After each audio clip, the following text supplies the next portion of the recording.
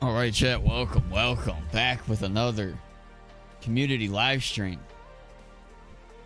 as well as esports tryouts. This is week 9, our 9th session doing this. It's kind of a long-term grind that we're putting together, but yeah, we are here and trying to see how it goes. So let me adjust some things here. What's up, Johnson? I'll be lurking. All right, man. Cool. All right. Welcome back. Yep. Currently live. All right, so chat, we have some scrims that we're going to try to set up with the guys mainly that are trying to try out for esports. Trying to be more competitive, enter the competitive scene, or maybe return back to the competitive scene. Going to see. What's up, Andrew? It's gonna be good with. It's gonna be good with Celebrini in it. Man, gotta say though, you know, Celebrini wasn't really all that impressive in that gold medal match, if I had to be honest with you. But if he only tucked in one, then maybe Team Canada would have won. I'm not sure, but tough luck, you know.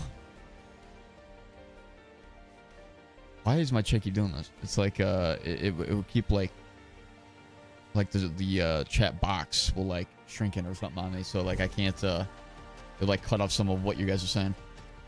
Put my position in the chat for scrims. Awesome. What's up, Viper? I'll be in and out. All right, man. So they got me playing left wing, at least at the start. We're going to warm up here at 7. We're going to try and get 12 guys to scrim within the chat, within the Discord at 8 o'clock. So at the top of the next hour, so there's we will be trying to set up a scrim if we can, or at least a couple scrims. Maybe we'll see how long it goes. If you guys are trying to get into it, if we're going to try to get into it, you can, right? If you're in the chat, you're maybe not part of the community Discord. We're on TikTok. We're also live there. We're on YouTube as well, right? Go to my YouTube channel page. Should be a link to the Discord there. On any one of my videos, you can find it. Any one of the live streams, right? You can find it. So you'll be able to get into there, and then we can get you in. But yeah, we'll see how many guys we have. Are you good, Plan? Am I good? I don't know. That's up to you guys to decide for that. But what's up? How we doing? Is power forward meta? Well, it's meta enough for it to be banned in LG. So yeah, I would say it's definitely C. Or as far as left winger though, I gotta say, Anakin, I'm not exactly that great because I'm a left-handed stick type guy, right? So I don't ever really play left wing. But we do have a potential 2-on-1 play. For some reason, I couldn't. My guy got pulled to the left. Although I was at least able to pick that off. So we'll see how that goes. Heels trying to jump up. All right, don't have it there. Right to the way. I'm going to go in for this push on Gary. Got yellow. Going, moving him around for teal. Ooh, tough there. Just move it up. There we go. 3-on-2 potential. Trailing the play. There's a shot. I'm going to go behind net for red. They work it quick. Can maybe apply some pressure, but kind of back off. Yep, nice. Right into teal there as well. Quick. Find teal. Streaking up. I'm going to cut. Chance there. Whoa. Somehow, some way, it was a very slow pass that teal tried to make. Could not quite go through. And the puck bounces right to his teammate as he shot it. Deflected off one of our guys. Right to the blade of Garbage Gary. He gets the first goal. So, man, I used to watch all your videos. Oh, awesome, man. Part of the reason I got to elite. Oh, awesome. Glad to see it's paying off. Yeah, chat, we are live on TikTok and YouTube, right? So you have a dual stream going. So if you see some of the chats that are not there, I'm going to try to go wide here for... see, I'm not really quite there ready for those one-timers on the goal line on the left side. I'm never really used to taking them on the left side. We'll see if Teal's able to feed me there a lot. I might try to see if I can either shoot it or drag it a little bit, then shoot it, maybe pass it. There's a couple options. I got to just warm up here on the left side. Just not as good playing on the left side as I am to the right, I guess. offsides is Jonathan Virus, who's a right-handed player in this game, but he's, you know, obviously not that in real life. But who cares?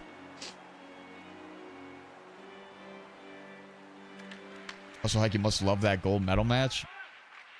Well, honestly, Team Canada should have won the game. I'm not gonna lie to you. Kind of Hellbuck kind of just stood on his head, and that's the whole reason why. I mean, honestly, there was plenty of chances. Even if Hellbuck was staying on his head, I mean, literally, you had wide open nets that Team Canada was just simply missing. I literally couldn't even explain to you how bad the luck was on Canada's side. Like, the hockey gods just firmly put their foot down on Team Canada and said, you are not winning this game.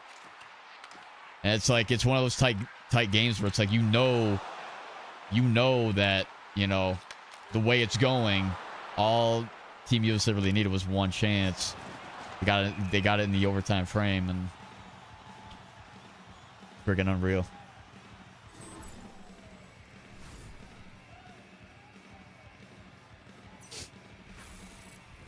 But here we are. So chat, yeah, we're gonna be doing. We're gonna try to get 12 guys from the stream at the top of the hour to see if we can set up a 12-man scrim amongst the community. So we'll see how many guys we have. All the guys that are here can play in those scrims as well, because I'm not gonna try to get 12 new guys. Right? It's already tough enough to try to find 6 at times. So if we do have enough. All the guys that are here can play. Oh shit! Can play in the scrims at 8.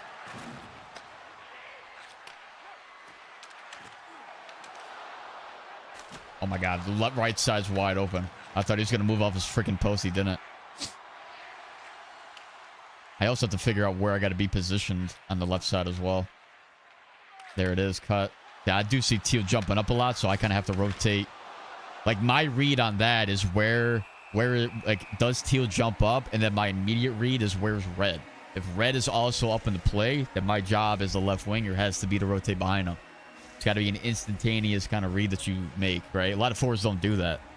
A lot of centers don't do that, right? And that's already bad enough at the sentiment position. That should be definitely a read that the sentiment's making. Damn, what a play that would have been.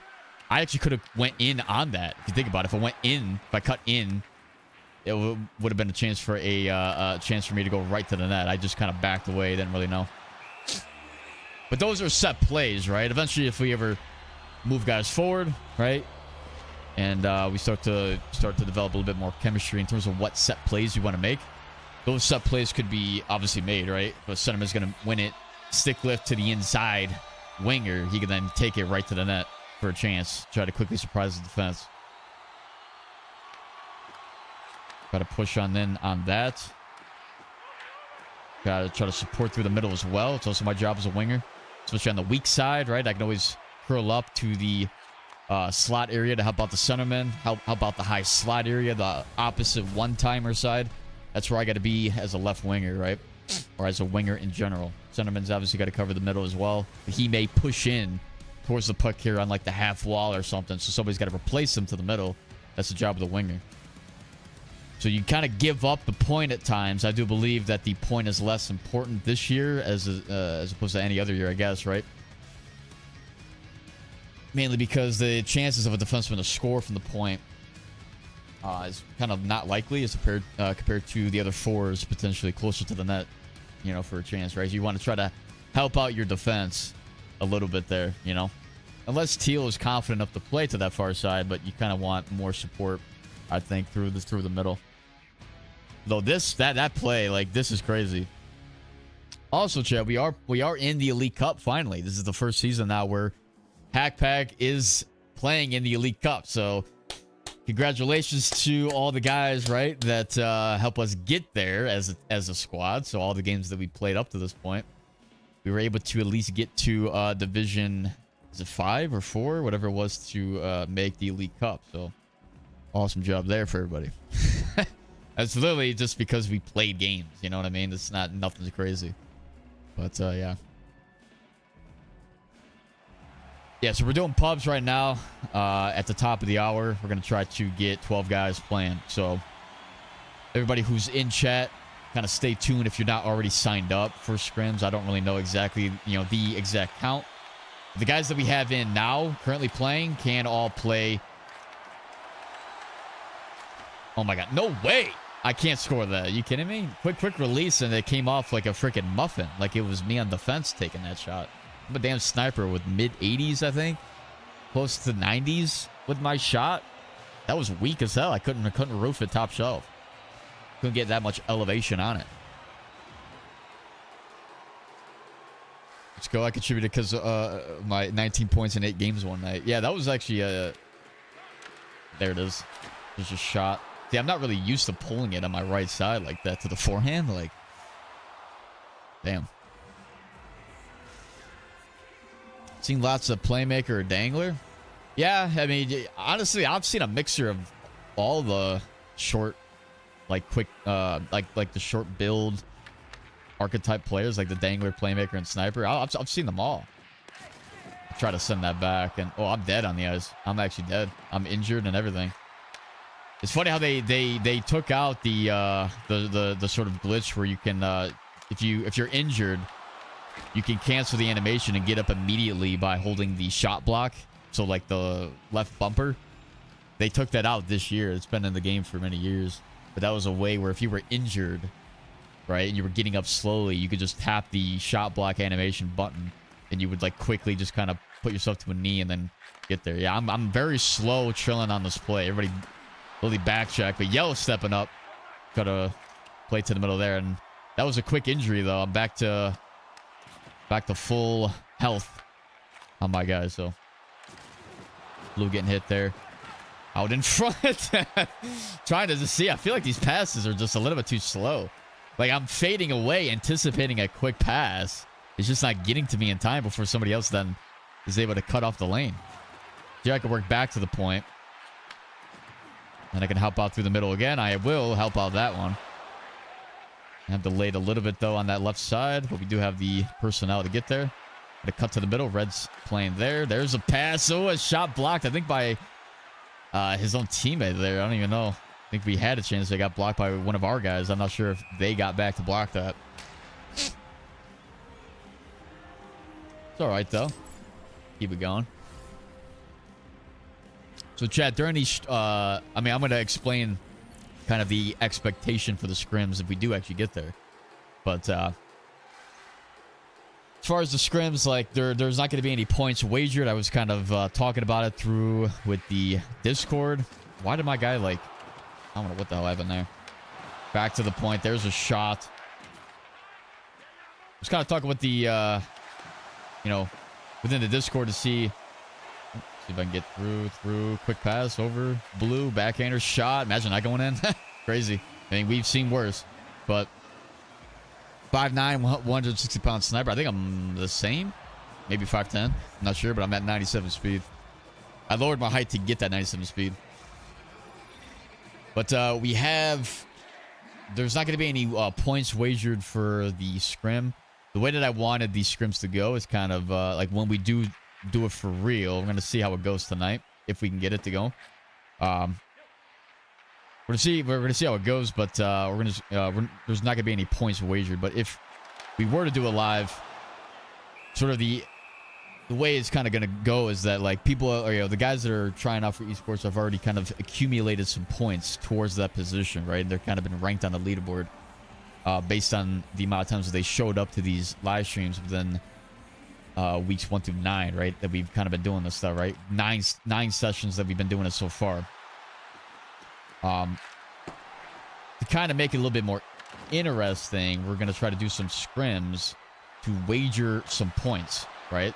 So the guys that have been kind of running up the score a little bit and kind of up in the lead are going to, we're going to try to wager some points, kind of like a 1-for-1. So if you outperform the player across from you, I can't make that pass for some reason, then you will be able to steal points from them. All right, so that's kind of what we're trying to see there. What we got here? Let's get quick play. Let's see if I can do a little LT pivot to a backdoor feed. Nope, not quite there. Take a shot maybe. And maybe for a wide 1T. There it is. Ooh, there on front. Scored. It was red on the short side.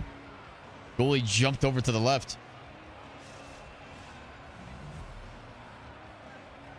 It is. Wait, is that our first goal? That means it's 1. Yeah, it's 1-1. Not bad. Again, we're all just kind of warming up right now. There's not really an expectation here.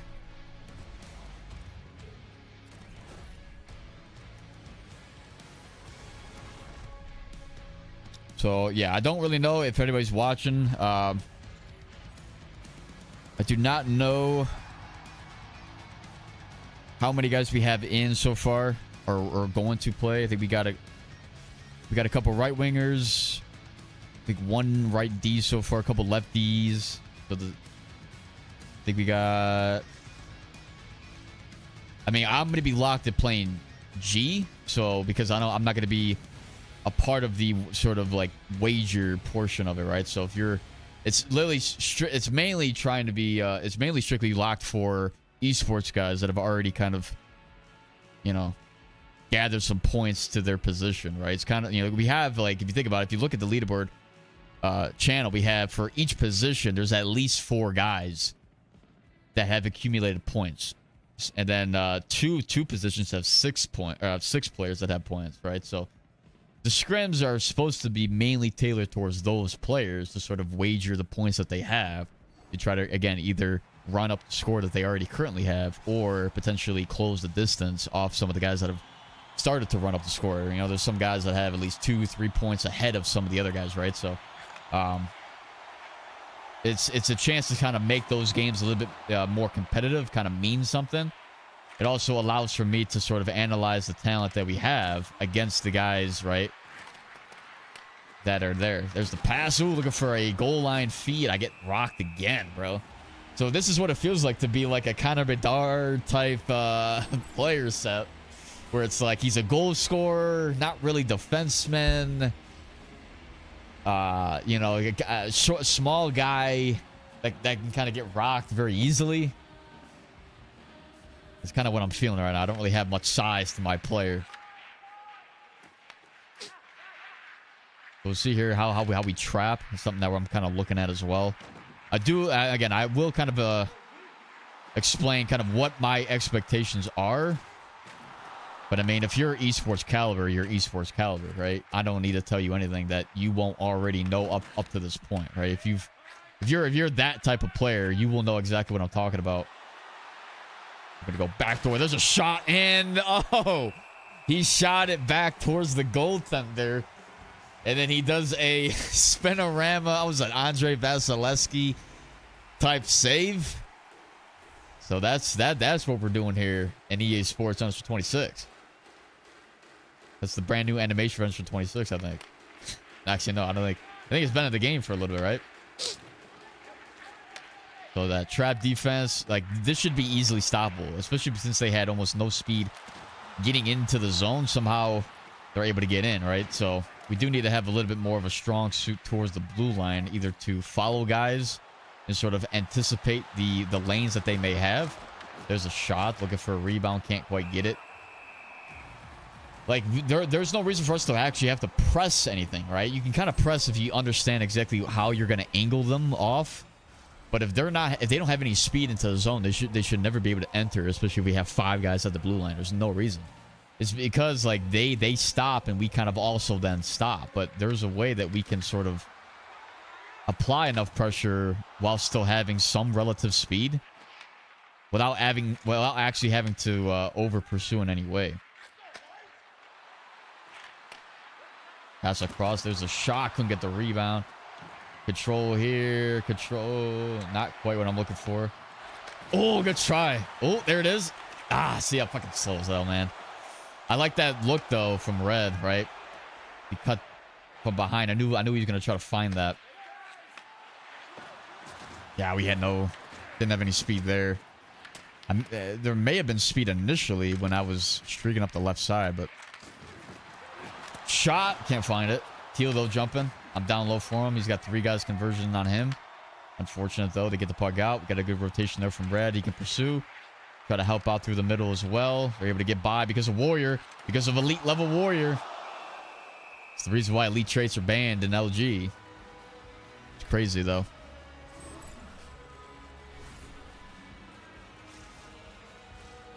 Coming for Viper's points, no offense. See, the way the points have been accumulated up to this point, based on the amount of times that they've shown up and based on their performance, right?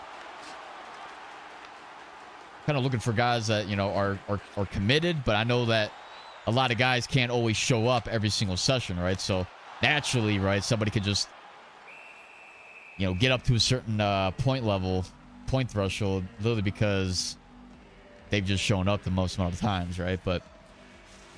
And honestly, the bar is kind of set low to get the full amount of points that you can get in one night, which is up to 1 point. You can't get any more than 1 point in any one session. But the way that the scrims would go is that each game would be wagering 1 point. So you could actually, if you play 2-3 games and you're in for those 2-3 games, you could actually get 3 points off of, oh my God, good freaking play. You could potentially get 3 points in one night. That's how like sort of, that's what the stakes of these games are. But we're going to do a couple test runs to kind of see how I can analyze the talent, because again, I have to decide at each position who gets the point. You know, it could be the centerman on my team. It could be the left winger on the opposing team. It could be the right winger on the other side, right? I have to kind of evaluate both sides of the ice and sort of determine the skill set that's there for everybody, all 10 guys that are on the ice, right? I'm not going to look at the goaltenders. I'm going to be playing goaltender as well, which will allow me to kind of, when the puck's not in session, be able to put the controller down and sort of look at what's being seen when the puck's on the opposite side. I obviously have to, you know, play goaltender when the puck's on my end. So we'll see what happens. If I have troubles evaluating a certain you know, few players or whatever, I'll look to the chat. I got a couple guys, you know, maybe I could look to the outside to sort of look at, you know, who's performing well. Backhander, can I get it through? Wrap around, scores. Puck stayed with me. As this game is very offensive minded, in my opinion. Bounces go more towards the offensive side of the game. And that wasn't even a clean wraparound. It was just like, see if I can get it again. Hello. And it's in. Blue clashes in on the drive to the net after that rebound. Macklin Celebrini finally was able to tuck one, eh?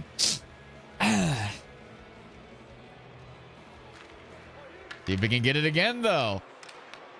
Shot, and that's a save this time. I tried to actually LT spin around there, but again, I'm not as fluent with that movement as much as I want to. There's a shot though, and they score. Coming down the left side. What's up, Skillsy? I'll be home in a little bit at work. We scrimming. Yeah, I'm gonna see if we have enough guys. If all the guys that responded to it are playing, we still may need, I think, a few guys, but maybe we can fill from the chat. Not sure. It's kind of just a test run to see how it goes, so no points are going to be wagered. But so if we have guys from the chat that want to get in on the action for the scrims, you know, we can get you guys in as well. Just add me. Just add my gamer tag. You know, Hack Attack 34. It should pop up. One timer, Mary. There's a blast. Hey, it would have scored if I if there was time on the clock.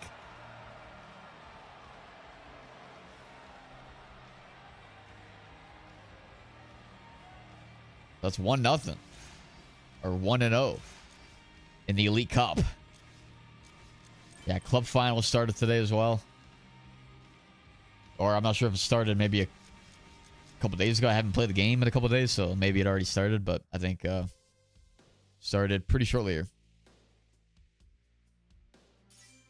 So Baden, I'm good, but I don't know how to join a league. So I mean, the league that I would recommend would be LG. Honestly, it's probably the most popular, and I guess you could say most competitive sixes league out there. If you go to leaguegaming.com, you can sign up there. You can create an account, link your I think link your either Xbox or PlayStation account to that so it can pop up, and then you could basically sign up for the next season if you wanted to, right?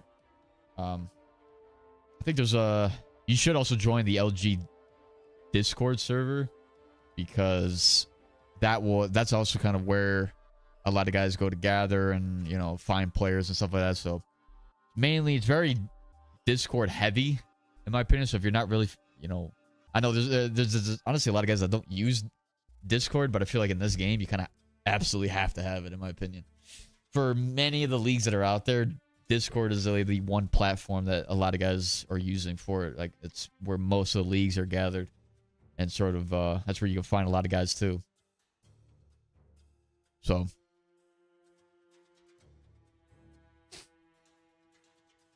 Scrims first come first serve. Yeah, it's basically who's around. So anybody that's here playing with me right now can play in the scrim. I'm not gonna like kick anybody else out here, but if we don't have enough for that, then I'm gonna get, you know, I'm gonna look to get 6 new guys playing, or five new guys playing. But I want to try and test out the scrims, right? If we have enough guys, right? It's kind of all based on if we have enough guys. I don't want to spend too long trying to find it. The first couple times we tried doing it, it like took us a half hour to try to get guys in. You know, so yeah, I kind of want it to be quick if possible, but so I kind of need guys at the ready. Looks like we should have decent amount of guys, I think. We may just need a few extra. So I'm going to be captain of one side. And I guess if Crowing is going to, play, he could be team captain on the opposite side as well. Kind of like how we have been doing it whenever we got the scrims going. Crowing was on the opposite side, I think, right? And so me and him would play goaltenders, and then we can sort of look to see, work it back to the point. Look to see who we can get in here.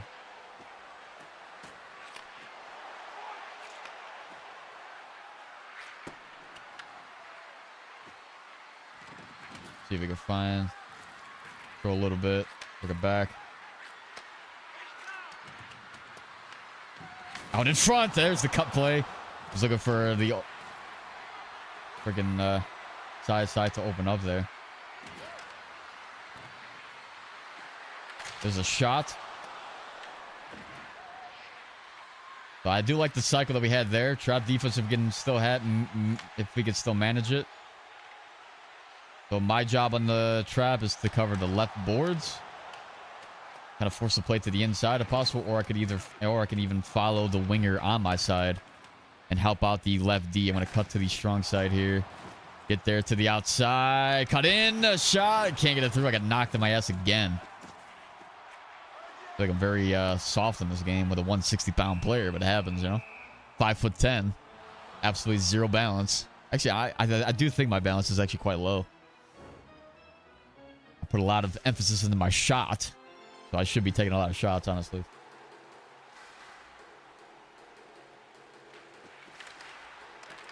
Teal jumps up. I'm going to follow him I'm going to cut to the middle. There it is. Find blue back door. Maybe center it. Puck couldn't get through. Good chance there. I like the step up there, right? From Teal off the tie up. Yellow stepping up. Red sort of playing low for him. I'm going to also help out through the middle. This is on the weak side. I'm also there then on that left side. There, nice. There we go. There for blue. A shot. A great A chance there. Can't find the ability to tuck in puck so far. Shots here to the corner. I'm there to help out. Work it back to the defense. Just let me get right in. Shot maybe? Nope. Trying to test out the goalie a little bit. Probably hold it a little bit. They're not even really pressing me, right? We can try to set up some cut plays or some one-timers, backdoor fees, whatever. Nice. Interference.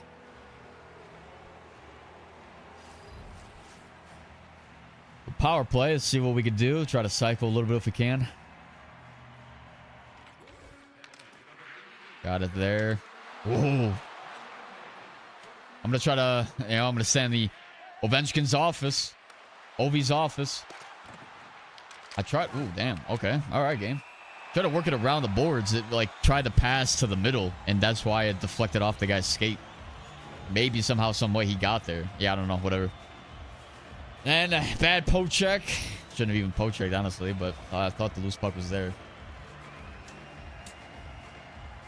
Ever bad sequence. 4-on-4. Now we'll see how the guys do. So this is kind of more man-to-man, I would say, right? The way Eddie Olczyk always describes 4-on-4. Forwards have the D have the forwards. So we'll see what happens there. Obviously, if there's a rotation, whoever's rotating in those roles will then take those necessary players, right? So good rotation there from Red. As you saw, he rotated behind Teal as he got hit. Well, back out on the ice. What the hell? That was quick as hell. Is that how fast the power play was? They didn't even have a power play. Or is it because it was 4-on-4? Like, time goes by quicker? That seemed weird. I don't know. Maybe that was just me, but that seemed oddly fast. I almost tripped again. Heck, did you watch the Olympics? Yeah, I watched it.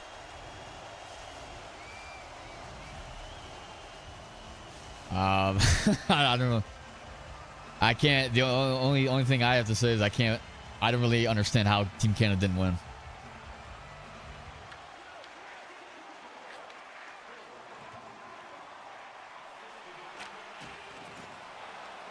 See what we got here. So Teal's jumped up. I'm going to play behind him based on where Red's at. So Red's in the play. So I play left defense for him. Puck somehow goes past this. I'm going to play to Yellow's inside. There's a shot. Got the save there. Detroit, I'm 1-on-3 potential. Backdoor for Blue. Almost got it. We'll see if they're going to maybe pass that across. Both Red and I try to jump the passes if they went to the inside. You recommend elite stick 'em up or all-star elite edges? Well, it depends on what you're doing, but if you're trying to play league, you can't have anything elite. Based on the trait itself, those are two different traits, so it depends on what you have elsewhere. Like, if you're playing defense, or if you're playing forward, right? If you're playing defense, I'm assuming, right? Both of those traits I actually have on my build, so it's not really a recommendation of one over the other. And it depends on your style, whether you want to have one over the other. Personally, I feel like skating comes first. So if you feel like you're slow and you need elite edges, then I would definitely put that on over stick 'em up. If that was the case, right? You had other traits that you were using. Once that is established, you feel like maybe you don't need it, then you can have stick 'em up if you don't already have it on, honestly. But the three traits that I have defensively: stick 'em up, elite edges, and warrior. Those are my three traits.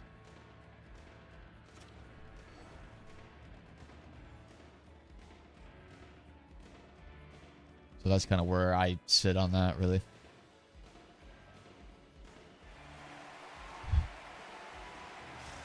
Well, let's get it. Let's get it. Second period. See if we can turn it up here. We have a lot of chances. We just couldn't bury the puck.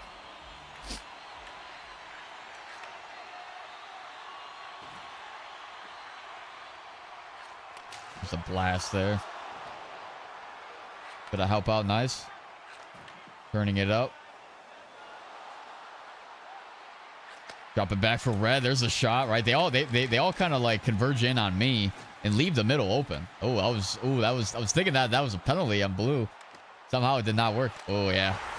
Tough there. I think we over pursued a little bit on that left side. Few guys, honestly. Kind of missed. I think that was a flyby poke check, was it? We don't really want to do that too much. I think flying by with a poke check is kind of no different than flying by with a hit. Right? You always want to try to poke check from an inside position.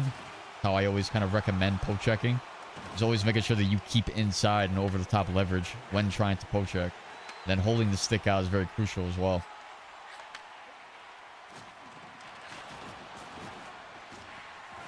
Heels down. I'm going to try to rotate with him. See where they go. Got to push this guy at the blue enough we can. Control here. Get by one. Take it to the net if possible. Backhander. I tried to turn around, but my guy stutter stepped. Over for Red. Through the middle. Backdoor. Damn, bro. Showstopper. I like some of the quick transition plays that we have, right? Some of the quick ups that we've had right there, pretty decent, right? We're trying to get in with speed. We have two guys trying to drive to the net, open up some. It opens up the play, right? Because they're not really expecting it. Any turnover that they make, they're going to be kind of flat-footed based on our transition. The quicker we can transition, the better chance we have. Obviously, it creates some man rushes. Wheels though, there's the shot saved. Work it back to the defense. Perfectly fine there. I'm going to work to the left side. Get around one. Get around two. Oh, damn it. I tried to actually feed blue there, but it kind of had both red and blue in the same area. So it's kind of tough. Based on where I was trying to pass. I think the pass just kind of went there. Going to get around him. Nope, not quite there.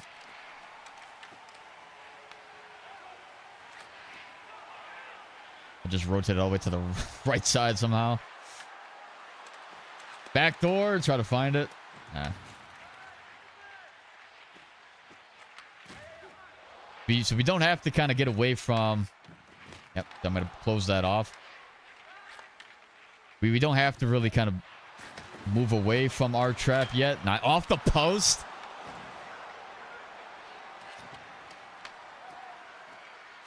Move to the middle, damn. Pretty sure I pulled to the backhand there. I'm not used to pulling forehand as a right-handed player. Over to Red, back to me. There's a shot. And right side was open. Glove side was open. I mean, we're definitely getting chances. The goaltender's just coming up pretty decent there. Crazy save though.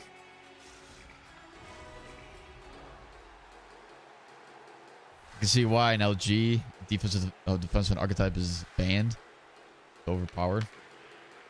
Yeah, I mean, yeah, they got power forward as you know, banned, and also defensive defenseman after I think season 1.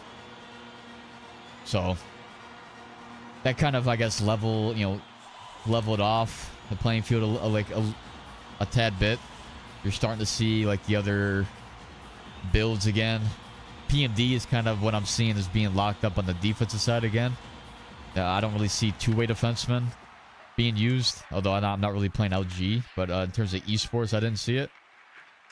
It was kind of all power forward, is all, or all PMD, I mean, it was all that I saw on the defensive side.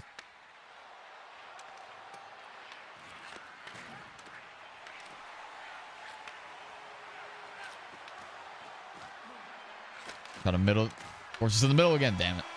But they are playing to the inside, at least a little bit decent. I mean, if I'm a better left winger, then I feel like we can get by these guys. But yeah, you saw in that goal though, right? They kind of two guys flying by. It's kind of on the job of the defenseman to stay over the top on that. I think after that, you know, you had Red that was potentially there to support, and I think it kind of threw off Red as well.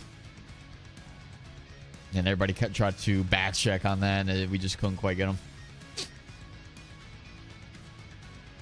But yeah, some of these plays, right, where we're trying to jab the poke check out, it's really not that effective this year, you know? It really was never effective that way.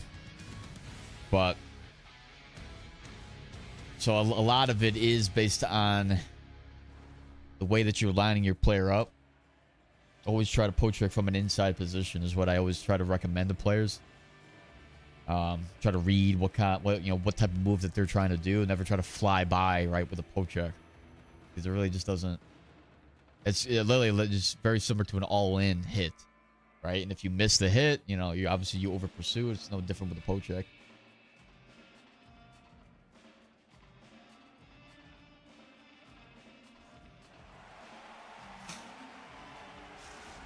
So after this game, we may do one more. I'm not sure. It's based on it is third period already. But we could actually try to set up scrims if we have the number of guys. There it is for blue. Yeah, the goaltender's locked in, bro.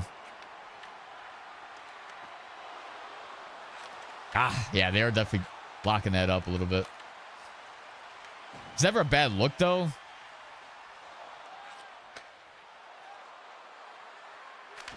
Yeah, the goalie's just there. Yeah, the goalie's really good, honestly, for them. He's also got elite traits. I think he's... was it 2 elite traits or something? I'm not even sure. It's also allowing him to sort of make some saves.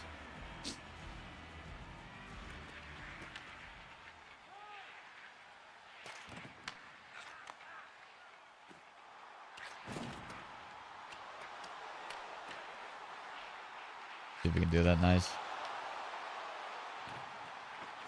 Gotta help out.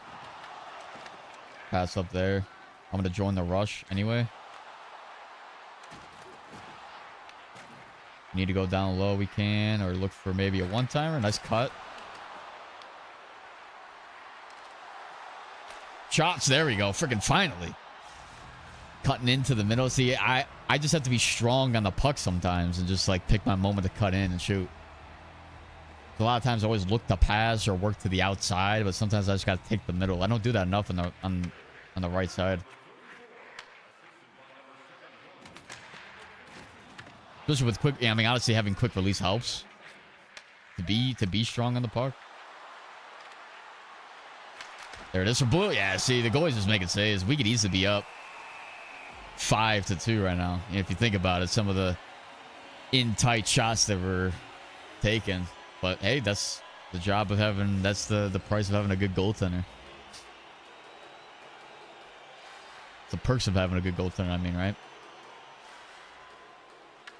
No, that's a good aim shot. I would take that all day. I mean, you're shooting across the goaltender, right?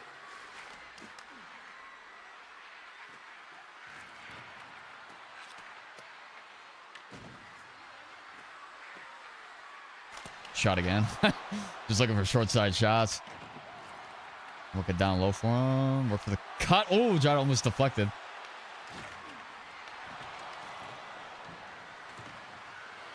Ah.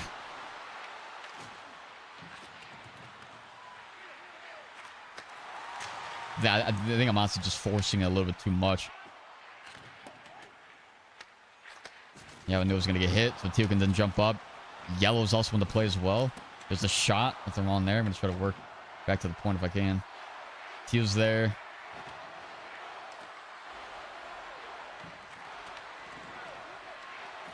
Nice. Good try to the middle.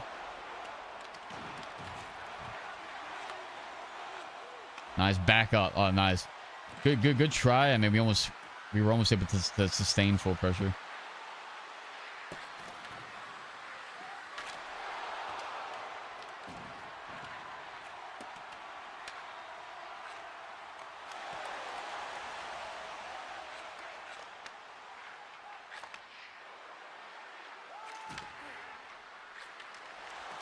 Alright, good try.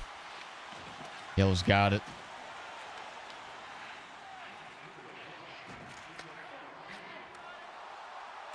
Ah! Just can't get the pass off, man. Shot off the post. Good try there. Control it. Couldn't quite. You got freaking... How the hell you can stick tie from outside the slot? I didn't know you could do that. Usually it's an interference penalty.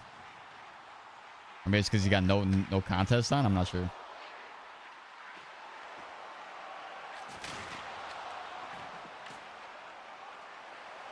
Goes up. I'm drop back. Third forward. We get this puck, gotta send it up right away.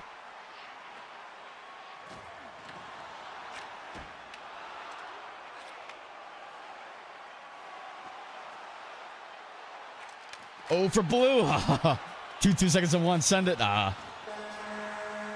I don't know. We had a lot of good chances, but like some of the shots that we were taking, I mean, it's also me as well, right? I just couldn't. We couldn't get like prime forehand powerful shots. Sometimes it was like off backhanders or some weird angle where it's like soft to the net that goes there to make a save. I mean, we had a lot of good chances on the goaltender. Just just couldn't bury anything that we had. Honestly, I mean, a 9.5 save percentage. It's like Excellent. I mean, look at our timeline attack. There's no way. Yeah, the goalie definitely stole that one. But all right, so I'm gonna see. I kind of want to see if we have the amount of guys now ready to play, because that's the thing, right? I want to. The way we're gonna have to do this, right? First of all the guys that are on my team can stay if you want, honestly. But I'm going to have to get, I think, Crowing to play, or to start up another lobby and start getting guys over there. So it just depends on who's like ready to play, honestly. Like that's kind of the thing. I know this process is going to take a while. So Crowing, if you don't mind, I don't know if you're watching it right now.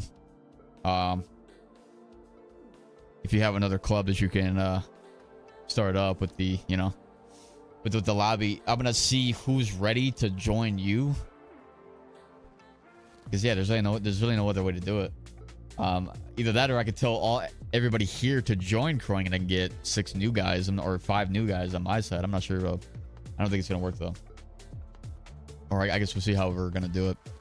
But so all right.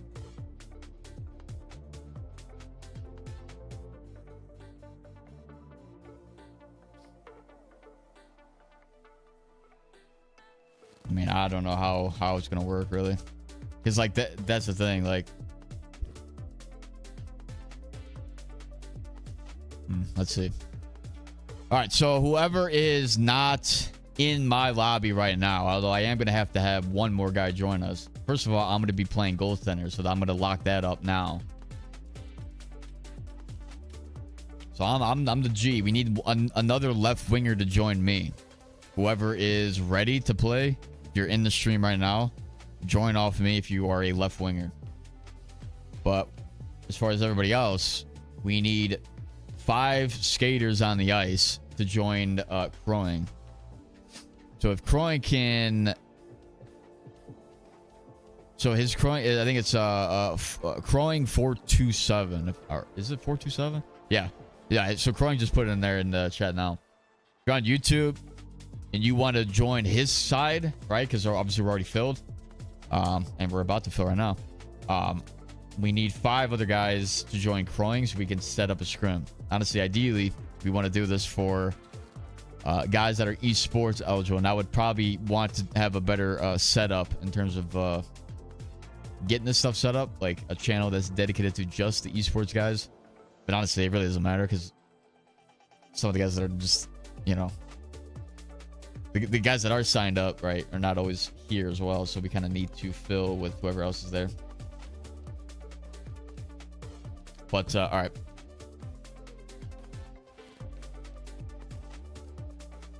Let me throw Crowing's name in the Discord so that guys that are ready to join him. And then Crowing, I don't know if you can either live stream or something, so that I can see who's on your side, or maybe you can just tell me, just kind of give me periodic updates, whatever, of the status of the guys on your side, whoever you need.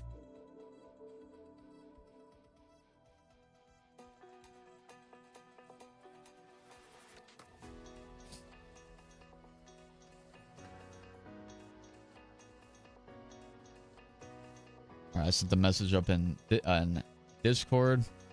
So yeah, it's only league builds. You can't use anything else. I don't know if we have guys that have. Yeah, I think all our builds here are eligible or legal to use.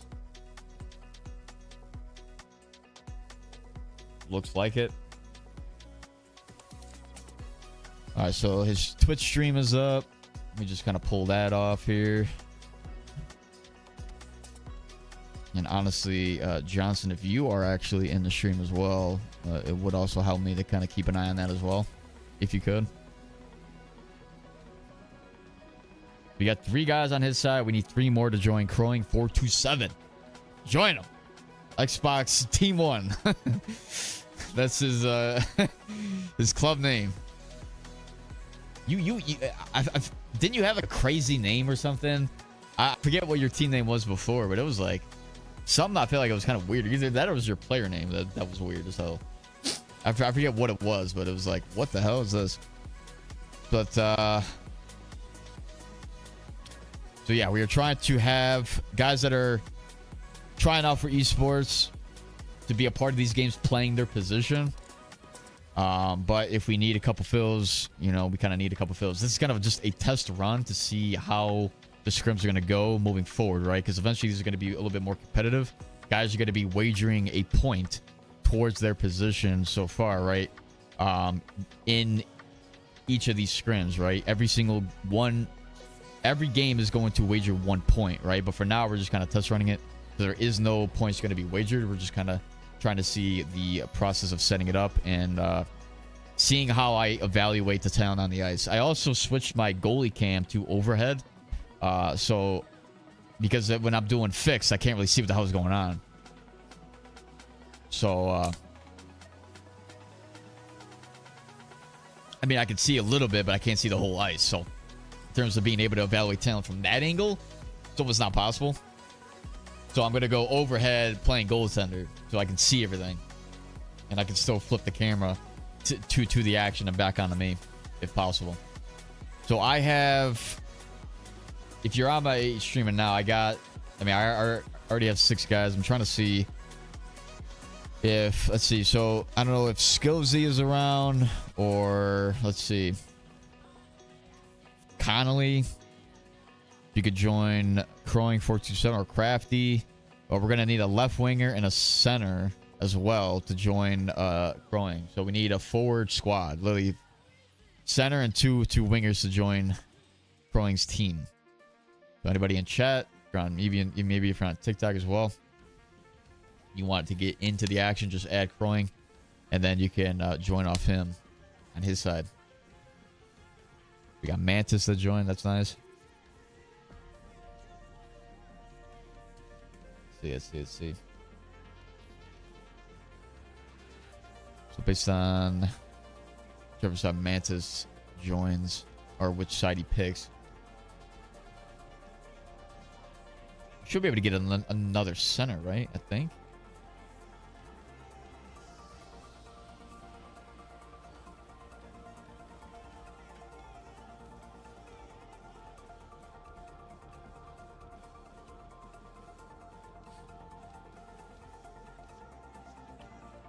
See, this is also like in a perfect world, right? In the perfect world, the way that this should go is if you sign up, you kind of keep tabs on the stream, especially when it's about to be 8 o'clock, and you kind of go, all right, maybe I should check in and just kind of see where everybody's at. And then I kind of say, hey, whoever's not in a lobby, add Crowing 427 and join him, and then it's like an instantaneous thing, and I don't have to DM specific people saying, hey, are you around? And they're like, oh yeah, I was just doing this while it's 8 o'clock and I already told you I was going to sign up. But I mean, it's fine, right? It's fine. I'm not really complaining, but I'm just saying, in a perfect world, right? In a perfect world, that would be 100 times easier to kind of set up the games that way, so that's not taking so long.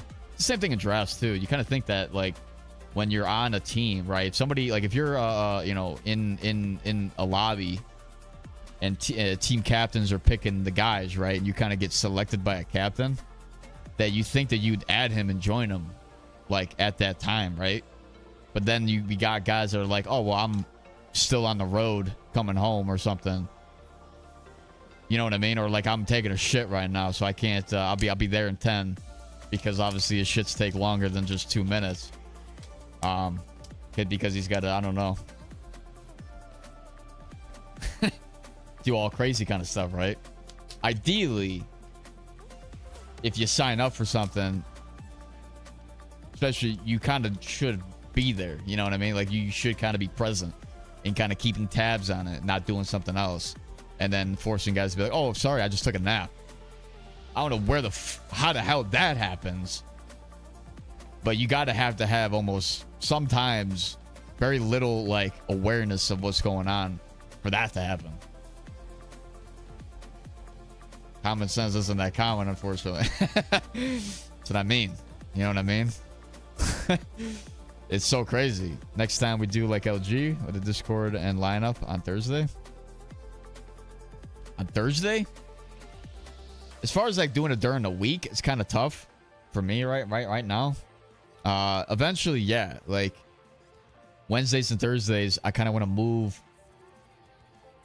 More specifically, the guys that I'm going to move on to Wednesdays and Thursdays, because obviously those are the days that we will be playing esports. If you can't make those days, you can't make esports, period.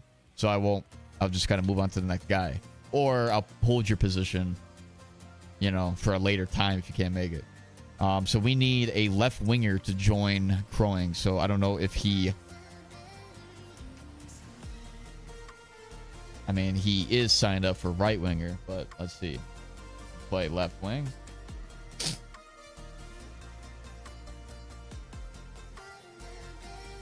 Sorry, won't be on. Yeah, that's fine, Viper.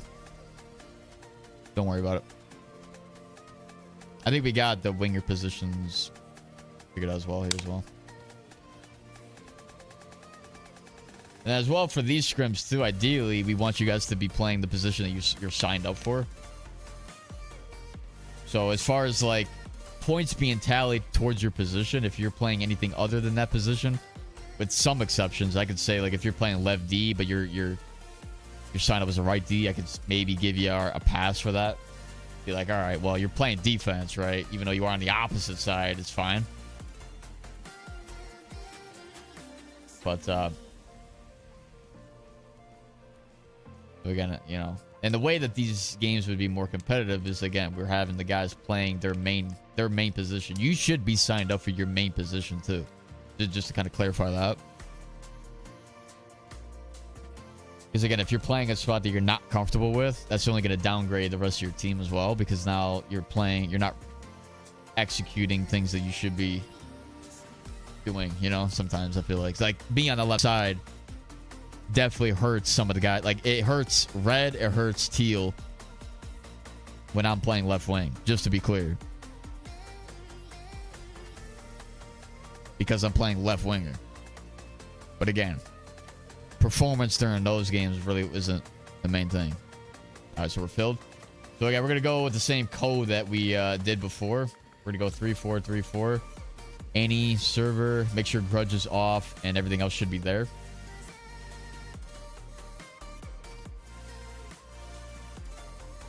So if you are, depending on if we continue, I don't know how many games we're gonna get in. I kind of want to get at least 2 scrims if possible, so the same group that is playing can play for 2 games. Again, the way that these go is kind of just, there's not really an expectation in terms of how you need to play. You just need to outperform the guy across from you. So if you understand what is sort of tailored towards your position at a high level, and you execute those simple things well, better than the opposing player, you will get the win. Basically, you will get the, you will get the point. If you got 2 guys that are high level, it just kind of depends on, we may actually look at more stats as well, right? Stats is kind of the last thing that we look at. But in terms of like each position, right? Wingers, you should understand that it's more so the offensive production and the the support factor that you have on defense when it comes to the trap, or if you're forechecking and things like that, or you're playing low defensively at times, right? Whatever it is. Center wise, you got to be the best guy on the ice, honestly, in my opinion. You got to be able to play offense and defense very well. Hopefully, I don't have tethered on, because I tried to check that. I went to free skate in World of Shell and the setting was off, so hopefully it does work. But we'll take a look. So again, you got to outperform the guy across from you. There's no points wagered right now. This is a test run to see how I evaluate talent. Skill level, right? You guys in the chat can also decide. If I say, hey, how is this guy doing? You guys can let me know yay or nay on that guy, right? Or on a certain position. Whether it's my side or the opposite side. Why the fuck did it not say, bro? God damn, bro. Oh my gosh. I went... How does that happen? Like, I got to do it here? I literally selected overhead cam and it did not... It like, didn't say. I literally changed it in the main menu. Went to World of Shell. Whatever. Let's just fucking play. Nice play there. Nice drive. See, it's tough to really see what the fuck's going on, but I actually can see. Trap defense on my side has to be present. Nice cut, though, as you saw there from Red in the opposition. It's also tough to see exactly what position is being played. I'm throwing that puck out. There is no, well, actually, I should have already said it beforehand, but in these scrims, it's no different than drafts or any other scrim that you make. You cannot dunk in these games, right? So the goalies can throw it out.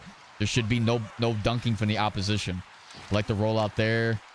Nice defensive play. Working it quick up. See how the opposition transitions quickly. Cut to the middle. It's already going to be a little bit tough to make. But let's see what Teal does right here. We're working for good breakout passes. Red could have found the pass to Green, I think, in my opinion. Maybe he cuts back, but this kind of puts everybody in a weird spot. Now it should be kind of a rotation play. You guys got in somehow.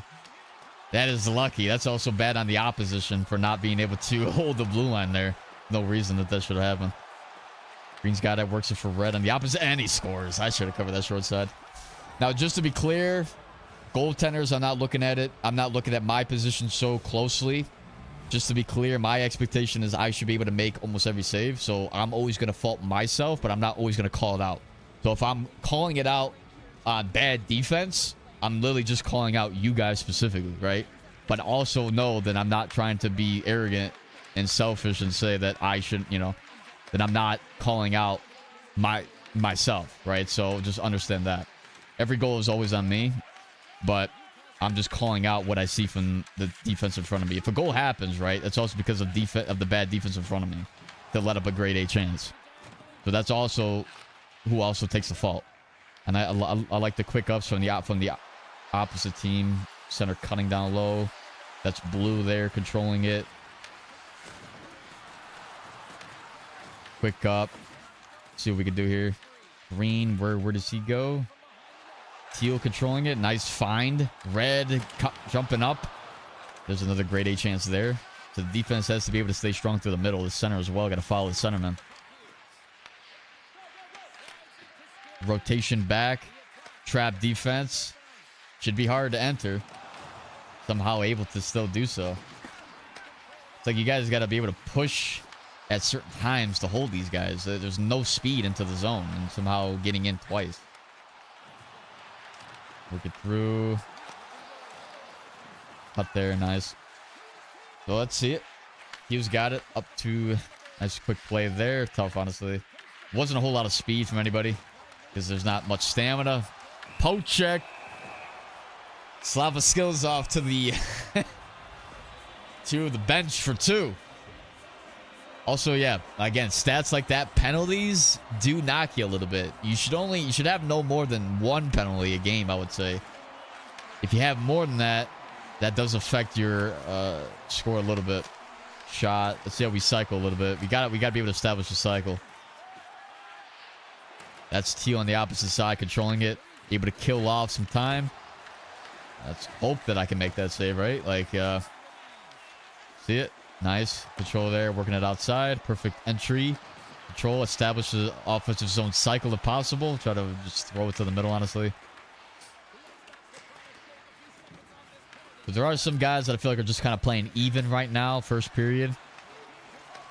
But there are some guys that are kind of funny, though, a little bit. In terms of some of the positions on the opposite side are kind of matching the one on my side. Let's see it. And the PK. Now back up. Teal goes. Controlling it. Works it for Green. Green goes. Controlling it. So they can press. So they can press him. Here they go. See what yellow does at the point here. Nice work. Finding it. Trying to work it down low. Green. Back. Shot. Looking for traffic in front. Scrambled in front. Nice. I see. This is a little bit tough right now because it's tough to really evaluate the talent. Hopefully, with the overhead, I'll be able to clearly see it a little bit more. But it's kind of more even right now in terms of what's being done. I like what Teal on both teams are doing. So it's really funny, right? Where you got that kind of matchup. I don't really know. I don't really see too much from the righties from both sides.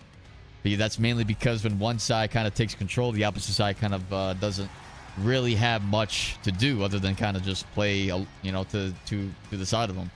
In terms of defensively, cut to the middle, that's got to be yellow taking that. It just kind of depends on the transition that they had. Maybe yellow was caught in a different spot.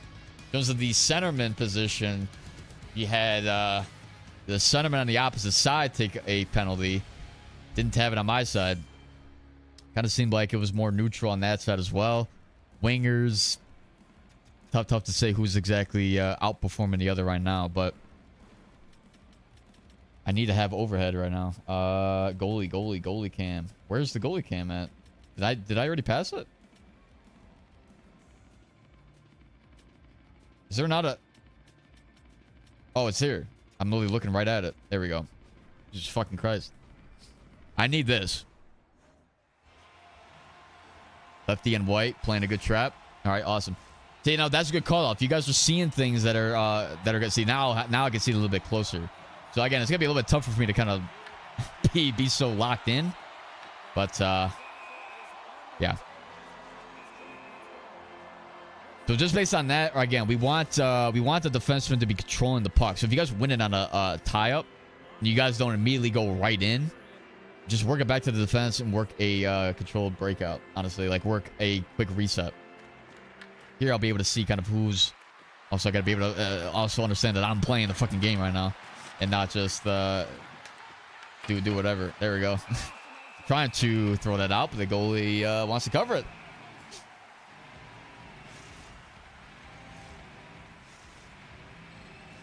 What rank is this? This is rank silver through elite. I'm not even sure. Not really a rank that's really happening right now.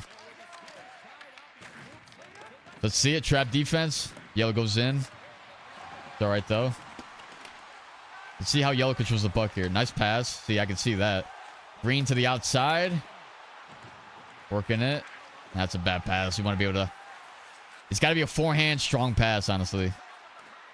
Yellow, good job there. Teal there for support. See if we can get a nice control there.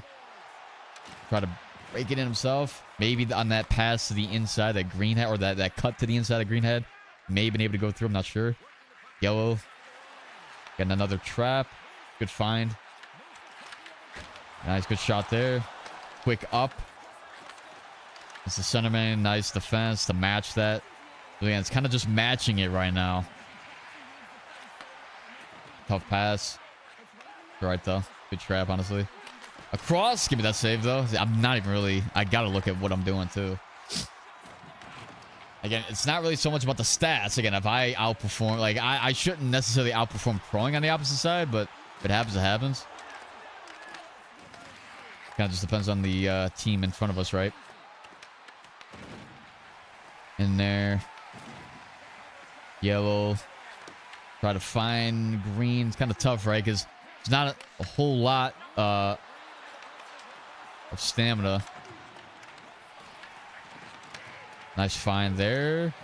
Better work it. Give me that save, though. Again, Red's finding on the opposite side. Red's finding those cut plays right there. They're finding Red on those cuts, allowing him to get chances through the middle. Pass there. Blue. Let's see what blue does. We got to see a little bit more. It's kind of tough. Through the middle. It's not a bad force, but I mean, it is a force nonetheless. See, good job, yellow, staying toe-to-toe with them. Quick up there. Trap defense. There's not a lot of speed here, man. Like, you guys... I think the forwards, too, have to also help out the defense. Across. Yeah, good job there, Teal. I was not there. Jump back up. Green, take it to the outside. They're just playing nice toe-to-toe with that. Over the top play. The defense are not being challenged on the opposite side, I feel like. Very easy to play over the top here. You guys got to be able to stay with them. Yeah, kind of tough being mad, because you want the forwards to be matched with each other. To be honest, that is something that they should be able to see. I mean, I don't know how easily defined it is without chemistry. Good back check, Red. I don't know how easily defined it is to be able to see that. But I mean, the forwards should be able to clearly see that if it's a controlled breakout, slow breakout, you guys should be in line with each other. Nobody should be taking off sooner than the other. Let's see how the opposite team does it. They're kind of all over the place too, to be honest. Yellow though, staying over the top. Want to try to push the winger on that side. All right, the defenseman's going to be able to stay over the top, but then the forward to back checker is going to be able to converge in on that player if there is nobody through the middle. That's kind of tough. Back and forth. Take it to the outside. See what blue does. Works it back. That's fine. Go right back down low. Okay, control there. He's got it. He's got it. Got a little chance there.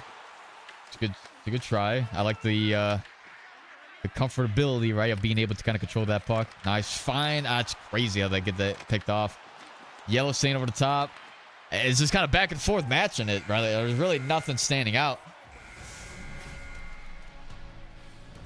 It's really tough, right? Because if you're playing center too, you adapt to your teammates. If your teammates are not giving a very good look, there's not much the centerman can really do, right? Because his job, unless he can just straight line through the middle, I feel like both teams, the offense has to be a little bit faster. Rather it's a quick transition, or you guys have to reset all together as one, which isn't seen on either side, really. The defensemen, when they're controlling it, they're trying to find somebody with speed, but if you guys are all stopped up, they can't find a breakout pass. And then if they try to skate it in themselves, it doesn't take much if they're already trapped up at the blue line to sort of take it. Like this kind of reset does nothing. Right here, they're all at the blue line. Teal's the only one going up with speed. Maybe, and he tries to find this pass, which is actually decent, but that's a good man mark. Like they're playing that there, and the defense can sort of play over the top on that. Well, he probably wouldn't have if that pass had gone through, but still. It's tough to sort of find that right there. What I'm looking for right now that's going to take it is somebody that can break through the defense with almost max speed and the defenseman matching that pass. That's what I'm looking at, right? That's what I'm looking for. Nobody has done that successfully other than the first goal that they had. So able to find that. I do like what Teal's doing, honestly, right? Like he is the guy that's sort of controlling the breakout. Yellow's not really doing it too much, but he is also doing it at times. Good job there. Resetting it back. Good rotation. And now yellow. Find the play here. I do honestly think that if blue has the boards and the boards just taken away, he's got to cut to the middle. That's something that's got to naturally happen. He's going to go find the back door. I got it there. Give me that save. Dude, give me the fucking puck. There we go. Also, if I throw it out, you guys cannot dunk, right? You guys cannot pressure the guys. You guys have to back off. So if I throw it to the corner, you guys have to... Let's see. See what red does. Almost had it.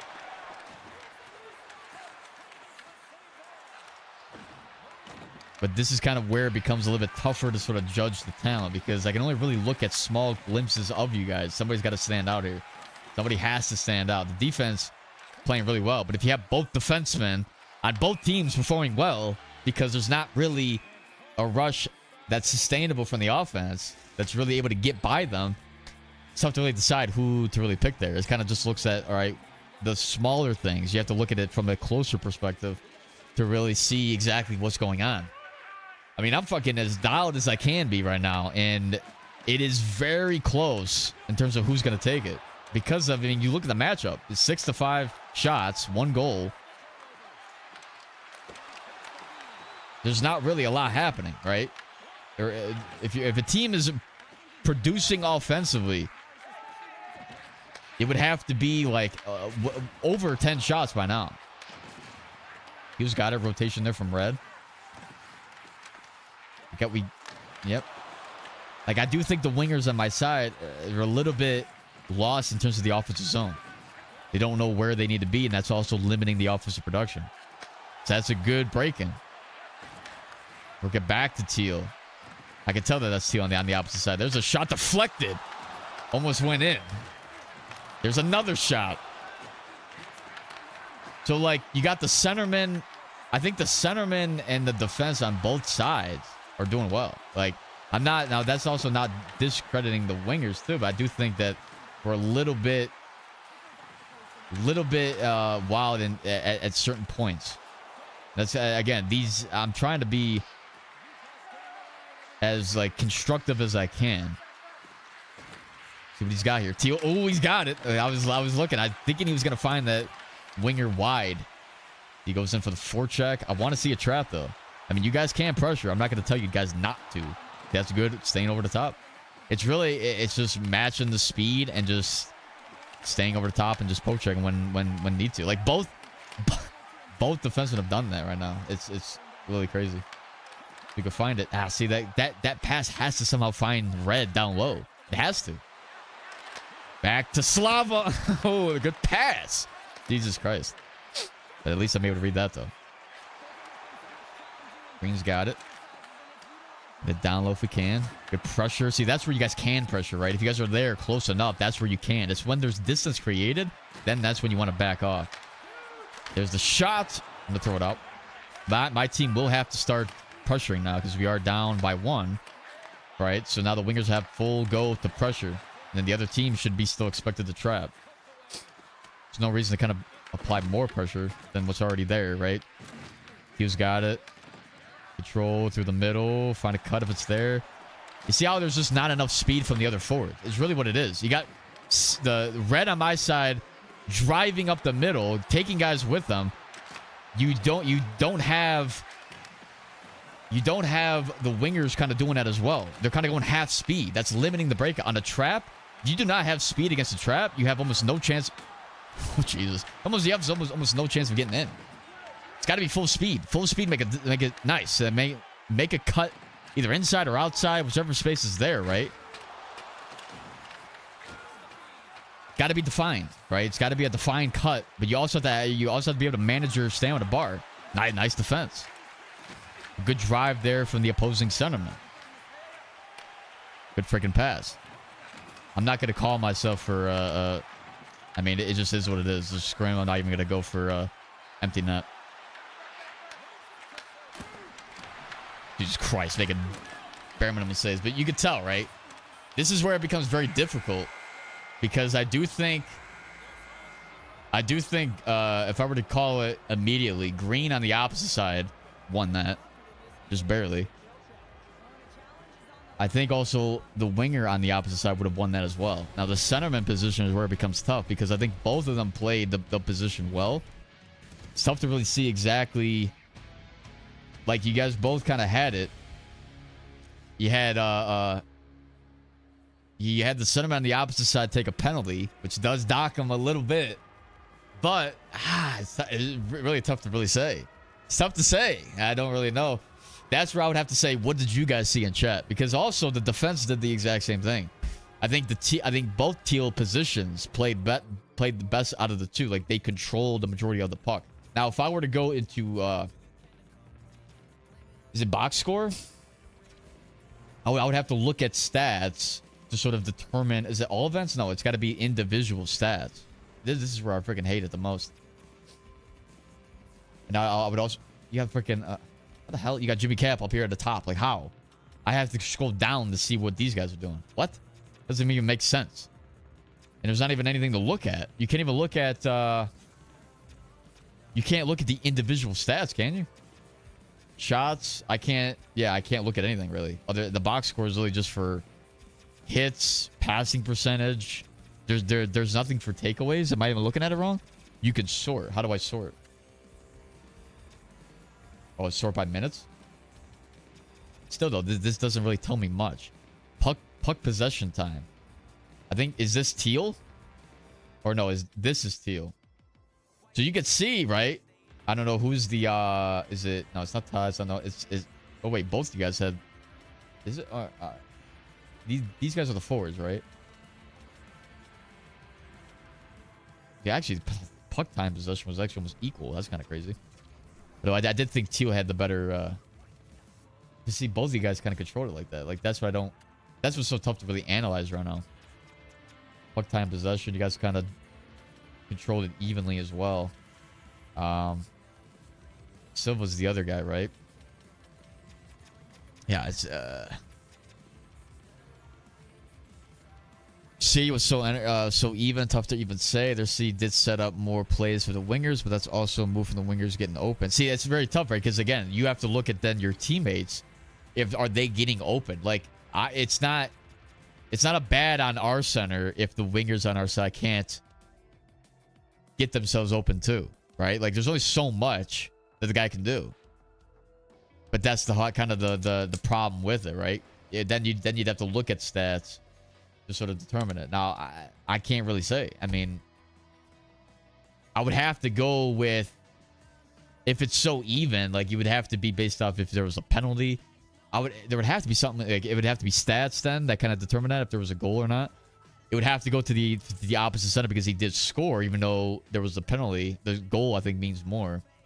But it's also because that's so tough to sort of, clearly define, I think. Put those wingers in place. You can't do that. But honestly, the way I originally wanted to do it was that if guys were not performing well, like if I gave both the wingers on the opposite side a win, they would replace the guys on my side, or they would switch. I'm not going to do that here, but they would switch. So the wingers on my side would go to the opposite side, and then that would kind of give my team a better look. It's also for me to see if the guys on my side could then also perform even better. It's the goal is to get my side, the goal was initially to get my side the best possible for the session, and then the opposite team to be able to challenge the guys on my side for that position. I can't do that, right, if I cut guys and then I don't have two guys immediately then to replace them. You can keep kind of switching it back and forth, right, based on who was performing well. If you guys want to do that, we could do that. But in terms of wagering points, I would need more feedback in terms of what you guys want to see. Because, again, I did give you guys the option. I kind of called it for the Discord. I said there was like 3 things that I needed feedback on. Hang on a second. Yeah, so we can re-queue with the same group. I'm not going to dock them again, right? Or kind of like switch anything around. Again, this is kind of just a test run to see if I can evaluate the talent. But I could already tell it's a little bit tough to sort of determine that. Kind of need a decent teammates at times as well. I'm not saying that the guys on my side weren't performing that well, but again, this is where I look at you guys a little bit more strictly. If I'm gonna, especially if you're wagering points too, you want me to kind of give you guys the feedback that you guys need. There needs to be a little bit more speed on the breakouts. You guys need to be sort of even. So if you notice when you guys reset, you got red sort of moving through the middle with a lot of speed. He cuts one way or the other, but that's not always going to be open, right? So then you need the other the wingers on both sides to then also do the same and match the speed that the centerman's also kind of driving with, max speed. So you guys need to be able to manage your bar, get back enough to then drive up with speed, and then make a nice distinct cut when you get around the center ice line, because that's where a lot of cuts happen, whether that's an in cut or an in and out, or you hug the boards or whatever it is, right? And a lot of that would be sort of drawn up, like called out by the defenseman controlling it. Now, we don't have that here, unless you guys do want to talk to each other. You guys can, but it doesn't really help when we don't have guys on the same page doing that.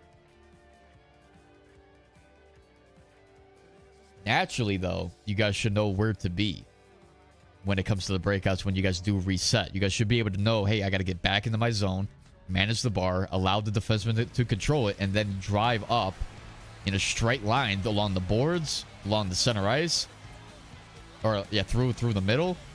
And then when they get around the center ice, right, full speed to, you go into a straight line to get that speed up, and then you make a cut. And then the defenseman will be able to find you if you're open. But again, it's also the control of the puck, being able to buy time, right, in the offensive zone, and be able to rotate effectively as well. I don't think in terms of the cycle game on our side was as effective as the opposite team. Here, though, yeah, we want the defenseman to control it. There you go. We want the defenseman to control it, find that cut. So here, kind of quick. That's a good try. Quick transition. Yep, so reset it. They're already back. There's no reason to try to fake, have 2 guys only go up. Good try there. Nice. Work it down low. Jump. It jumps the stick, goes back. It's tough there. I'm going to... Oh, crap. Watch out. It's almost at it. Let's turn it over. Teal controlling it. Nice. Okay. Dump and chase. He had green to go after it. Not bad. Working it around. Yellow control. Got to find a teammate. Ah, it's tough. He had time to make it. Quick transition. Off the side of the net. That is, hang on. That is the winger, right? Okay, yeah, it is. Yeah, see, that's where you're taking it to the net, like how quick that is, right? That's what allows the offense to, to sort of be very effective. Is getting guys, especially on the transition, up to full speed very quickly if they have the bar, right? You kind of have to have the stamina bar to do it.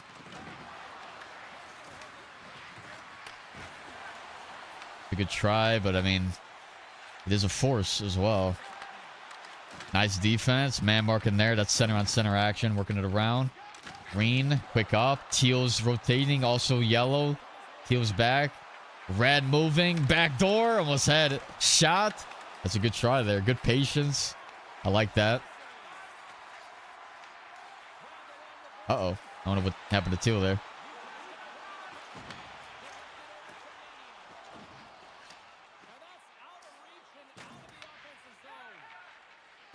We got it. Now that's the defenseman working it. Nice play there. See that's a good effective break in. Tio not working it. I was thinking I was actually gonna jump to the opposite side. I thought he was gonna feed that winger back door or like to the left circle. Getting it. He's got it. He may take a shot. Looking for the nice. It's not there. We got it. Somebody's got to step in. I think that's the sentiment, honestly. He's got to step in on that defenseman that cuts to the middle. I don't know how he got wide open like that, to be honest. Where he's basically in the middle. Like, that is the sentiment that has to take that. Unless he's sort of caught somewhere else. There should be no reason that guys can cut to the middle like that. That's also on the wingers, too, right? The wingers got to be able to mirror the defenseman on their side and sort of cut the center ice away, like the middle away. Good attempt on the break-in. See what Teal does here. Controlling. Get the speed. He may have had red. I'm not sure. But you see where Blue's at, right? Like, he finds Blue, but Blue's at a standstill. Like, that just cuts the break-in. That doesn't cut off the fact that pass was to him, right? It's not a suey. Like, that's not a suey of a pass. He's got to get up to full speed there. Like, here's where we don't really face the trap in pubs. So you really start to see exactly what the wingers have to offer, what the forwards have to offer when it comes to effectively getting themselves open against a solid trap. We see the forecheck there. Good pass there. Almost had that cut. Back to the way. Dump there is really not effective. Oh my God, how did that forecheck work? But it worked. Green's got it. Tries to find red on the shot. Now, here's where you guys can pressure him, because now you have full pressure. They won't have the bar to sort of... So this is where you got to have to see, like, what opportunities do you have to sort of pressure. Like, I shouldn't have to call it out every time. Hey, you guys should be pressuring here. Or you guys should just be trapping. Like, do what you guys feel is right. But, again, if they're back, you know... then just trap, or if they're, if you don't have the angle to sort of forecheck them. Yeah, but yeah, you see the defense though are man marking quite well.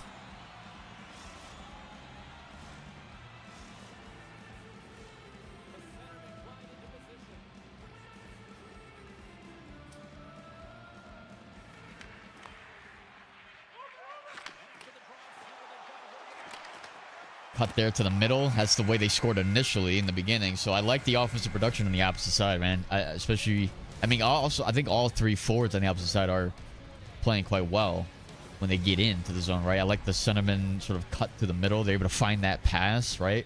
That's a winger being able to find that. I feel like we had that on our side as well, but it just seems like it's not as effective at times. Like that's a pass there. It's a good shot.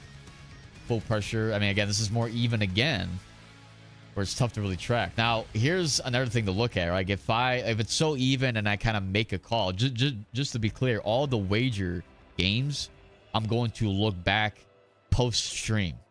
So I'm going to look back at it and analyze and break it down. I'm not gonna, I may do a breakdown of it as well, to be honest, like an actual like video or something, or maybe a live stream and I break it down.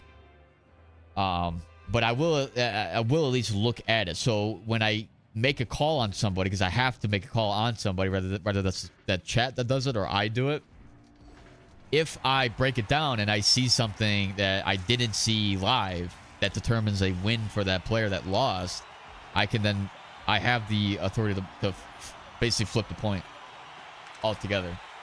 There was something I just simply did not see. But if it's so even, it's just going to go based off my call. It's almost like a ref makes a call on something, right? You know, they can only review it for so long until you have to be like, all right, well, this is the call on the ice. And then you look back and you're like, well, that wasn't really a penalty. It was the call on the ice. It's just the way it is, right? And that determines outcomes. The point is, we have to get to the point where if you want a fair point, it has to be so wide open and so freaking deserving that I have to notice it. See what we got here? Nice cut. See, that's a good pass there. We need a little bit more control. Like, that's a rush. You had a chance to control it. You made a pass. The guy's not open, right? It's just, we're getting into the zone. Let's see what yellow does. Nice find. Nice find there. See, I like that. The authority with the puck to like take it through the middle and then find that pass off the cut. Like, you see what Red's doing. That's in sync with the defense, in sync with the center. It would be so much more effective if the wingers could be also on board with that. There has been not too many of those that I'm seeing. Let's take a look at it there. Tough. I think it was anticipating a pass. And when it comes to offsides, I think it's 100%. Well, not really 100, maybe 90% on the forward that goes offside. Sometimes they anticipate a pass that doesn't come. There should be a level of control where they don't go offside, though. Nice find again. That's yellow found red twice. But you see the cut that he's making, finding the open ice. He's able to get it. Now, the centerman on the opposite side also has to be able to manage that. I'm fucking going for it. Oh, no. I'll find you guys. I'm a little bit of a risky taker there, you know, sometimes, but I'll actually try to lock in, because if I give you points off freebies, that's kind of ridiculous a little bit too. Good try there. Good defense, transition. Good man mark. That's a left winger that came across and hit the other winger, the other left winger. Back to the point. Just to find the cut right out in front. Damn, bro.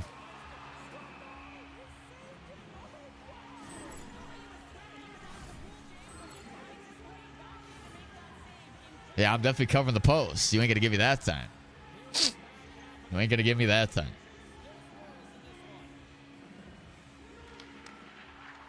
I think I'm hearing the stream of throwing. I think it's coming. I think it's coming through the stream as well because I have the volume on. I think. The quick up, Mantis controlling, interception. Good job on blue there, being in the right places to support there. Drive on that. Defensive there able to manage it, but he's still able to get it. Nice. Good find there. Try to find him back. Red controlling it. Nice. Out in front. All right, though. Quick up. There's Mantis out in front. Well, hang on. Hey, whoa. You guys can't dunk. If I cover it, you go, oh, hang on. Yeah, give it right back to him.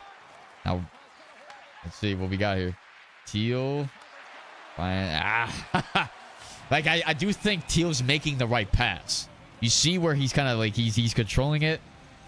We got to have, like, full speed, straight up, cut, get to the outside.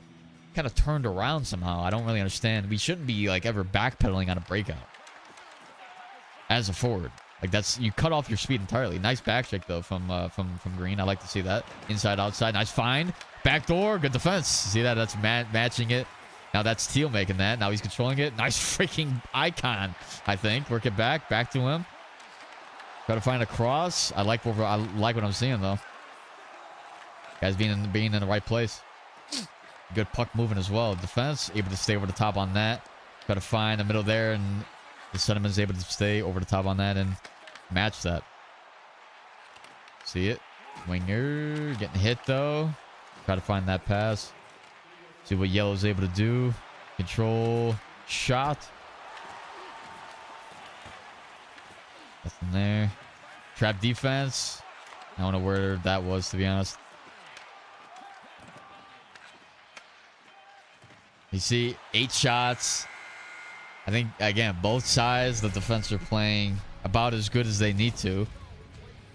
I think the forwards are... It's honestly like, I think it clearly showcases that defense, when you have sort of the... defense is easier to sort of play with another player than it is to sort of play on the offensive side. There's more chemistry needed on the offensive side of the game, especially from the 3 forwards. It makes it so difficult to sort of produce offensively when you have a good, solid defensive scheme in front of you. So you know how both sides are playing trap. It's tough for both sides to really get in and sort of set anything up. After that, when you guys, even if they do get in, you guys are still there to sort of play defense, like, basically right away. If you guys are all over the place, you forecheck and you get beat, you sort of allow the team to sort of set up. And that's kind of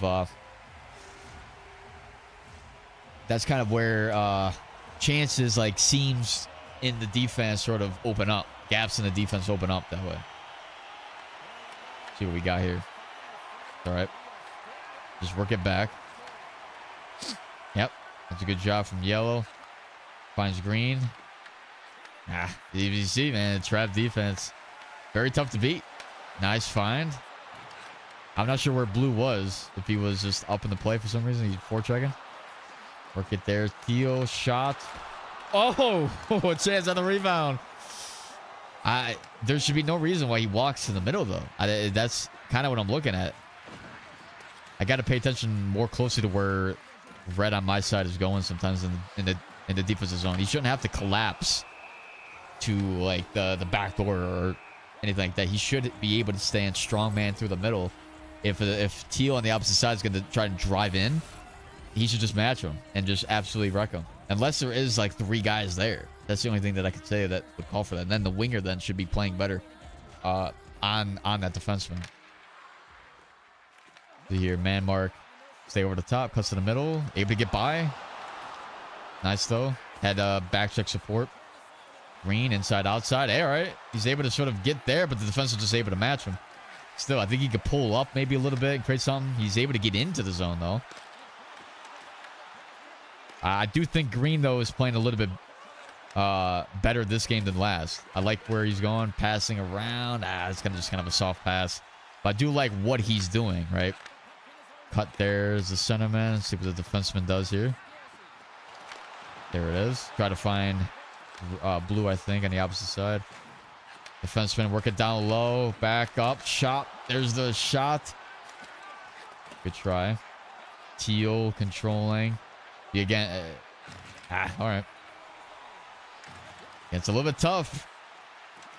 Just a little bit tough. Control. There's no... I'm going to hold that. There's no reason he didn't score that. I get why the middle is wide open, though. Like, the guys are able to control it to the middle to find something wide. That has to be red. It literally just has to be.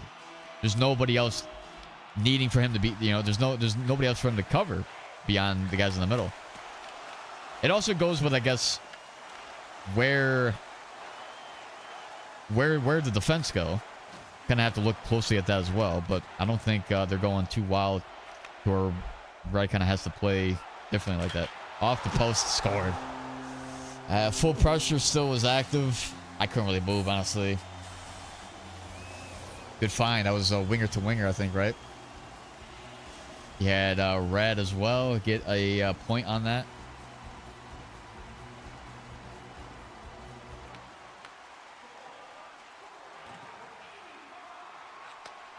I don't know where Blues is not even moving. We're just not moving. I don't understand that. And he's trying to forecheck. I mean, he can forecheck now, I guess, right? Because he is down. There is a style of forechecking that I expect as well. And hit there, back the other way. Teal getting around the bend. Green's able to get that, though.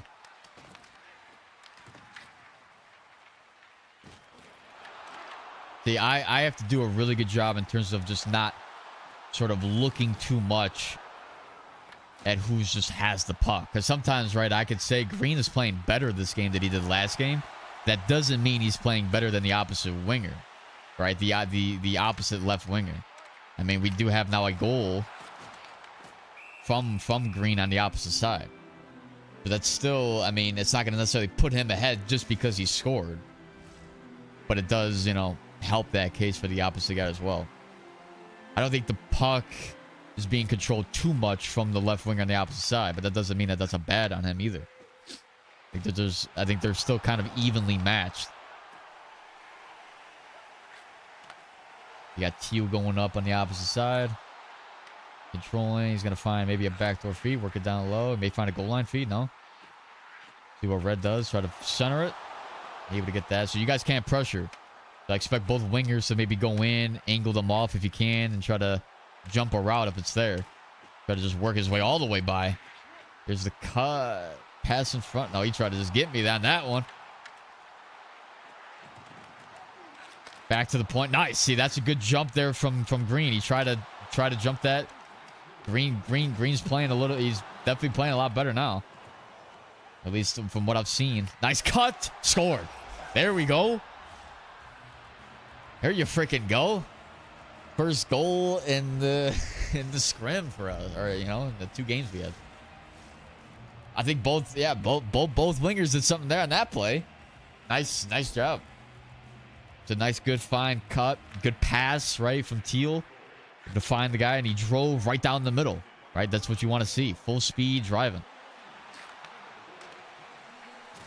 Honestly, I honestly get those passes a lot too. To be honest, it's honestly just because you're too close to the guy, and you're trying to full speed pass it to him or something, and it just kind of comes off like a muffin. It's almost like you gotta just pull away, like right before you pass. You kind of pull away a little bit, like LT. I think, you know, and kind of just backpedal a little bit, and then I think that those passes probably go through a little bit more. See what we got. Quick play up. The defender over the top on that. It's tough to say really who's playing better in terms of defense. I think got to see up to this point, like you guys are throwing the puck well. Has been a little bit of turnovers. See what we got here. Back to him. Tough though. But I will say I do think it's kind of tough. Man, it's tough to say. I mean, it's, again, man, I don't know. I really don't know. Yeah, this is where it does become rather tough. It's like I almost need a few guys to watch specific groups. Like I look at guys to either watch the forwards of both teams, and then certain guys to watch the defense of both teams. That's kind of what I need in terms of doubling down, and you guys can even call out things that you're liking or not liking that either I'm not calling out or whatever, even if I am calling it out. Because yeah, like, I mean, again, it still is going to get reviewed post-stream. You know, I am still going to look at it. So even if I give somebody a point, you know, I could still, like, reverse it. But the problem with, like, having spotters as well, if they don't see exactly what I want them to see. It's not just a matter of, oh, well, this guy's doing good because he's scoring. It's not really always, you know, scoring or, you know, he's able to hit guys more or something. You know, I don't know. There's certain things I think certain people look at where it follows along of how they play, and sometimes that can determine their favoritism towards that player. Whoa, what a freaking pass. Jesus Christ. Great paces on that, though. Back to the point. It really does make it tougher to really analyze the opposite team, really, because I don't really know. Like, I can see who's playing what. Obviously, I can tell by you guys' names. It is tough to really look close at what you guys are doing, the little things that you guys are doing, because I'm looking at it from not only the opposite look, but I'm also kind of like paying attention to my side too, because that's what I'm really looking at. But yeah, I will say I think the centerman on my side, he does have to lock more so down in the slot area, especially when they're controlling it at the point and they work themselves down to the middle. You got to have, I think, both. I mean, honestly, wingers too as well need to be able to lock onto that. See what we got. Nice pass, working it back. But you see how see, watch what Teal does. He'll work right to the middle, work himself back. So that's a good spot though from you guys, right?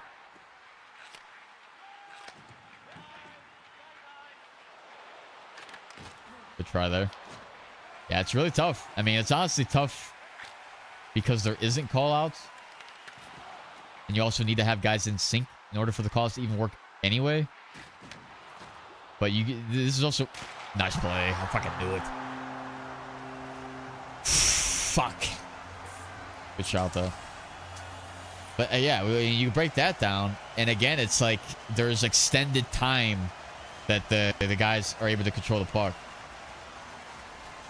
when it comes to the point. He has this puck here. You got Green pressuring it. See, it's actually fine, right? Because where Green's at is where I ideally want him to be. Supporting here. I just think when it gets to the point, now you need to kind of pressure more here closer. Because everybody has a man when it gets to the point. You're going to have the defense on the wingers, defense on the wing, and then this guy, if he's going to be the center or whatever, whoever cuts in the middle, then would be red. So there's no reason then to have like double support on that, I think, when it gets to the point.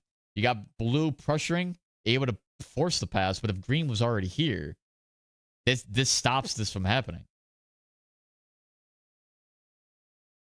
And then, see, this is where it does make sense to have red kind of pull himself away to support because you have 3 forwards down below the hash marks.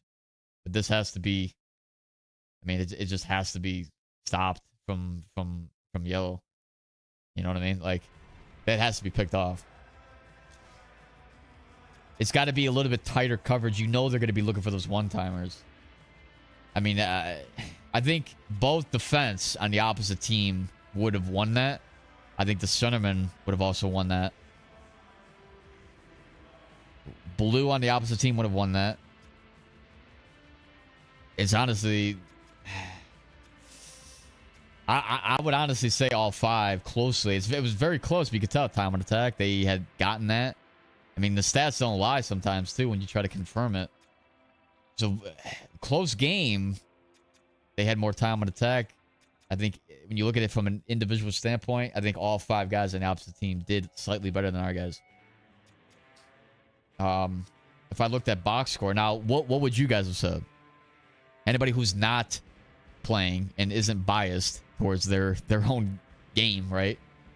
If you guys were to rate how because I would have said all 5 guys on the opposite team did slightly better. I mean, you got the goals from Green. He's in the right spot at the right time. He was able to score, which is kind of prime, you know. That does go into the rating, right? When you kind of look at it from a tight perspective. I do think Green played a lot better on my side this game than he did last game. Blue, though, is not very good on breakouts when it comes to getting up to speed as an option. That does screw with my team a little bit, if you think about it.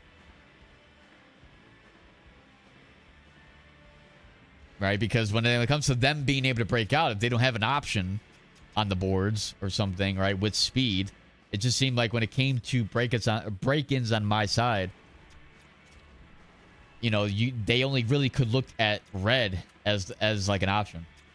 Sometimes Green to the left if he was wide open, but Blue almost had none of those passes to him.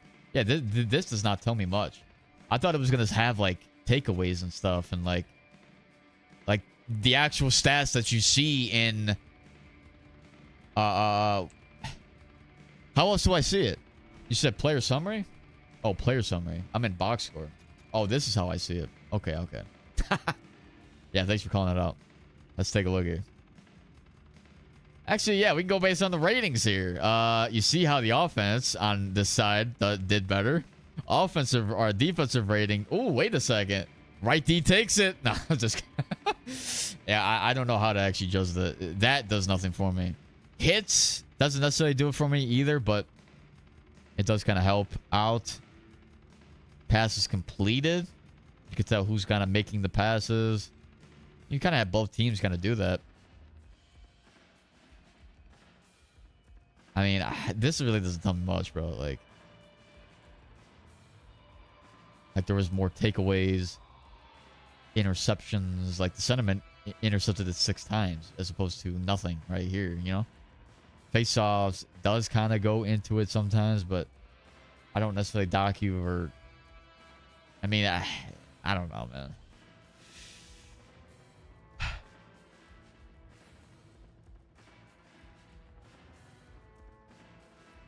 Are we allowed to stride seek into... What the hell does that mean? Stride deek into the zone? Yeah, you can do whatever the hell you want to get into the zone. How would you guys rate the guys? Who on my side would you guys say, if any, slightly performed better? Because again, it was an even match. I mean, a lot of time on attack for the opposite team. That kind of goes with they all kind of know where they need to be offensively to extend the time. It also can be a knock in terms of how we're defending. There's a lot that kind of goes into it. Teal on my side?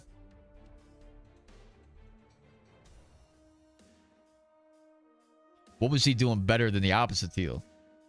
Because if you look at break-ins specific, Teal was able on the opposite team also able to break it in. He also then found the game-winning goal. He was able to control it through the middle, right? Like whenever he needed to. I mean, it's not like he wasn't doing that much.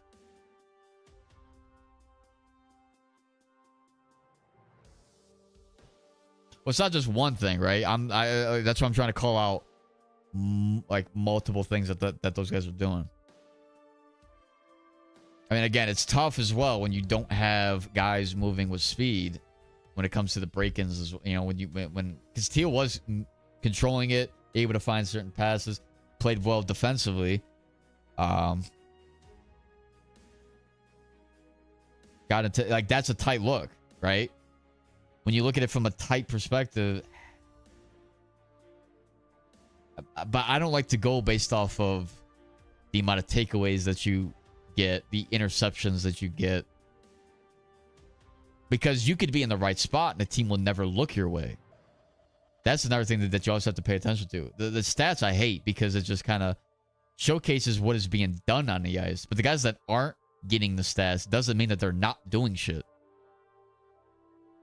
But rather it's goals or whatever. Like you could have a lot of shots or whatever. I mean, the 9 interceptions, or what was it, 6 interceptions that Red had on my side, may just be because he was in the right place at certain times and those passes were forced to him or something. But then you look at from certain defensive positions where he's not where he needs to be, or the middle was kind of given up.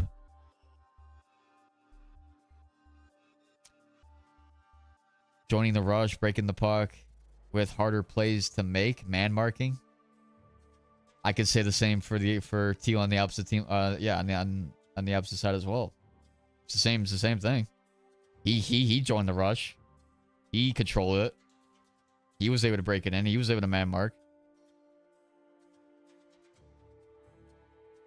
Like, if it's based off the number...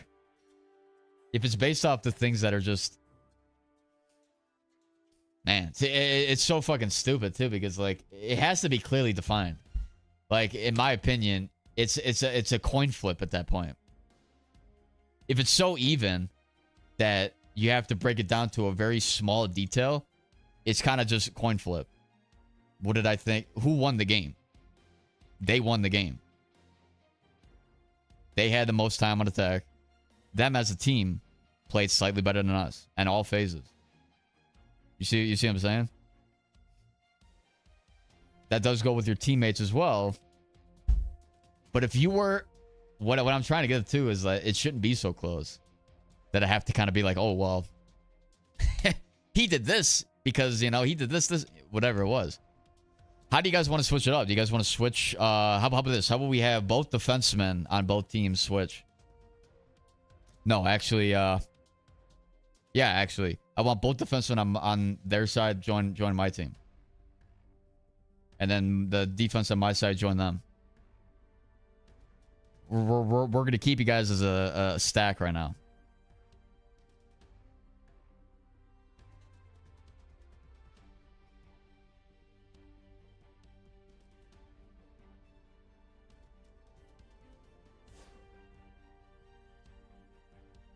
And I'm not doing this because, you know, whatever. I'm just trying to mix it up. This, I'm only having them have like an extra game is literally because, you know, we're just kind of testing this out. I do need to kind of figure out exactly what it is that I want to see, like just from my own personal, you know, perspective, what I want to see. I do like the feedback that you guys are giving, but again, like it should be more like if somebody was gonna get that point every single game, it should be clearly defined. If it is so close where I have to be like, oh well, this guy did this too, this guy did this, and it's like they're kind of given the same looks, it means you guys are evenly matched and it's a coin flip. It's not it's not really the deciding factor. I looked at everything else first and then that, but as you can see, they were able to get the win. You know what I mean? So obviously there's something on our side that, you know, wasn't as effective, right? Like if a team was if you had all 5 guys on my side, like, you know, that much better, it would be 10-0. Because all guys on my side were just that much better. You know what I mean?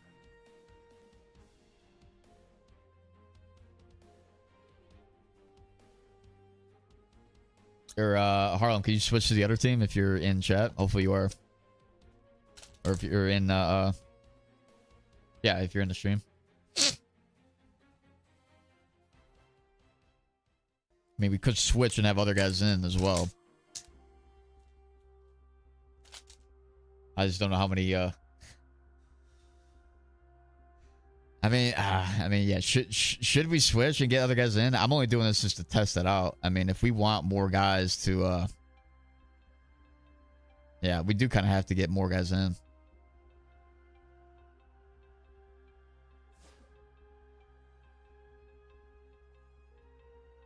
Actually, yeah. You know what? I don't know, man. Let's see who's all right. Who's in now? Again, I mean, it's not always going to be fair, I guess. And we do have guys waiting. Let's actually get the guys that are waiting to come in. So let's have, yeah, let's have both. I mean, we have what, 3 guys waiting in the waiting room, and then we got, who else do we have waiting? We also have a left winger that's trying to wait as well. I know he joined the stream. Yeah, you know what? Let's switch it. It says I'm offline. No, there's no way.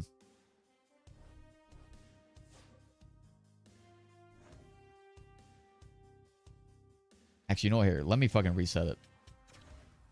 Let's get.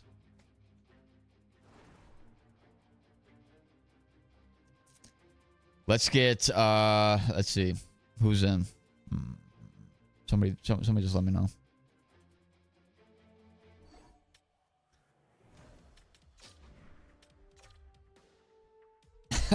Hang on, wait. We got 2 guys waiting for defense. Let's actually get them in.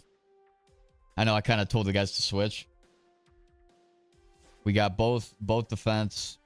So here, let me just send a DM or a message to those guys. So let's get. Jesus Christ, I don't even know.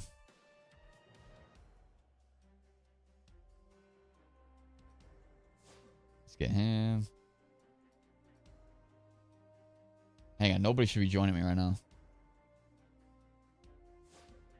Okay, yeah, he's there.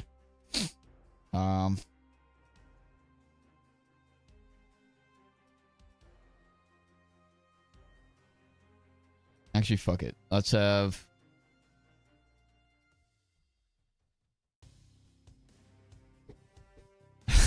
Alright, wait, so you guys are in.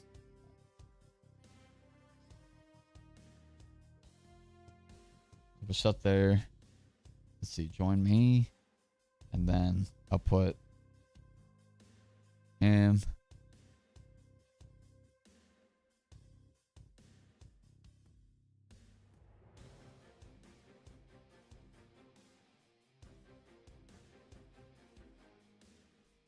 Seven.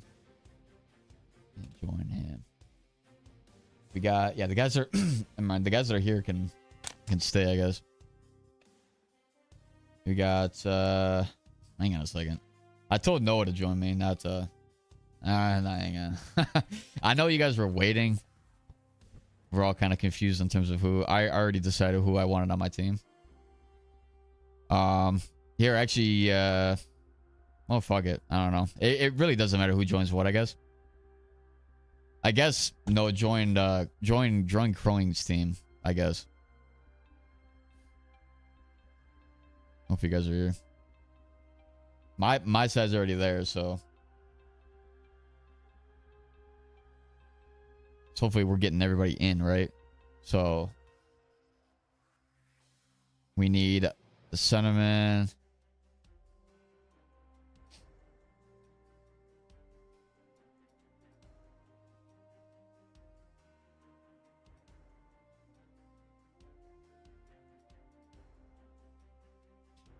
And now we need another left winger on the opposite team, right? So actually, if Green on my side, or that was on my side, I think his name was Ty. If you want to, I guess, join the other team, you could do that. We need 2 more guys to fill on Crowing's team. He needs a centerman and a left winger. So he's got Noah that's joining. All he needs is a left winger. We do need a way better way of organizing this. The way scrims ideally I want them to go is that I want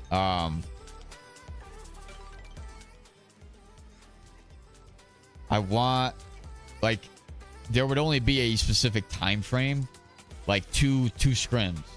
Like there'd be two scrim games, I think. Or maybe if we had the number of guys that wanted to continue to do it. Because like we would be wagering points. I don't want to do like too many games where it's like, oh, if somebody could earn like 4 points in one night, that'd be kind of ridiculous. If for some reason we continued past just 2, we'd probably just aim it to just 2 guys, like, or two games. So the most that somebody could earn is just literally 2 points.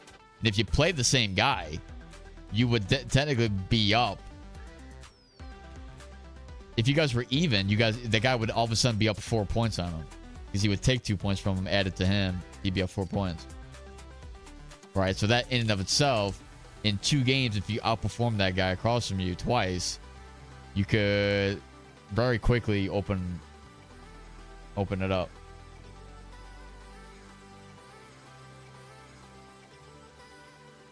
And then if for some reason there wasn't... so who was filling? Let's see, left winger wise. We actually had 2 guys filling winger, but if for some reason, I mean, yeah, if for some reason the guy's not, you know, if there was a guy that's trying out for esports and he didn't have somebody else on the leaderboard across from him, that player then, if he won that match, would earn double the points. So even still, through 2 matches, right, he would still have 4 points on the rest of his guys. So it's the same exact outcome. I would just be giving them extra points. Or no, it'd be 4 points, right? Technically, he'd just be given 4 points if he won it twice. But that's why we would maybe, like, it would literally be like, if there was, it would be after the first scrim, if there was anybody waiting to get in, they could get in. And then they would say who they wanted to face off against. Based on who was there, present. So that's how I would want it to go, but I would need you guys to be able to like be very quickly active in terms of that, because otherwise I have no idea. We could always join a call, right? I could change up the voice chats a little bit, and you guys could tell me live while we're fucking playing instead of having to type it all the time. Just simply tell me, hey, I want to play this guy. I want to be, you know. And then you would literally just join the team across from the guy. That's how it should go. It'd be only two scrims per session. Or we could always set up a night during the week maybe or whatever as well to actually set up just strictly scrims. Like wager scrim matches basically. Point wagers. But again, this is only strictly for those that have already accumulated points up to this point. But that's where it's got to like, we kind of need the personnel to sort of be active to do that. Let's see what we got here. New set of players. I can see I have to kind of know who's playing what now on the opposite team. I can sort of see. We have a guy who's got a green helmet playing right wing. Isn't that crazy? Nice forecheck though, able to get it. Now green on the opposite team, try to force it through a pass. Nice. Now green on our side. Take it around side. Shot short side. Able to get by the defenseman. Nice pick, though. He's got quick pick. Quick up. See what are the guys. Nice cut. Nice good find there. I think that's Teal, I think, on the opposite team that joined on that rush. So good rotation back. Now just reset it. This is where you either go quick, but trap defense stops those sort of half reset turns. They really don't work, and they should never work. Whenever you guys get it in the neutral zone, you guys don't have an immediate option back up with speed. It's a tough play. I think that's the Centerman, right? Maybe. Let me just double check that. Wayne Delensky. I think that is him.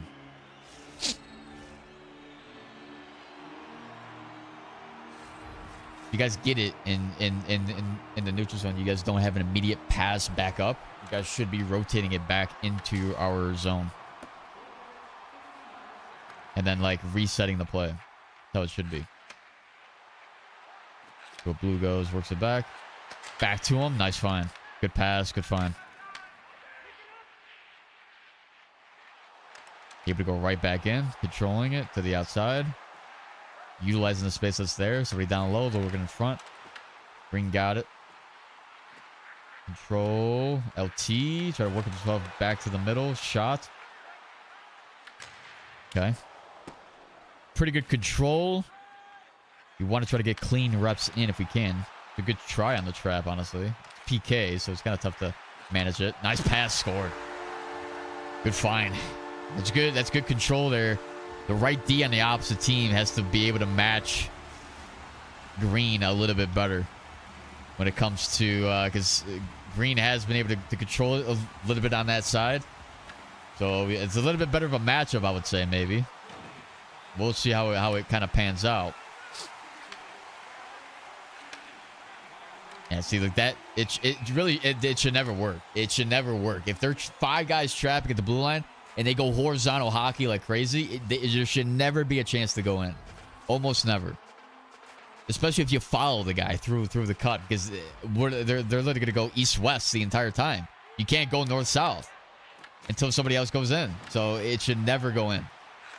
That's really why there has to be a reset back into the zone to generate speed. No other way to put it. Here, though, quick transition. Green's all over it, to be honest. And same with him. Yeah, he's just all over it.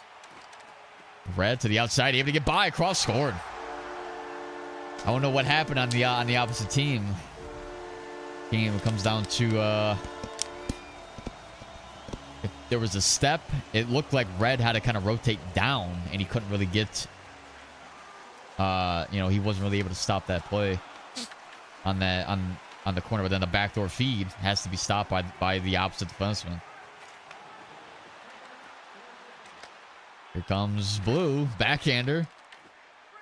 So good control right now from the forwards, especially the wingers right now is what I'm looking at. See what Teal does. Teal controlling, finds him. Got Ty working down.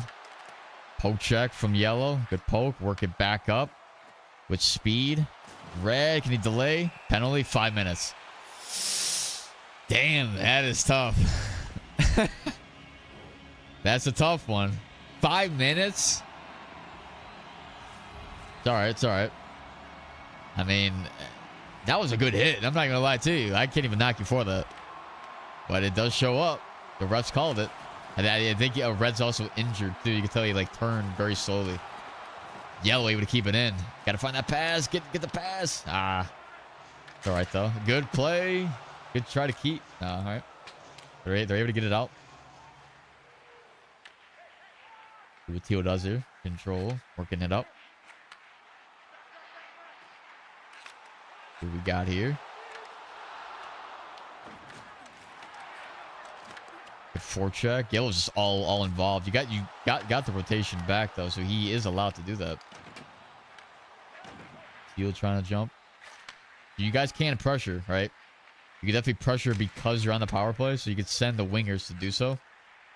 Sort of, you know, the center to defense should be able to manage any type of guy cherry picking or anything like that from the opposition, but you want there to be pressure because otherwise they could just hold it for a while. You know, there's no reason to do that. Like, there's no reason to trap on the PK. There's no reason to trap when you got full pressure for, right? So those are situations where you want to try to send one or two guys to pressure, right? If you're down in the game late, you could pressure. Like, forecheck on my side right now should be happening. Nice. And they are able to cut off some of the time, though, from that. Quick up. Red to get on by. Work it down low. See what he does with it. Control. See good puck control there. You can tell. Good try, though. Got to force it, I think, to the blue. Blue's got it. Controlled. Work it back. LT. Down low. Option there. Try to force it in front. Rebound. Not bad. Pressure there. Can he keep it in? He does. Yellow. Controlling. Still has it. Yep. Still has it. Down low. Good jump, though, from the defense. Able to get it back, though. Good try. Now it's yellow. To green. All right. It's honestly good defense, too. You guys are managing, you know, they're keeping it to the outside. There's some chances, but it's a nice kill. That's a 5 minute that they killed.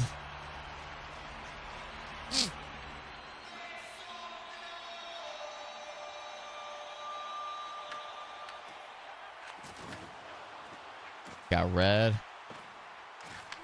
Got to force it to the middle. Got picked off. Here we go. Red out of the box. He took 2 penalties, right? Forced to the middle. Got it back. There's the shot. Teal got it. As he got it. Finds green. Green. Controlling. A little LT pivot to the middle. Nice pass. Good try, though. That's the thing, too, right? There are guys where guys can make you look really good, too. I'm not going to lie to you.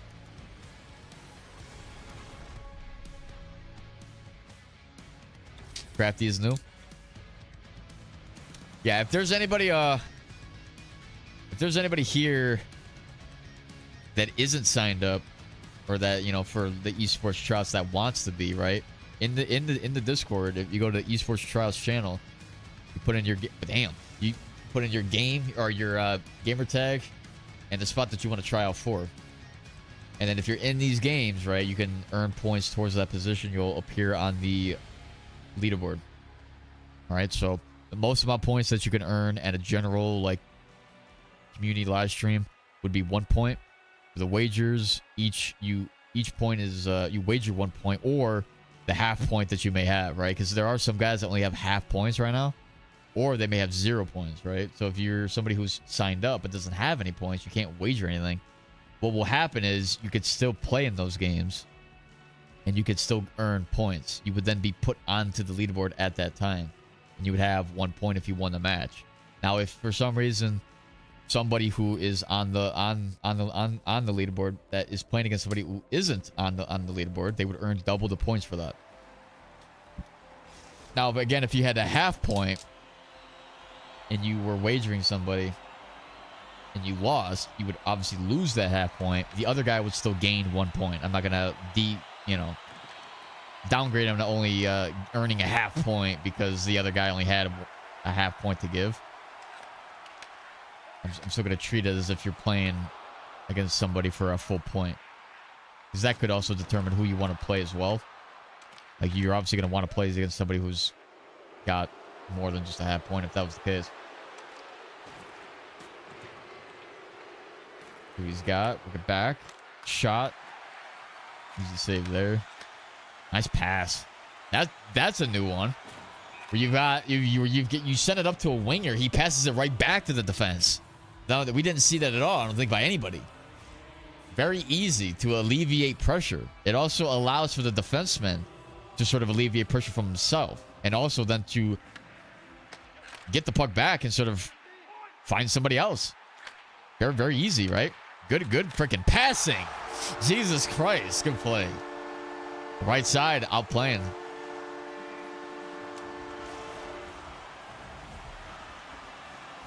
God damn. What a freaking play.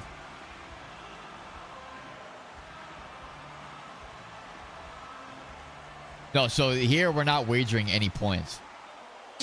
Dan Green right up the middle, and he scores. You gotta stay over the top on that. You gotta be able to. That's 100% on teal and yellow on the opposite team. You cannot give that up. That's off the rush breakaway. We haven't seen any breakaways, right, up until that point. The forwards right now. Uh-oh. Some bullshit ass wraparound. That definitely don't want that shit to be going in. Get down low. Out in front. Good try there. Blue. There it is. Green. Good find there. Red. He got. Is it back for yellow? Back for teal. A shot. See what teal does on these. Nice pass. Nice pass. Cut there. Back to him. And it goes in. Wow. Because I really went back up. That's a good pass, though, on the break-in. See, this is also what's tough, right? Because if I'm not a very good goaltender, I feel like I should have been able to save that and not put it in my own fucking net.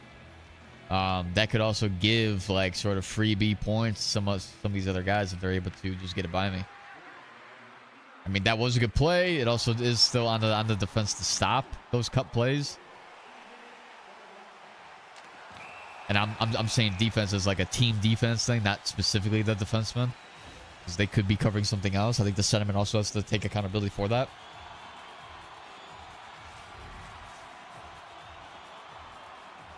Yeah, who took the penalty there? I mean, I could always see at the end of the game. But here, I'll kind of throw it out into chat. You guys think, when it comes to, like, for giveaways, takeaways, pass completions, all that kind of stuff, should those points matter more than, like, let's say,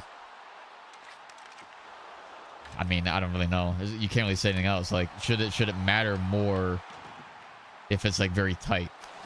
Like, somebody who intercepts the puck, like, twice more, like somebody who doesn't give the puck away that much, should that matter more in the decision if it's very tight? If something's obviously clear as day, you know, that's regardless of what the stat is, I'm still gonna give it to him. But because, like, you could give the puck away a lot, the other guy could not give the puck away a lot, but that doesn't mean that the guy who isn't giving the puck away is playing better, you know, when it comes to that stat, right? Because you could literally just be, wow, great fucking defense there.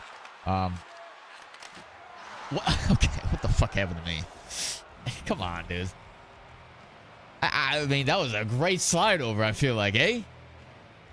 Let's see, though. That is a good transition play, though. I think that was Teal who set that play up on the opposite team. Not bad. I think he made a couple plays now. He's starting to warm up a little bit. That's a good try. Gotta find the opposite defenseman in stride. Nice pass. Yeah, but see, that it only goes so far, man. Like, there's no rotation back. It almost should be like all 5 of you guys go back. I don't think I've seen it one time where it works. Other than, like, where, like, the guys aren't really playing the trap all that well. Working it up. Working it quickly across. Green's got it. On the cut play. Jesus Christ, dude. Teal working it back. There it is. I gotta look way closer at guys. Good cut. Nice defense. Blue. Rotation. Red should be back. He is. Shot on the read option. Good defense. Good takeaway. Or, yeah, good interception there. And yellow, green. Turned it over. Red. Oh, no way. He didn't score that. Crazy. Work it back. Gotta find him back. Unfortunate there. He's got it. No, he doesn't. Yeah, see? Good pressure. Because you guys can, right? They don't have the stamina to pressure. Or to really get away from it. Yep, and there you go. You can just reset it. Alleviate the pressure. There's no reason to even go up. Unless you can find a play. Nice. Good try on the quick transition there.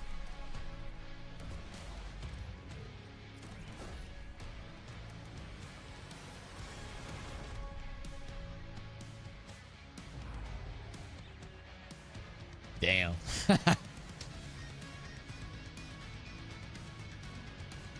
So you did start to see the pushback from the other team, right?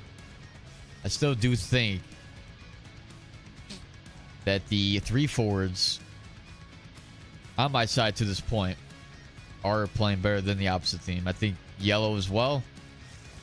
Conversation is still on. Teal is very close. Not given favoritism towards either side yet.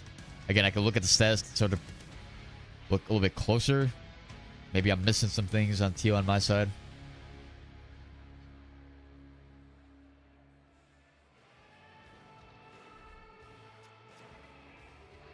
Opposite Teal for sure. Okay. Yeah, just based on that, let me just see. Who is did this guy? I mean, it's not really like you have to have stats, right? A defenseman could do just fine without it. But it's also their offensive game, right? Like their ability to go up into the play and sort of create offense, right? I mean, there's been plenty of games where I get 0 points, right? I don't really have to do much because the other guys are kind of dominating the game. Fuck me. We can't have a breakaway though. I should have fucking faked the fucking poke. Good pass, good entry, right? Able to split through the D, right? Now that was Red who did that off the pass from Teal. I think, right? That was Teal who made that pass. So Teal's, yeah, definitely balling out right now in terms of his offensive game. Defensively as well, I don't think he's too shabby. I haven't really seen much in terms of what I'm looking at, but that doesn't mean it's a bad thing. Take a look at your trap. Red should not have went for that push. He doesn't have to. He was able to get it. Tough turnover there. He kind of needs an option, I think. He may have had it. Nice. Green, left side. Did he get through? Back door, almost had it. That's actually a good... Ooh. That's unfortunate.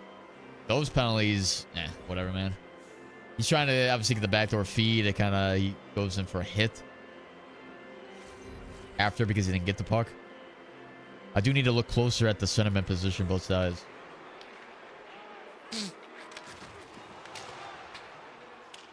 Throw out. See what Teal does here. Now you're on the power play. It was 4-0 at one point, just to be clear. We got to be able to stay in motion, man. I mean,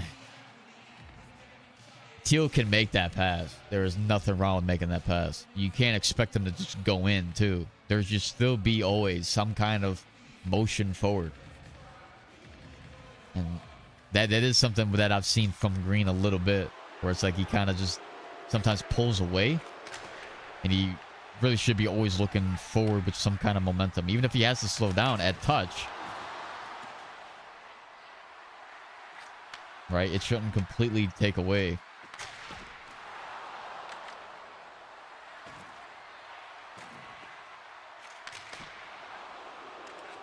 There's zero reason I made that save, to be honest.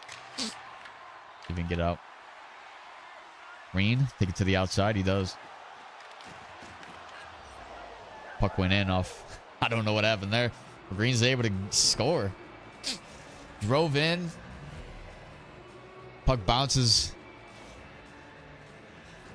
And it somehow ends up at the back of the net. All right. Somehow they battled back. 4-4. Something's got to happen.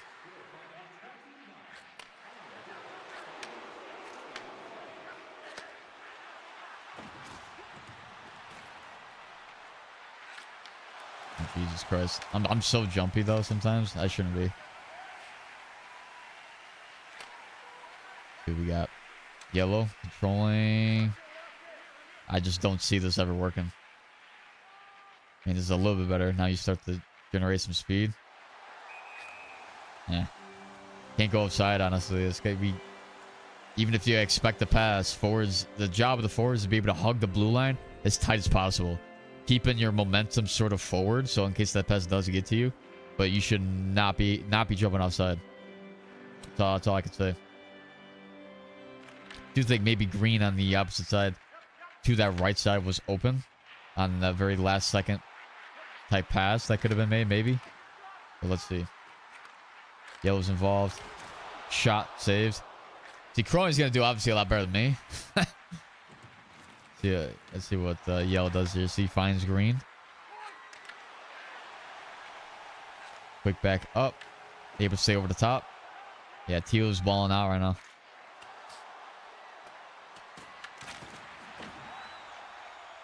Yellow's got it. Finds Green. Cuts in and out. To the middle. Shot.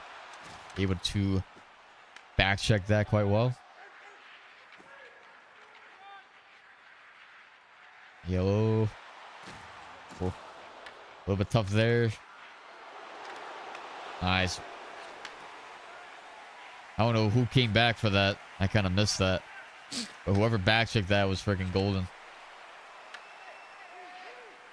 Here we want to work it all the way back. I mean, all right, well, you got in. I mean, there are some times where you can kind of catch it, but I just don't get it. If like, how does the trap get mixed up like that, to be honest?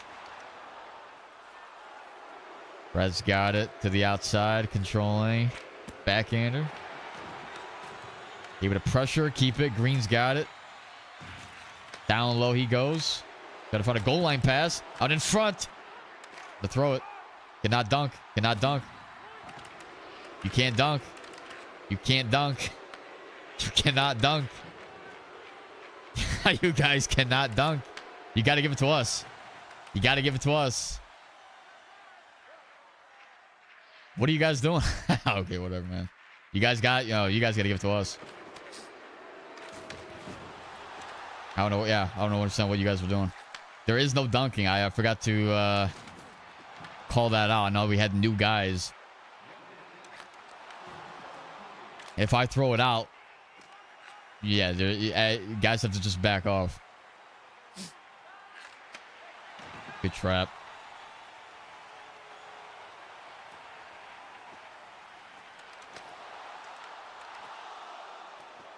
We got it, Yellow. Able to find Blue.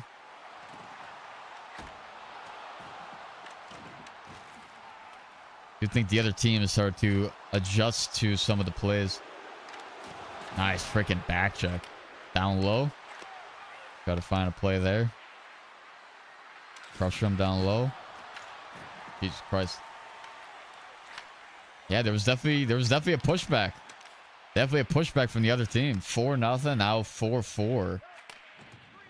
It just completely flipped the script.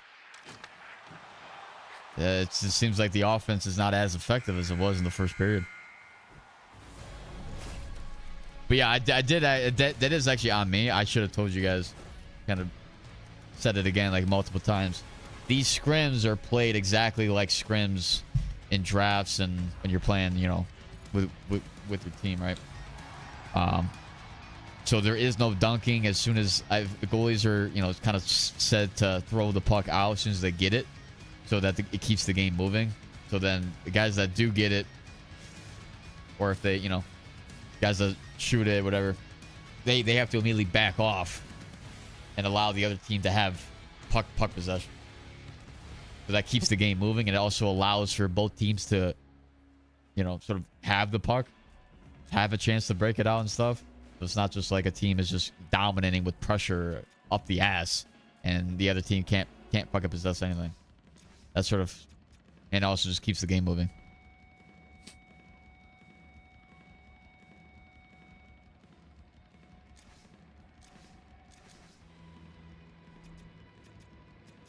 But all right.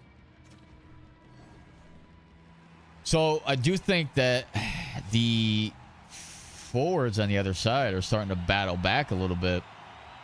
I do think Teal, though, on the opposite team is still playing better. He's definitely controlling sort of the pace of the game right now. Sort of controlling the momentum of his team, right? Yellow's playing better on my side, I think, still.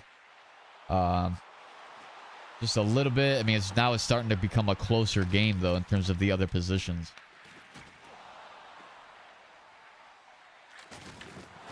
See, Red's got it. Control.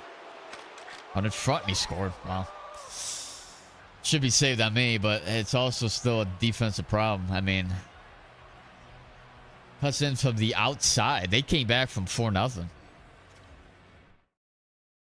Granted, I'm not the greatest of goaltender, so you could obviously, I mean, but I already said that should not be relying on me to make saves, really. So they get in off a quick transition. All right, so we're man marking here. To the outside. Can really only do so much. There's got to be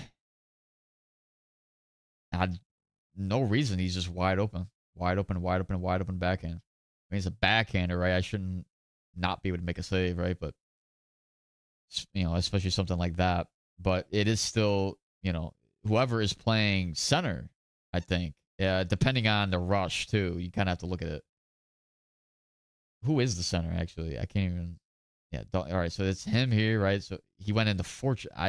No reason to pressure, really. At least I don't think. Yeah, there really isn't. It's not up to the center to pressure. Because then now you need now you need Green almost comes from this side to then basically play. It's like Green should have then played to the middle because you had Red step.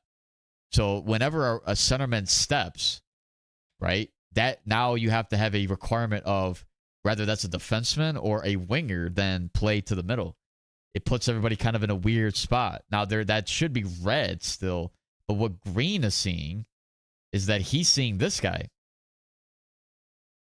He's locked on him. It's kind of tough to really say either one of these guys should have been on this guy. Somebody then still, I think, should have pulled away. And that is Teal on our side, but he kind of like, I think that is Teal. No, this is the winger. Which he's playing to the left here, initially. He's seeing this guy. It's just a tough rush. It's honestly just a tough rush. If I was to judge that one, Teal on the opposite time on the opposite side was able to get that. I do still think Yellow on my side would have gotten it. That's defense centerman position. Other than the first period with the 5-minute penalty and the 2 minutes, I do think Red was playing better on the opposite team. But I mean, 5 minutes, 7 minutes of penalties is kind of a tough one. I mean, it happens. It does happen. How much of that, though, would you have to look at it, you know? Can't blame me for that 5. Yeah, you can, though. Like, everything is in control. There's no reason to go for a charge hit, numbers only to the boards. That's the only thing that I could say. I have yet to receive a 5-minute penalty, I think, in a couple years now. And then I watch me go with the skater next game and, like, fucking do that. Both wingers on hack side. See, the one thing I couldn't really see or get a good look of is the right winger on the other team, because I think Teal was controlling it a lot, right? So it moves away it moves the attention away from that left side of the ice from the way that I'm seeing it. So it's tough to say whether I would have to look closer when I look at the break. If I were to break it down afterwards, blue on the later portion of that game versus blue on the opposite team, because I don't know really what was happening on when it comes to that side, because again, Teal was controlling the puck a lot, almost on every single play, so the puck was entered through the right side a lot, the way that I'm looking at it, right? So that's furthest away from the opposite winger. You can't really, I don't really know what to say about it, but I think he did score, didn't he? I didn't even look at stats. I would honestly have to. Yeah, we could play it again. Unless we have anybody else looking again that hasn't already gone in.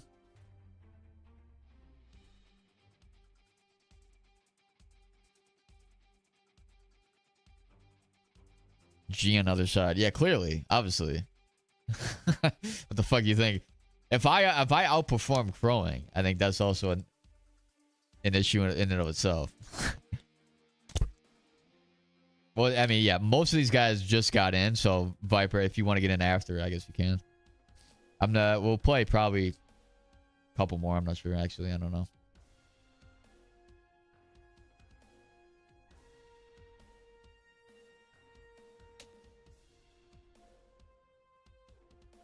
But in terms of that, if you were to give, so for the sentiment position, chat, who would you guys give?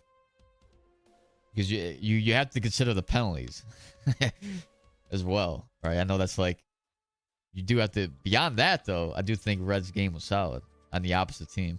I do think our side was good as well at times. It's just, I think certain defensive positioning and certain steps, I don't think the sentiment should have went for. No, it was better all around. Now it's like, how much should the penalties wager into the call too?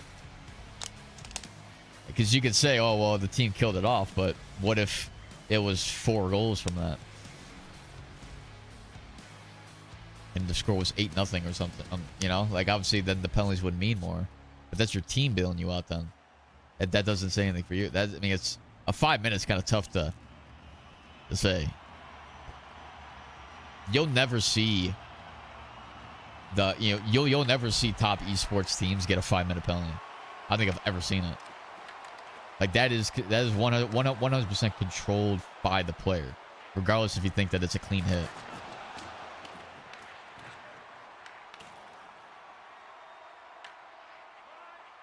Let's see what we got here.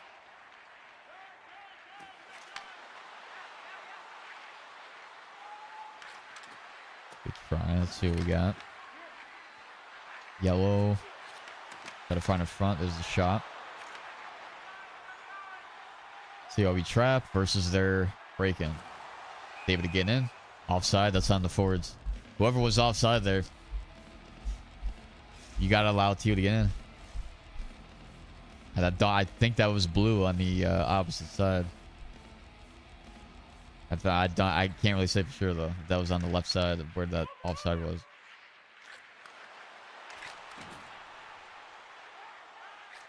See, we got man mark here. Nice, good job, Teal. Guys are going to reset. Perfectly fine. Allow these guys to get in. Tough pass, honestly. Pick that off. Like, not even square to the fucking net, too. Green.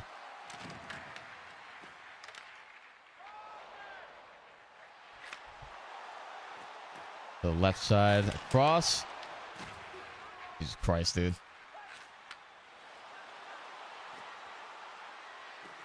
Red moving in. All right. Good take to the net.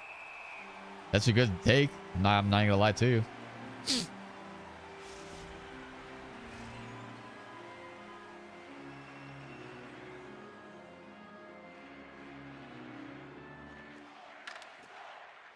Face off win. Gets it over to Green. Round to the left side. Defensively, they able to keep him to the perimeter. around. That's kind of tough.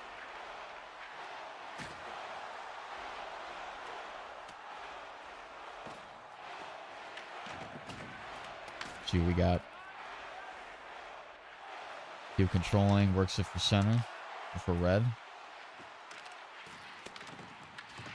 Nice job there for teal. Up green. Up to red. Good cut. All right. Now for blue. Gotta find green. Got it. Back to the point. Back down low. Works it for blue. Gotta work it back around. Getting hit a little bit. Yellow in the play. Across green. Scored. Good forecheck off the full pressure. Makes it very tough to break it out, honestly. They're kind of hemmed into their zone. Bounces like that are going to happen. Ideally, though, I don't know where the centerman was. Like, how did the middle become so wide open? Can't have the center go behind if that was where he went. Yeah, I would have to look at that closer again. I don't know really what happened to him. That's a good job there. Heel jumping up. Rotation. Tough. It's all right.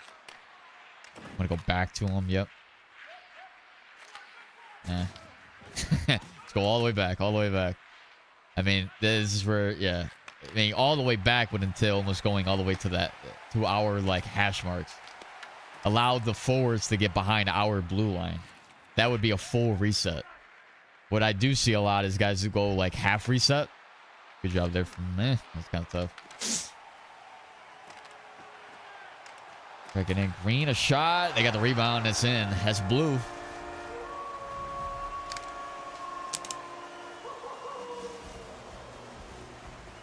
Man, I can only do so much there, I feel like, because square to the shot. Does have to be deeper into the crease, but...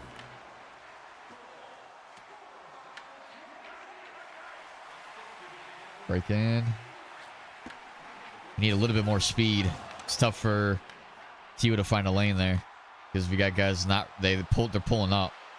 Like, we want you guys to get, like, this is why we want you guys to reset all the way back. So you guys can generate speed into the neutral zone. Like, exactly what you guys are doing on the quick transition needs to be done when you guys when you guys reset the play. Get up to full speed so that it's the exact same type of look. You just have more defined, like, options. Back to him. Back down low. Nice.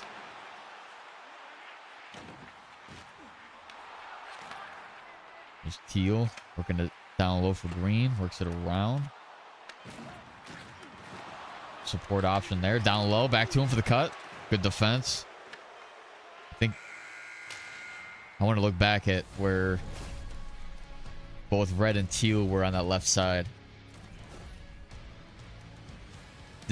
When it comes to the cut plays, right? The center's got to take that 100%.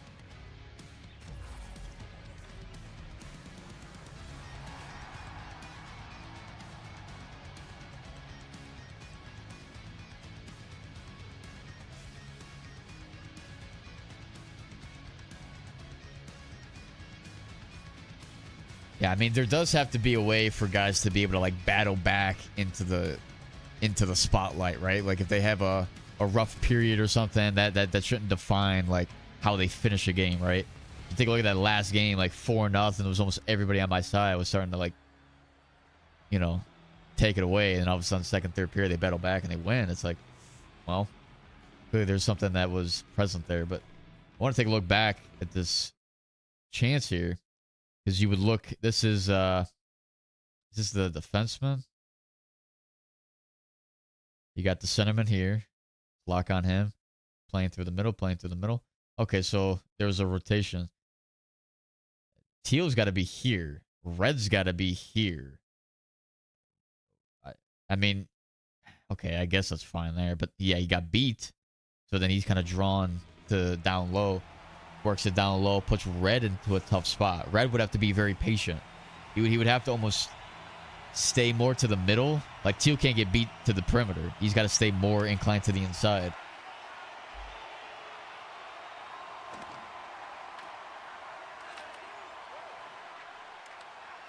Working it through.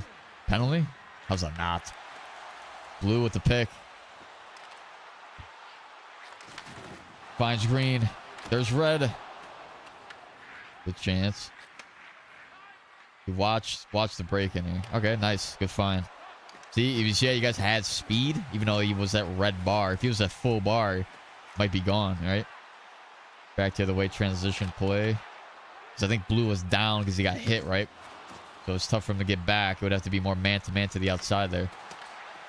Good try in the back door. Quick transition yet again. Get up to full speed. Here we're going to, yep, rotate back. Trap defense should be seeing the opposite team. Yeah, the only reason blue held back was because he didn't have full bar, right? So he's like not able to really join the rush. But that's also why you rotate back too. But that's all strictly chemistry. When you look at it at the end of the day, a lot of this stuff is chemistry. You got guys with, you know, not full bar. They can't get up to full speed, even if they wanted to. And I can't really see that either.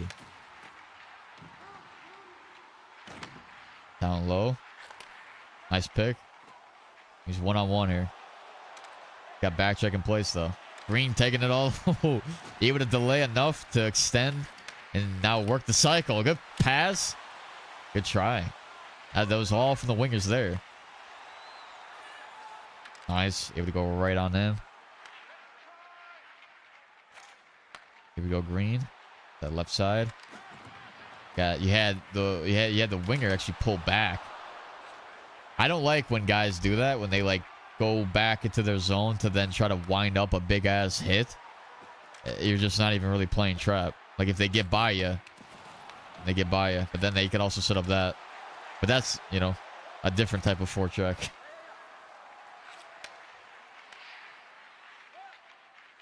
So yeah, just get settled up.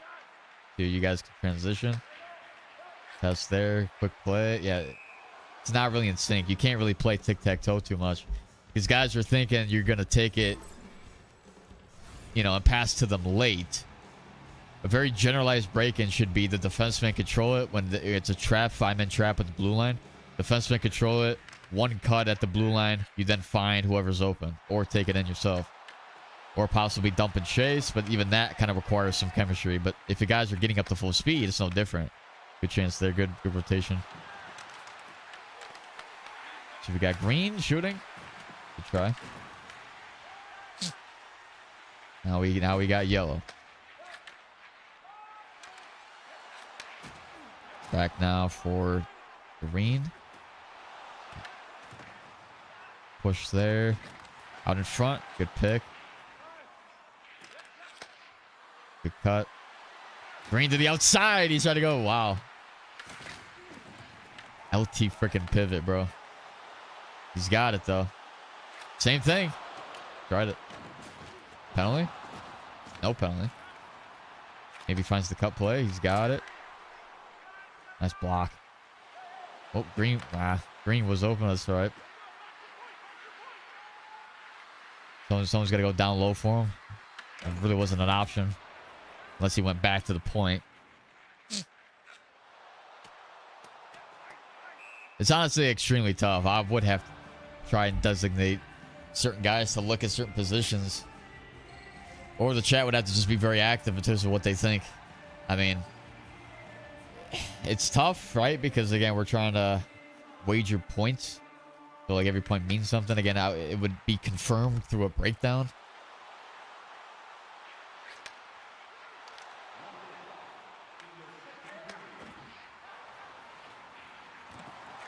But if, like, something is just simply too close to tell, it would just be based on the call on the ice, basically. You know? Or I would have to just simply make the call.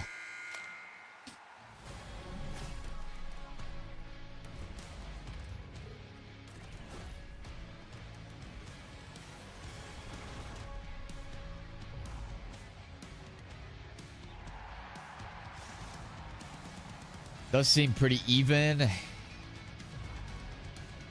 Kind of just goes with the fact that both teams have very similar shots.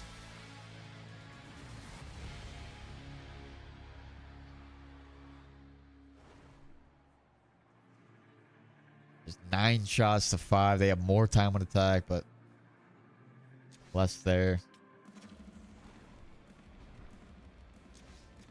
Yeah, I can't really do much here from this spot. I don't know, chat. What are you guys seeing? Who's standing out the most though to you?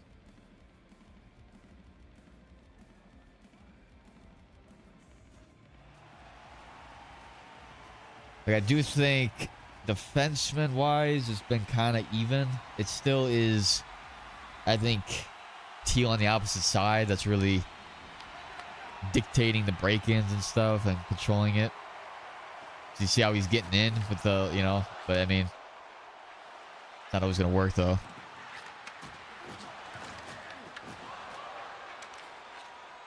Now quick up. Through the cut, there's a shot. What was that? That was a penalty? See if I can skate. Imagine finding me for a breakaway. Oh my gosh, bro. Imagine we had that.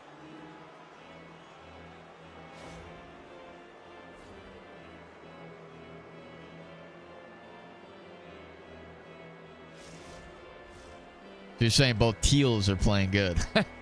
Well, which teal is playing better? That's kind of the thing.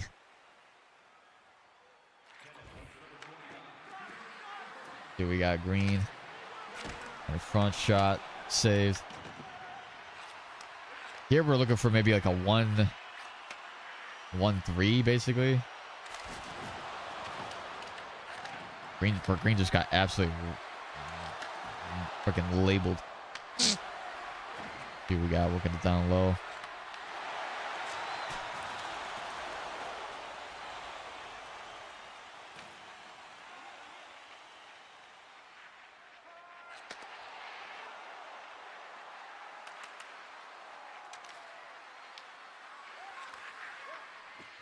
Nice control.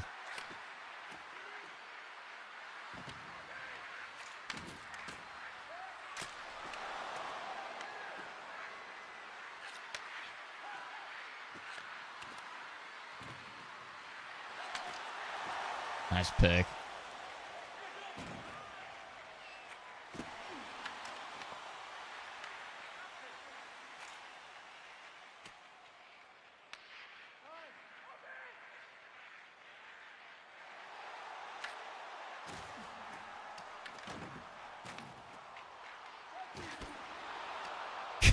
Going right through my 5-0.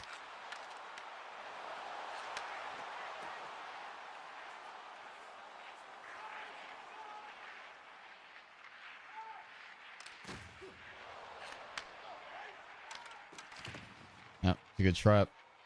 I mean, you've got like a pressure and then support is what's happening on the left side. But that's how they can enter in too. So by Green pressuring there, it allowed space to the left to open up. Teal can't really play that tight unless he just is already on him, like playing man-to-man. Yellow involved. Back in front. Honestly, I'm kind of just like trying to really look at it. So like if I go silent, I'm kind of really just trying to be as dialed in as I possibly can. It is a tough task because again, it's so evenly matched, even though there is a shot count that's lopsided. It doesn't mean that there's more offensive production outside. And there could be, but yep. And Yellow's able to make that pick a lot, where he kind of goes behind net and steals it.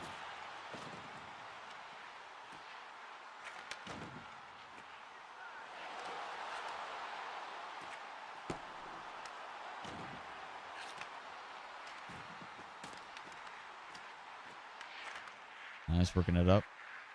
And see, here's where guys start to really, like you see how they're, it was like a quick transition to then blue pulled away to reset it basically to a defenseman, and then everybody was still going up. That's kind of where the like chemistry level is just sort of not there. Because I mean, if there is a chance to go up, you go up, but as soon as that puck then gets resetted, really, like there's no play. Like, there really is no play because everybody's just going to be all over the place. Unless you can maybe find a seam somewhere when you do reset it back to the defenseman. But it's just, that would have to be an immediate pass up.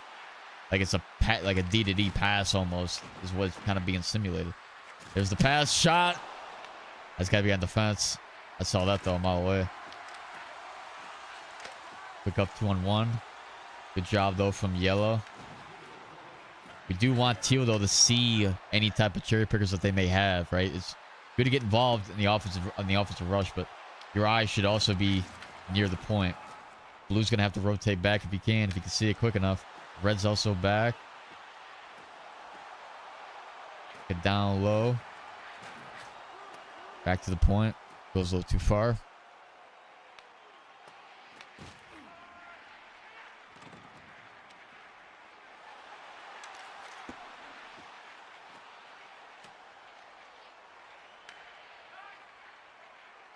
Trap defense. Able to find him. Out in front. There's a shot. 10 seconds left. Nice. See, I like that, right? Being able to get it. Oh my goodness. Damn, chance out in front. Sometimes you kind of have to do that, right? Like, it's like, as a defenseman, I don't know if there was any other play that could have been made, right? Unless you dump it in or something like that. But from that kind of, like, play, you kind of had to give it to Blue. Blue then had to pull up. And it was so perfectly done to where you could then still find somebody else.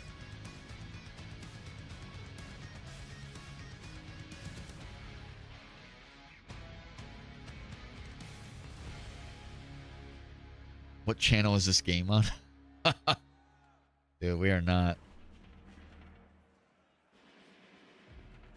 No way that name is in the friggin' chat right now. But, like, there is no option, right? The only other option is to pass to Blue, right? But he couldn't really get around, so he had to pull up. Then Yellow continued. I do think that there was a pass option to continue that rush instead of just shooting it on. But I think I can understand of where he's thinking. He's like, he may get bull rushed at the blue line. But, I mean, more times than not, if you can find a lane to somebody to extend the rush, it's better than just trying to dump the puck in or shoot the puck on. I mean, there's nothing wrong with that. But it's just like thinking about how you can control the puck and make it more high percentage. But we don't want this game to end on some bullshit.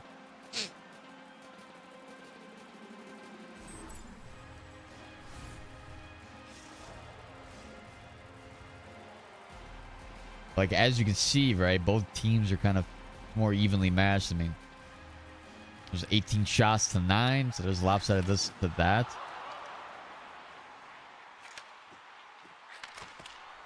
Nice try there. Now, yep. Red to the outside. We can delay a little bit. Out in front. Able to find it.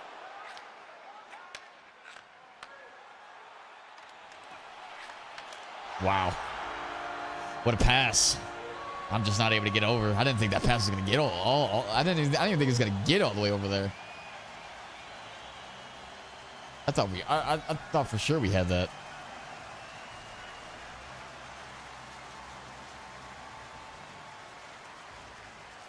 Yeah, it's tough, man.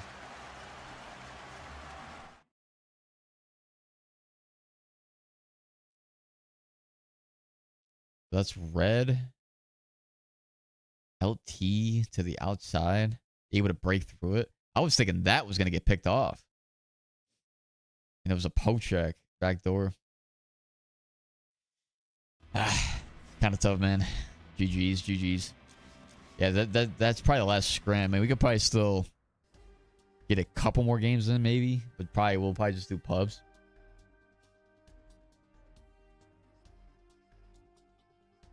So, Viper, if you want to get in, because I know you haven't gone in yet.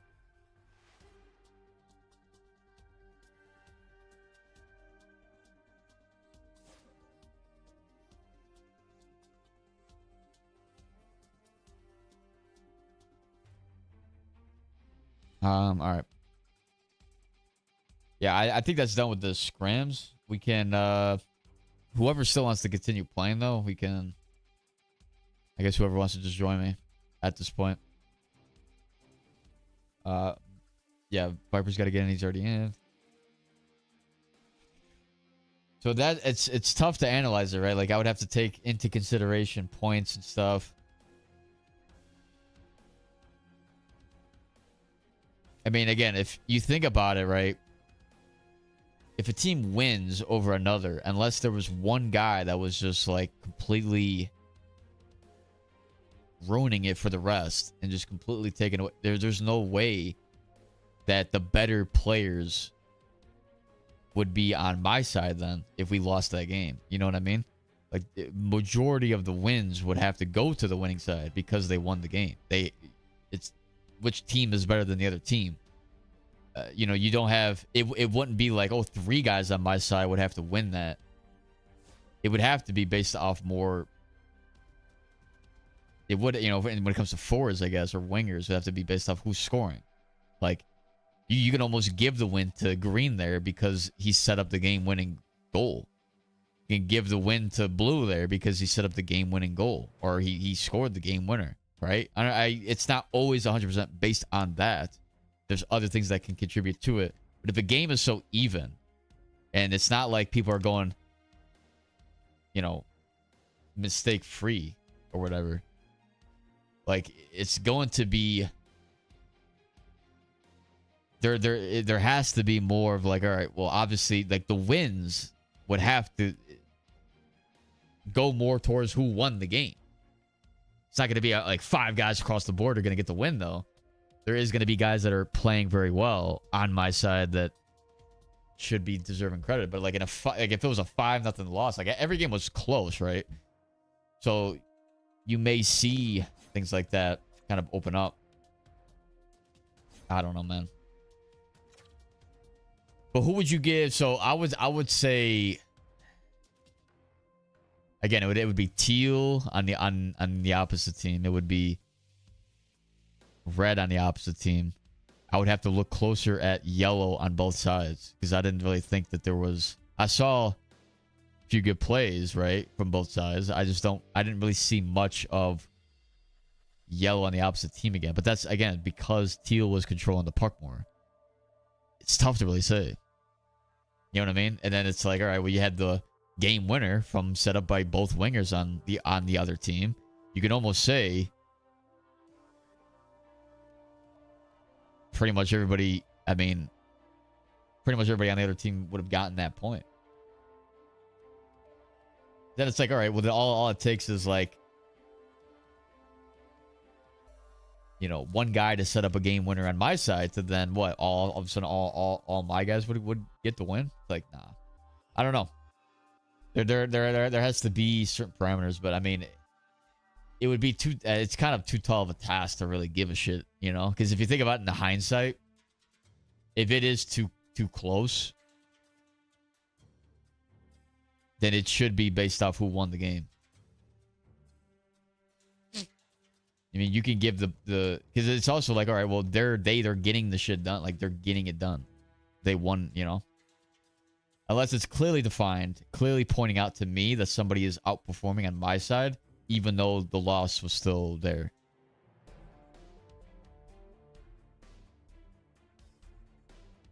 But in like a 5-0 loss, not much you could really say from the other team to be like, well, this guy did well. This guy did well. 5-0 loss. There's a lot of mistakes going around.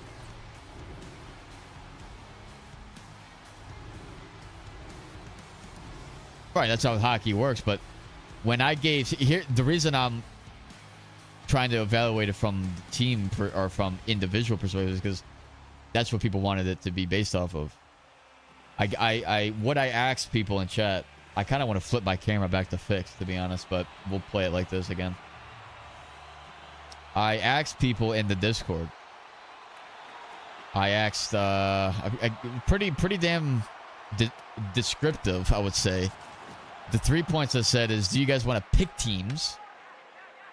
Right, so you guys can decide who you play with during these wager matches, right? Didn't really get much of a response from anybody there. A few guys responded, but not a whole lot to really sway me to kind of give people the option to do that. And then I'm just like, based on number one, or based on the answer to that first question, should the points then be awarded to the team that wins? You guys pick the team. You guys it should be based off who wins then, right? Or if it's from an individual perspective, you know, if it's more randomized, then should it be based off individual effort? But if it's based off individual effort, I have to then really be analytical in terms of what I'm seeing. Nobody here outperformed anybody by a large margin, by any means. So it's really tough to go based off the individual perspective. Unless somebody's blowing somebody out of the water, that's the only way that I could say maybe in a loss that somebody would have then gotten the win versus their opposite team, or the opposite position. And that was like, depending on rather the teams are picked, should we only play, or yeah, whatever. It was based off like availability at that point. I mean, yeah, it would be simple that way. It'd be way simpler for me to just be like, yeah, it's, you know, based off who wins the game. You know, it would have to be clear parameters on that.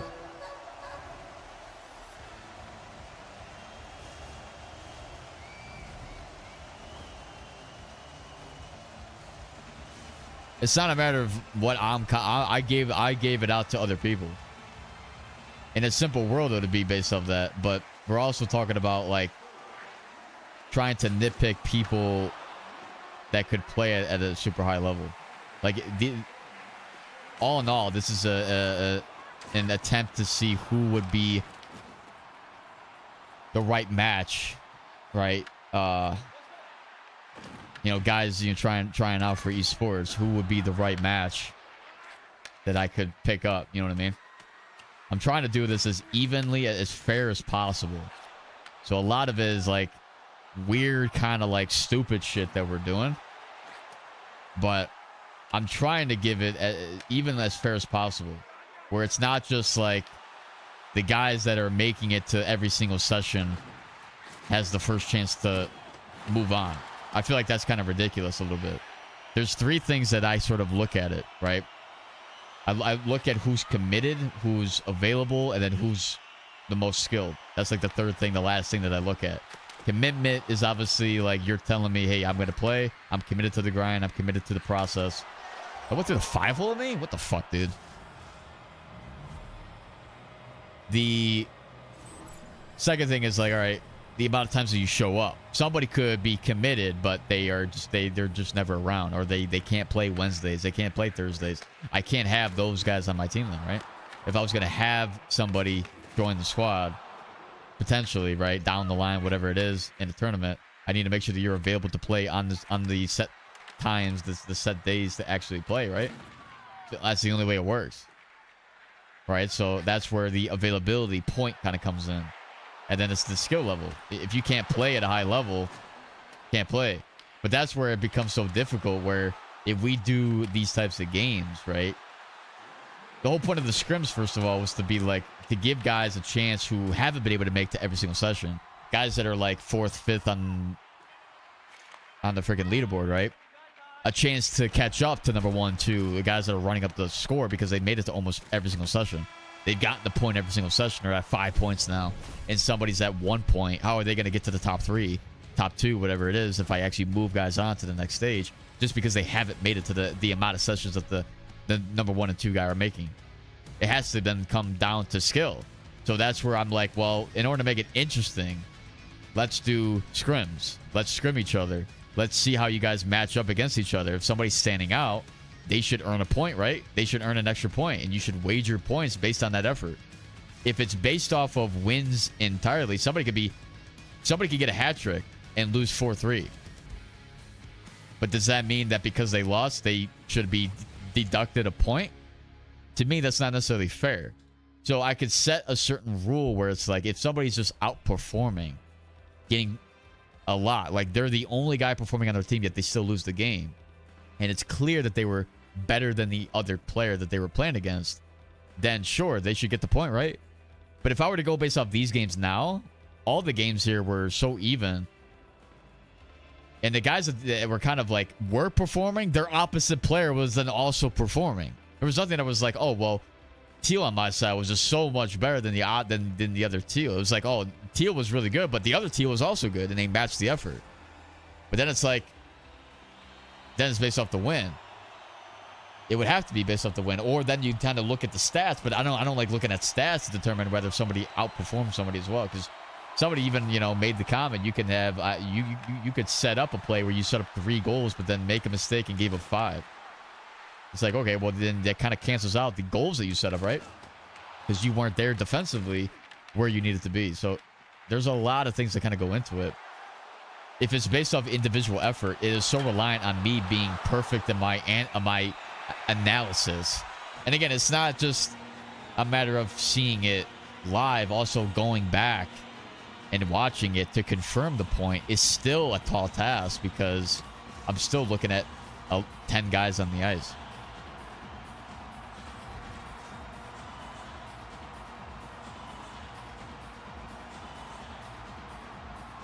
Well, the only reason you would not get the win is if, again, your counterpart that you're playing against wasn't playing all that well, or was playing better than you.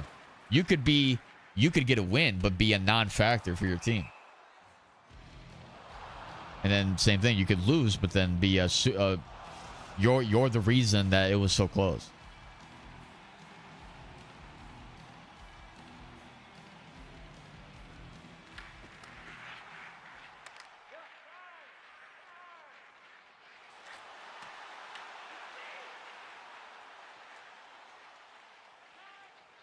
You would have to watch the full game back and give ratings.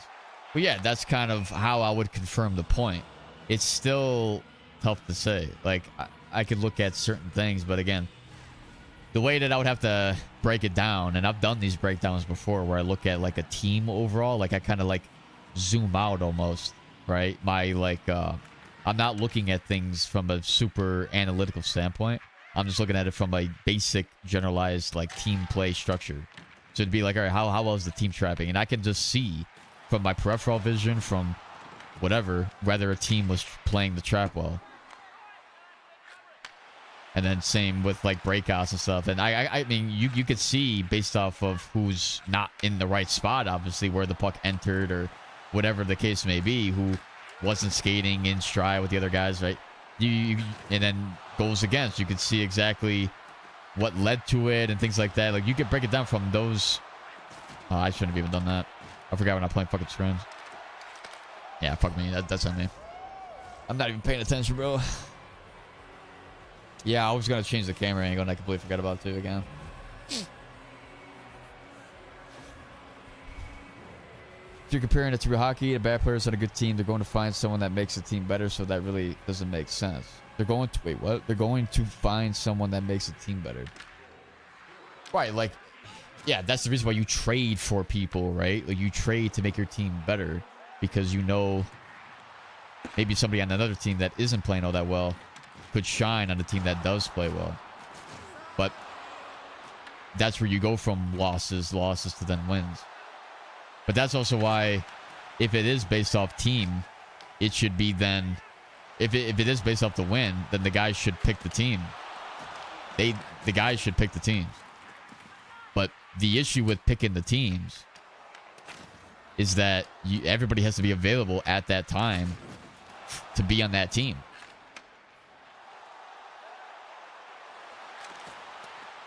But then it's like, well, I don't know, you know, if you're a guy that's like, I mean, how would you pick the teams? I would have to set captains. I would have to be like, who wants to be captain? And then 2 guys would be like, yeah, I do. Okay, then you guys are captains. But then it's like, how do you pick the teams? Because it would have to be, all right, who's available Friday at 8 o'clock Central Time? And then we get maybe 12 guys respond to that. And then it's basically like a draft game that you're setting up. You draft who you want on your team then. And then you go based off the win, I guess.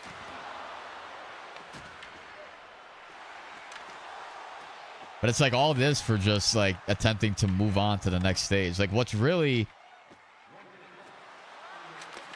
what you really got to look at, like, I'm doing this because, like, it is, I don't know. It's really tough to kind of understand, like, just how good we would have to be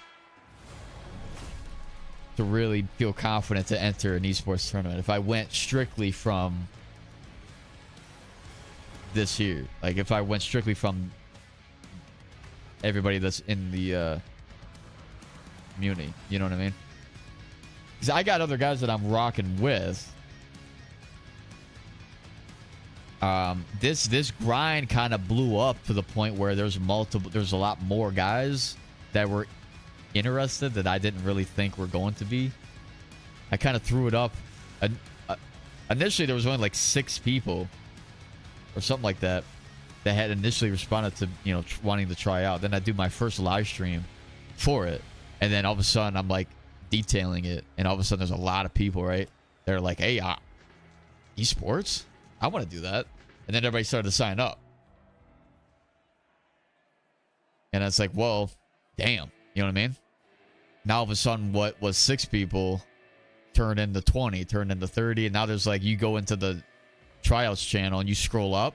You're going to be scrolling up for a while until you hit the very beginning. Because there's that many people. But now not every single one of those people have gone in yet, right? You could sign up your name, but that doesn't mean you're even going to get picked, right? Because you got to show up here. So then you go to the position leaderboard. You've got 4 people at least to each position, even for goaltender, that they've shown in at least one time during one of those streams where they've signed up for it, right? So the number keeps going up.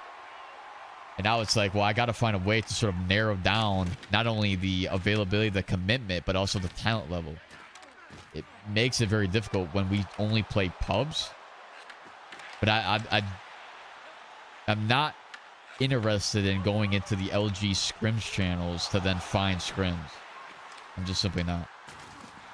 Because even there, like, if we don't even have a team that looks legitimately, like, decent, we would be suffering a lot. Because those teams, especially if you're going to scrim against, like, AHL, NHL level teams, potentially esports teams, if they are looking, you may be, it may be, you know, it'd be like a quick fucking scrum.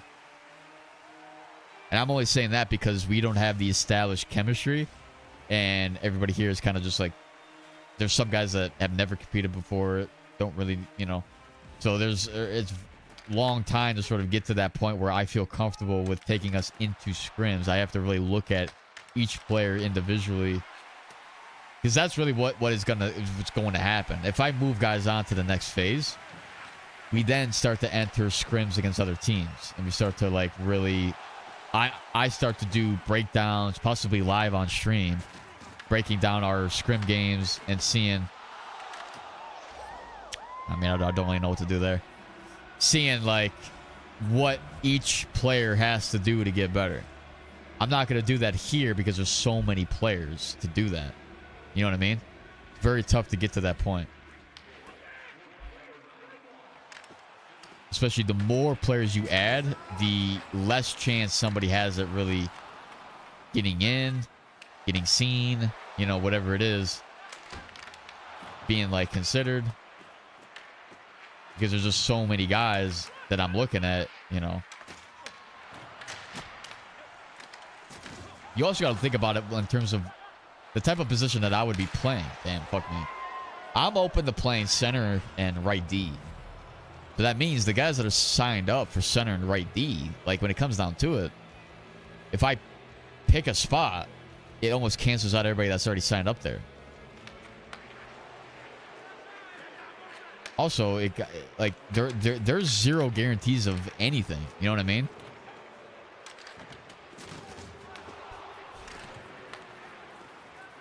Like, you're gonna get to the point where, like, performance is gonna be the major thing that I'm gonna look at. Like, there has been guys that looked decent, like, quite good, and you add a little bit more chemistry to a to a certain group of guys, you may start to see something, you know, start to develop that looks quite good.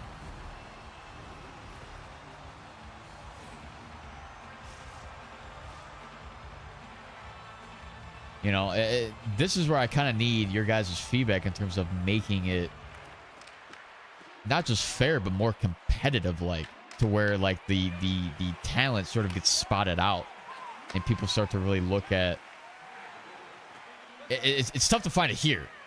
I can't tell you that it's going to be here, you know what I mean? Because we're playing pubs. We're also set up in a way where we're at a disadvantage every single game because we don't have...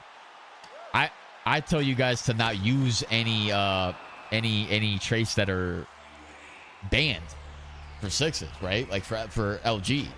So we're facing up against some teams that are just like a pub team is not going to trap against us. I can't really look at defenseman breakouts if teams are not trapping, because that's what you're going to see.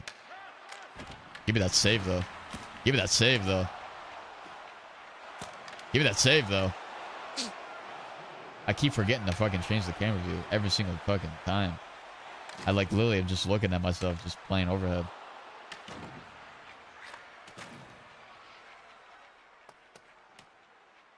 So, like, tonight, during the scrims, I was able to see who is able to control the puck, who is able to, you know, attempt to simulate some kind of break-in. And you also could then get to see the forwards able to do that against a trap. We don't have to set up a play where, or a control, like every single play is going to be a quick rush back up the ice, because no pub team knows how to trap. Some teams do, but it's like a needle in a haystack, because those guys are so far out of like the way that the game is actually played from a competitive standpoint. It's not a good look here. I can't be like, oh, this guy's good. You have to kind of see it from each other. That's where the scrims come in. I don't want to move advanced, you know, to move past sort of beyond the outside the community until I kind of get more confident with the guys that we have in.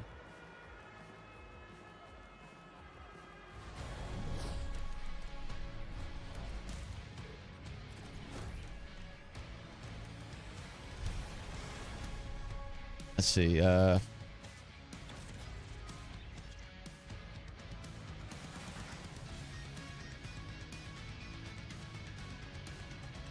don't see a single person here is so bad that you need to drop them.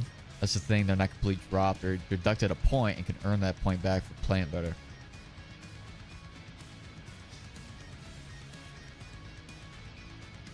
I think our we've had lines during trials that have been A caliber, but the whole... We're not rolling out, but as a whole, we're not rolling out competitive lines night in and night out. Do you think you need a team that's like the standard, then build teams to play against that team? Well, how do you decide which team is the standard? Like, the standard is AHL level, at least. If I were to kind of relate it to LG, to play contenders, which I just play contenders for Caps, you almost need to be at least AHL level, I think.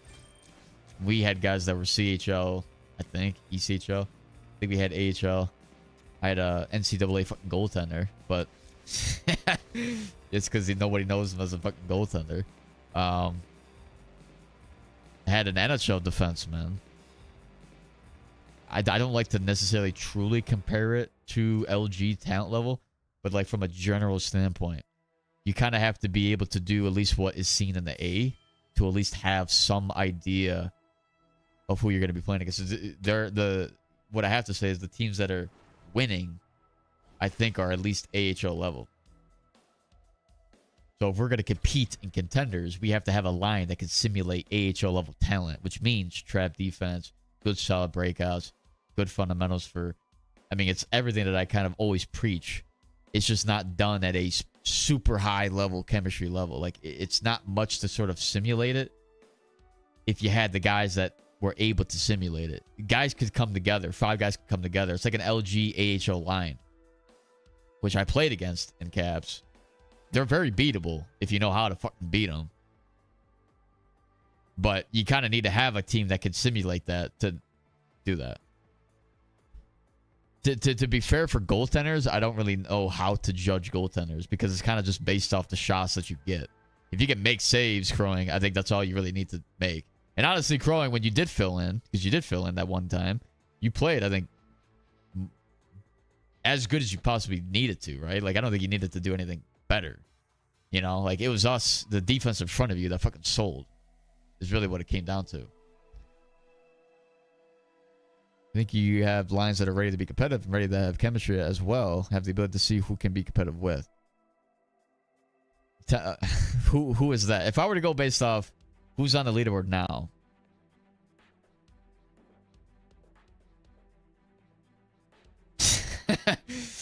Let's see here.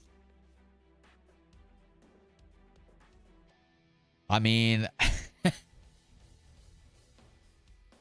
well...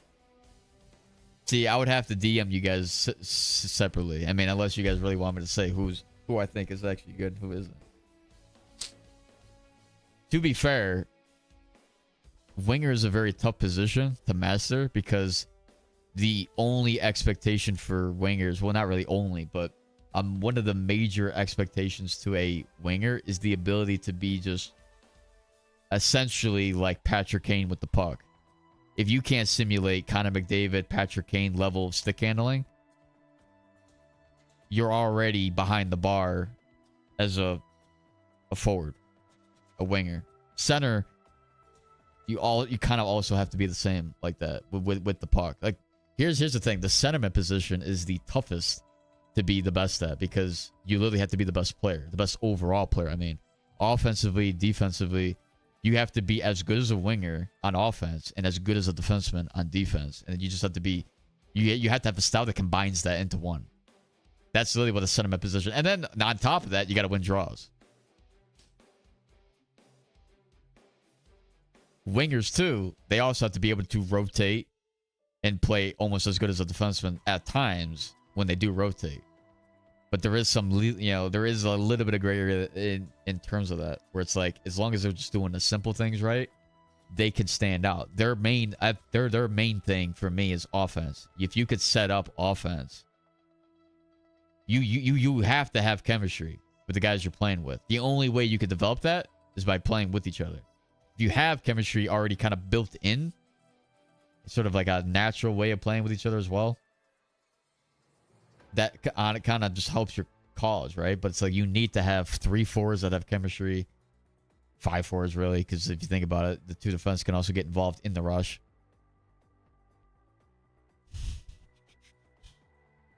I mean, I'm not going to go through the freaking names to say who I think is good because I do also think it is based on who we played against and some of the line combinations that sort of just clicked. A guy can be good, but maybe he's just not on a team that's clicked, so he looks worse. Because there has been. You can go back to some... I mean, we've had 9 sessions of this, right?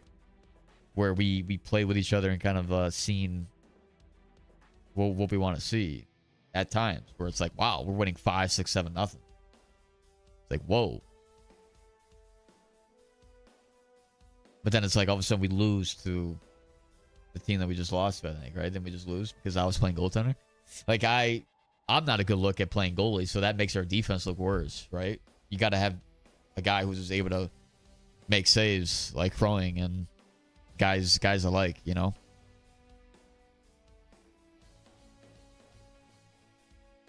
Whoever you think is the top 6 at the time, I'd say then it adds the complication of who is showing up each time. That's also what I mean, because the guys that are Crowing, you want to come in here if you're around just to play G so I can get out of the freaking net? Because I can't stand playing net. I honestly can't stand it. I also think I don't like where I was at with I mean, the overhead cam is kind of like sucks in and of itself. I mean, Harlan, you could play right D if you want. I can still play left D. I don't care where I'm at. I just don't want you to play a spot like if you are right side. coward. Oh my gosh, bro. I went through so much already. And you want to add more paint? Oh, let's see if I can get my build up in here. I'm gonna play left-handed. Fuck it. I'm not even gonna switch.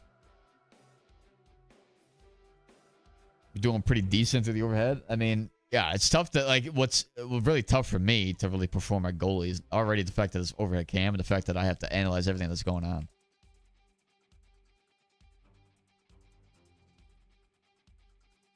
I mean, again, like to do a scouting report for every single guy, though, I can't really do that. Like, I could give you a general idea of who I think is playing well, and it's the guys at the top. But, like, from a very honest, not trying to shit on guys, right? You go through, honestly, all the left wingers that are on the board are decent. Top 3 centers are decent. Right wingers, you could say top 3 look pretty decent. I've also seen Skillsy play, so that's like I have more bias on him. Defensively, literally the guys that are scoring points. I mean, top 3 or top 4 for lefty. I mean, you got 3 points. It's a 3-point game right now. Right D, I thought, yeah, who's scoring the most points? Leading the pack.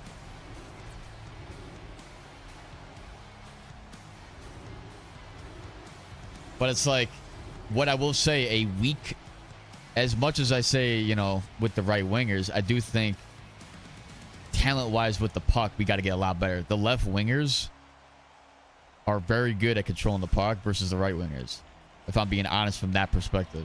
Right side of the ice with the puck, a little bit worse than the left side. The centerman position as well. I think we've seen some really good centerman gameplay, right?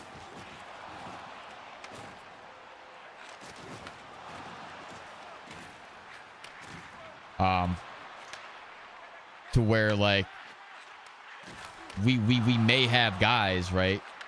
That could, I mean, regardless, regardless of where we think how good the sentiments are, I mean, the sentiment position still has a ways to go because, again, you guys have to be really good on both sides of the ice. If you really, like, I would have to nitpick the sentiment position very closely to see what is happening at times. Now, with the left Ds, though, I think the left Ds are the best group. There has been some guys that really know, from a general perspective, how to control the puck. And it's starting to show. As you can see, like, in some of the games, we've had the left Ds perform the best out of all the guys. And even Chad agrees. Just forcing passes.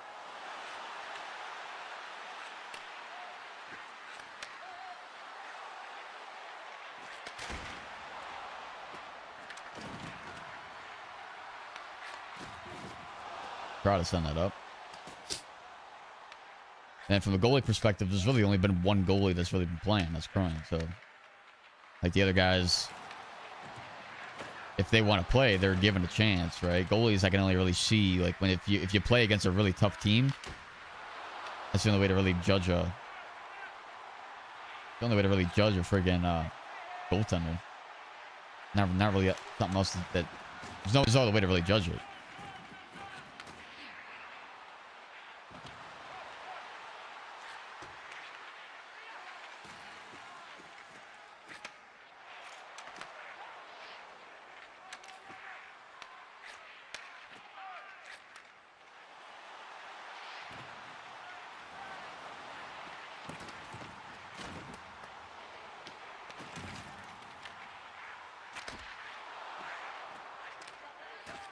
Need to see Connolly. I've actually played with Connolly before. I've got a buddy that I guess knows him. I'm not sure how he met him, to be honest, but played with him I think in threes earlier in the week. It's pretty decent. Well, see, decent, you know. It's decent. I don't know what to tell you. It's not really esports level. To EV esports level, you got to be like really sharp at certain areas. I do think the guys, you know, have played to a certain degree where you could say, yeah, I think they can hang. But until we face like really good teams, you don't really know exactly what they have. This is why I don't like playing pubs, to determine that, to determine from a skill perspective who's actually playing well.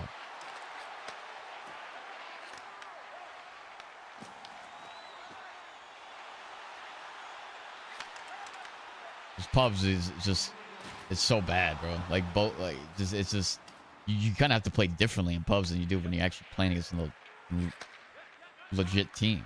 Like they're not, nobody's trapping, right? So it's like I don't have to control the puck like I would if I'm playing in caps against a team that's trapping, where I have to give a call out and actually, you know, have a decent break-in attempt from that chance, right? Like you only, you know, the scrims is really where we saw the trap being seen the most. You will see that. You will see that when we actually face against better talent.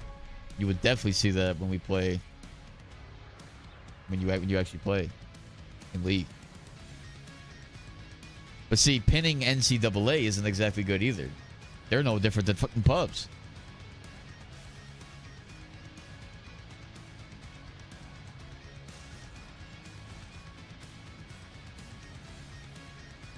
Because if we start pinning, it's basically like, well, you know, I'm basically just moving guys on at that point.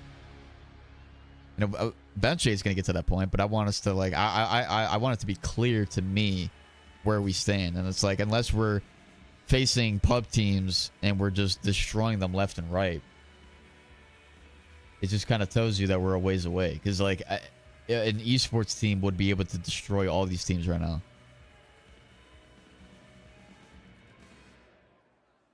There's only maybe a few, even like elite teams. I remember I was playing with a team. I mean, guys that I played with that are not esports level, they go against an elite 1 team in pubs in 6s, and we like literally put belt to ass to them. And it's like, well, how'd that happen? We had a lot of chemistry, had a lot of time in with each other, never competed with each other. But imagine if you had, imagine throwing underdogs against this team right now. Like the score would already be 10-0 then. The team would have already quit, and they would have already been on their 3rd game right now.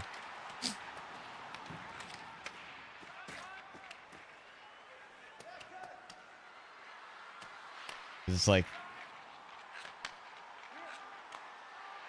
and that's not to say that we're bad. We just lack the chemistry and just the skill level that we need to be able to play at that level.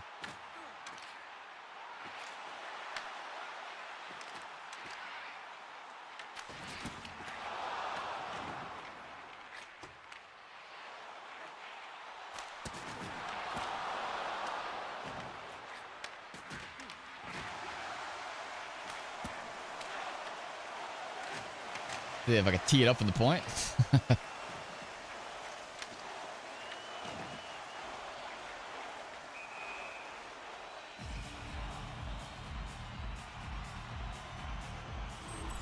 mean, with LGCHL, we destroy pubs most of the time, except the top 2 with shit perks, top 20.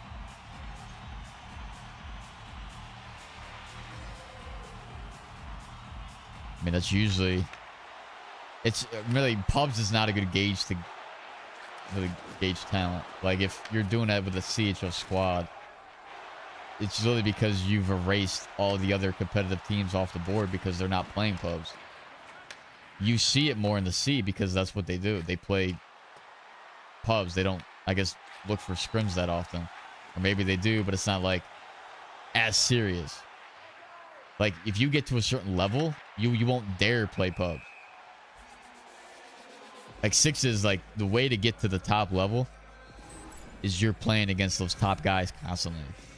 They're not playing pubs. They're only playing against each other.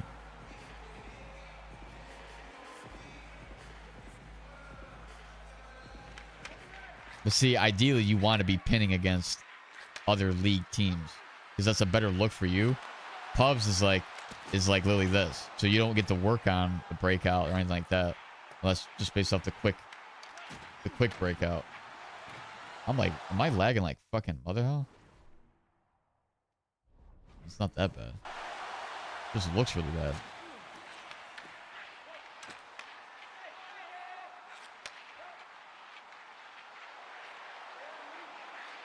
It's like the game is like jumpy almost a little bit.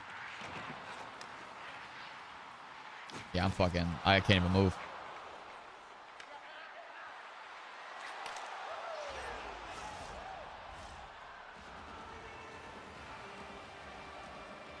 Couldn't even move. I don't know. I mean, the way I'm playing here is like the worst that you can ever see.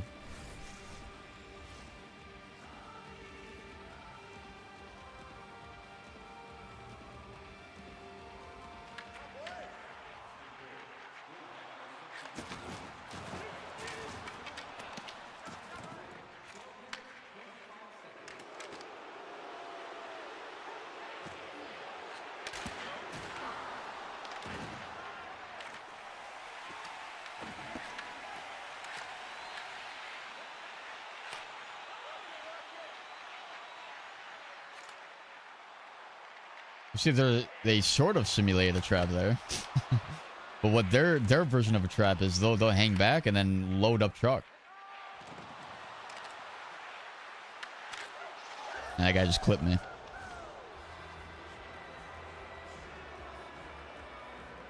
To be funny, or to be like real, I don't think there's a single game that I played in these sessions that is anywhere related to like how I would actually have to play. So if you're trying to like analyze what I do, don't be me. Although I don't really know if there's so much you can really do there. When I reset all the way, I expect all of us to go behind the blue line. No, it's honestly true though. Like, because I'll even call it out when I'm watching it, right? Like I'll watch other guys and I'll knock you guys for doing exactly what I'm doing right now. I mean, I don't even know what the fuck's going on here.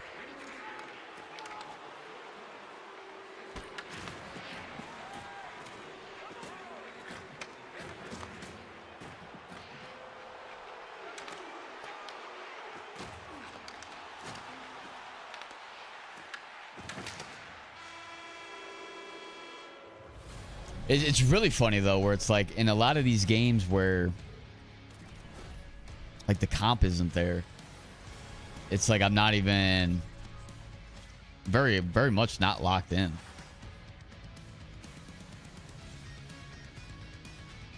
And then it's like you play against the best of the best, and all of a sudden like your blood rushes a certain way, and you're kind of way different. It's almost like playing down to your opponents.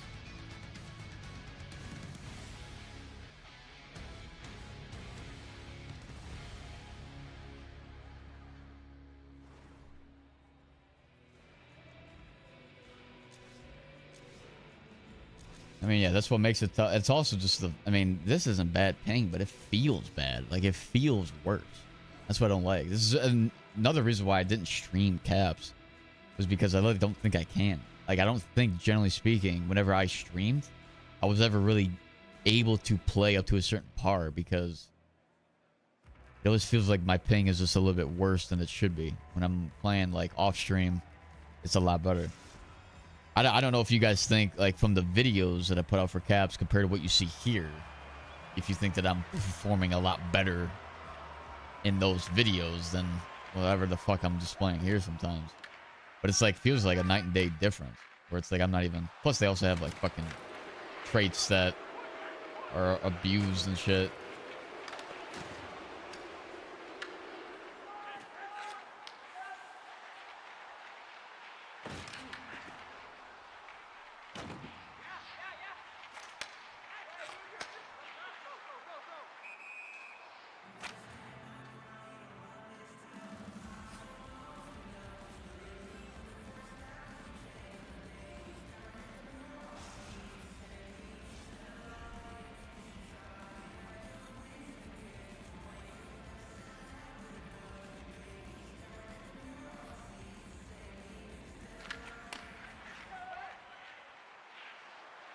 I mean, to be honest, I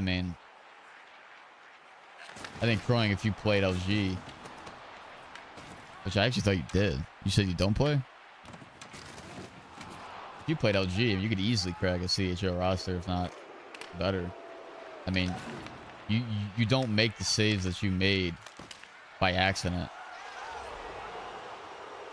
Like, the reason we went to overtime in game 3 of that one series was because of you, to be honest. Like, you were a major part of that. Some of the saves that you were making. You were basically on par with the goaltender that we played mainly with, if not better than him slightly. But like, we had five guys that didn't show up, so we had to get 3 fills. You were one of the fills, and then we had 2 other guys. Did I get a penalty? Oh no, it's on them. I was like, wait a second. I mean, the team we're playing here is like literally the worst of the worst that you could possibly play against.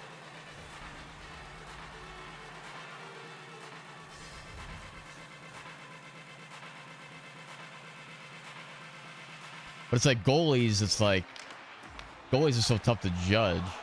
I don't think any one of them are ever properly ranked in LG. Because they're all just playing with the guys they have in front of them. So they could play, unless you're the most wild goaltender ever. I mean, any goaltender that has like structure to their play is going to last on a lot of teams. It's just a matter of, can they make those impossible saves happen at a very consistent rate. Teams that can sort of steal a game based on their performance. Those are the goalies that you look for.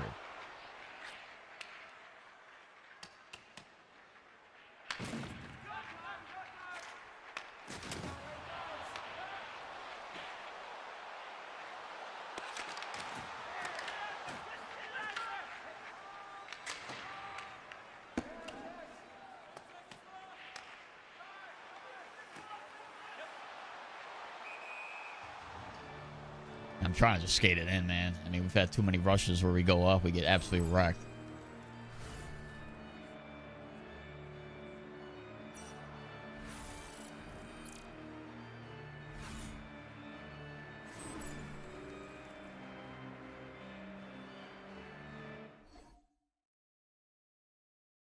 Yeah, this game fucking sucks, don't it?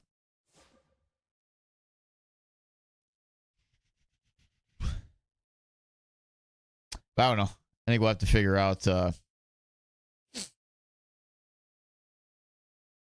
of a better way to sort of analyze it. I mean, honestly, it should just come down to, if we're going to do scrims, it's going to be, you know, from 8 o'clock to 9. It's going to be like a set time frame. 2 scrims per session. You know, whoever's able to, if we have the personnel. Like, if we have enough guys, then yeah, we'll do it. You guys can either choose to pick teams based on who's around, which means I'll have to set up a channel where I think it's, I mean, you can say just the guys that are signed up, but it can honestly just be whoever's around at that time. And sort of, if you pick teams, then it should just be based off who wins, unless somebody is just outperforming another team like crazy. That would be the only other thing. But I mean, like, the team we just faced, this team is nothing. I think it's absolutely nothing. I mean, yeah, I'm not even really locked in, so I couldn't even tell you. But like, and I, you know, it's just, you got to get to. I mean, everybody's got to get a lot better, myself included. If you guys think that I'm harsh in any way, just know that I'm 100 times more harsh, you know, on myself whenever I'm looking at stuff. Because, I mean, here I'm not really caring too much about my own performance. It's about, like, trying to analyze you guys as much as possible.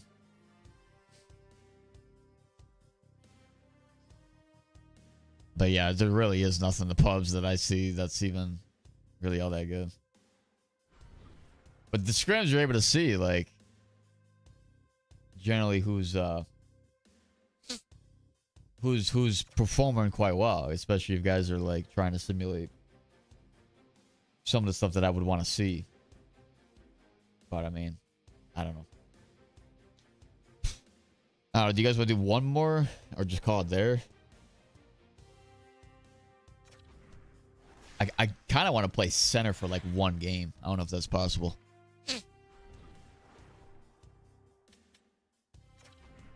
I haven't played center in a while. I kind of want to give it a rep. To see, because honestly, to be honest, centerman, I think, takes the most reads from your teammates. So, like, I can analyze the game from a centerman position way better than a defensive, you know, perspective. Especially in terms of, like, where I have to be. Especially if I'm playing my best hockey. That's a big if, you know what I mean?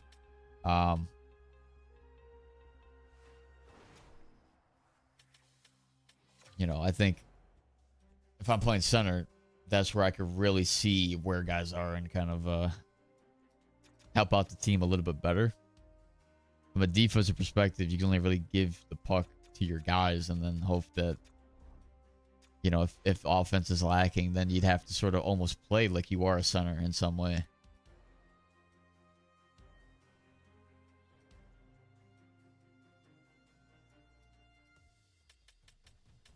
I mean, I'm always going to hold myself higher than anybody else because it's like, you know, nobody else can really control what I'm doing, right? You know, nobody does. If you think about it, like, from the guy outside looking in is like watching, would watch the stream and be like, the fuck is this guy talking about? Just play the game. Like, the amount of like feedback I get from that, like, where it's like, bro, it's literally just a game. It's like, yeah, I know, you know what I mean? Like, it is literally just life, you know what I mean? So just live it, right? Like, what type of, why is that even a comment sometimes? But it's like, nobody does the breakdowns or anything else that I do, right? Like, nobody does it. Not a single person that I know does it. Now, you can maybe look at like real life hockey and think of it otherwise, but I'm talking just like video game perspective. Nobody does what I do, which isn't like crazy or anything. I don't expect people to do it for a fucking video game, but like, this is no different than you play, you know, you play real hockey or something and the coaches, you know what I mean, looking at you and watching film. Like, when I was playing football in high school, that's what we do on Saturdays after the game on Friday. We'd look at film, we'd look at offense, defense, special teams. I mean, if you were not where you needed to be, the coach would call it out, clearly. I mean, and a lot of those sessions, sometimes if you're a team that's bound to win, coach is going to be on your fucking ass. I mean, it's everywhere. But of course, you could say, oh, well, that's real life. This is a video game. I don't see it as any different. Especially esports is almost like you're playing at a serious level. Esports is a serious grind from top to bottom. This is not a fun grind. This is a competitive, serious grind. LG is competitive. LG is also kind of laid back a little bit and also very serious at the same time. Like, if you're a top dog, you're going to play the game. I don't understand why you wouldn't want to look at your gameplay in some capacity, or at least be mindful of it. You don't have to like literally look and record the shit and be like, hey, what's up?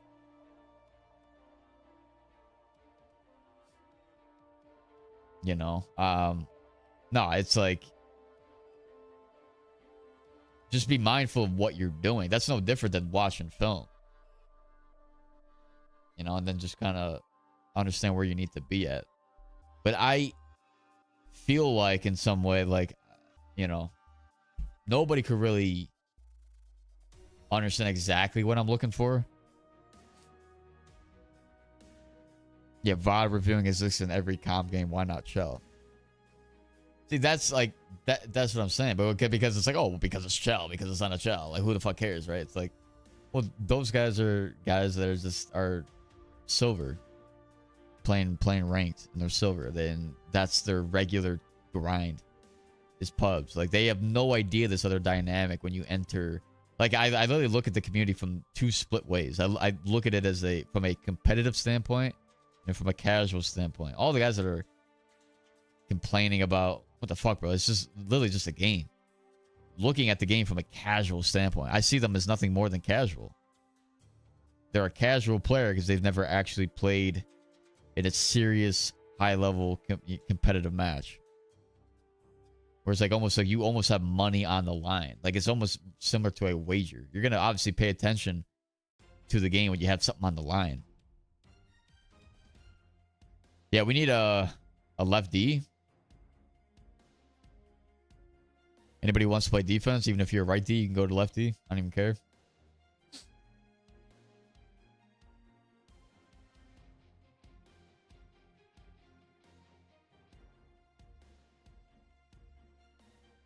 If I was going to put a line together, I think we might honestly have to do that. Here, you guys could just join off me. I don't even know you guys' EA names if they match. So you guys could join on me, whoever wants to join.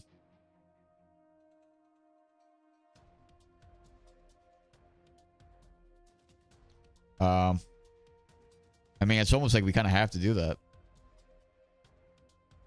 The guys that are winning, that are getting the points, though. I mean, I don't know if all of them would be.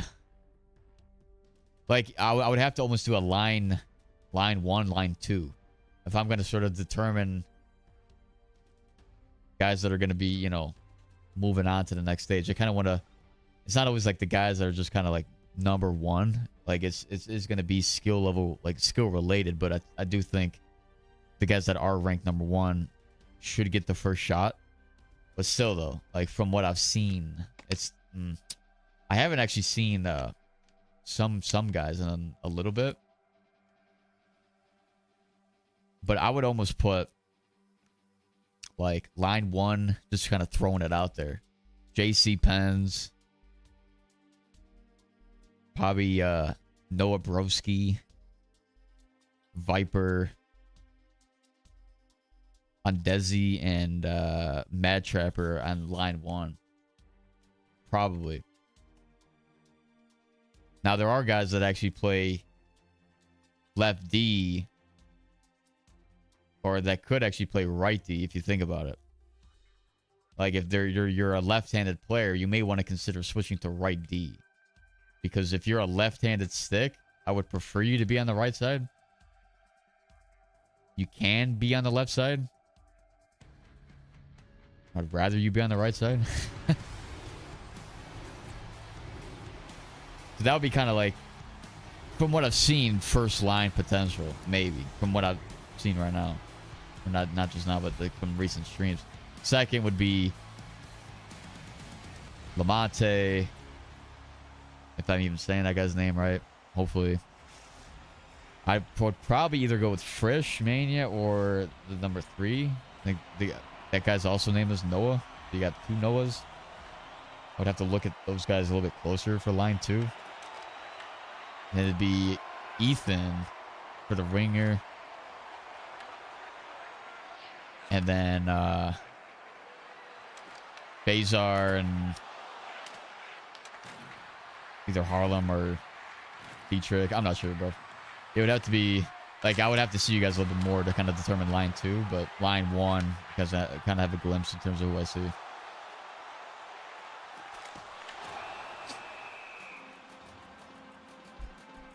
That's what I mean. I think right wingers, though, like there is a lot more.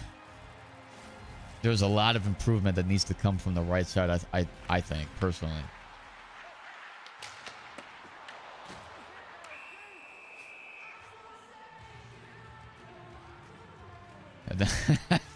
Yeah, Crawling would obviously be line 1, Mantis line 2 for goalies. I haven't seen the other 2 goalies. Anybody that has like a friggin' exclamation point by their name, I haven't seen in several weeks, so I have no idea if they're still wanting to be here. I'll have to send a message out being like, yo, you want to continue playing, being here, then you got to show up to at least some of these, just so that I know. I mean, you almost have no chance of starting anyway, considering your points are so low. Like, to move on to the next stage, I'm thinking I'm only gonna take the top 2 guys, maybe 3, So I'll have like a line 1, 2, and 3. The third is sort of more for I mean, I guess you could you could definitely fit 3 lines. I mean, we have enough guys to fit 3 solid lines. But then you start getting into 4, 5, and 6. 4 really, and you're kind of like, well, most of those guys are really not showing up now. So I don't think, especially if we have new guys coming up, they may feel less inclined to sort of play because they'll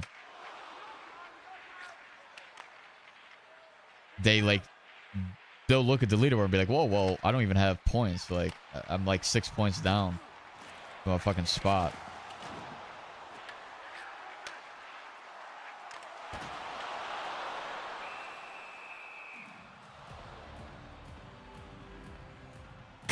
I'm fucking crying, dude. Top line mascot right here. Come on now.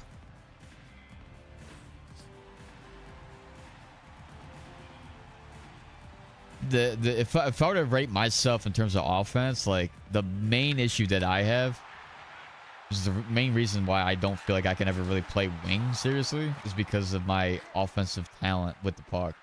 I think I'm generally decent to a degree, but in terms of like really being solid as a forward on the offensive side of the game, that's where kind of I'm lackluster in. So if I were to actually commit to center, I would have to almost play center for a good solid month, maybe 2, with consistent reps with the same group of guys to really get a good glimpse in terms of if I'm even really centerman potential. I had played center in esports for 3, 4 sessions, 4 days where we kind of had a rotation. And I was okay, but we didn't win, you know? Which I do feel like it's not 100% me, right? Where it's like, oh, well, I got to play better. But, I mean, I am obviously a part of those losses. I would have to improve in order to get to a point where I'm feeling consistent. In order to get to a point where I'm feeling like I can hang a little bit better. Fight me, I'm left D. I mean, I'm not really wanting to fight, brother. I actually tell my guys they can't fight because we're doing a little scouting thing.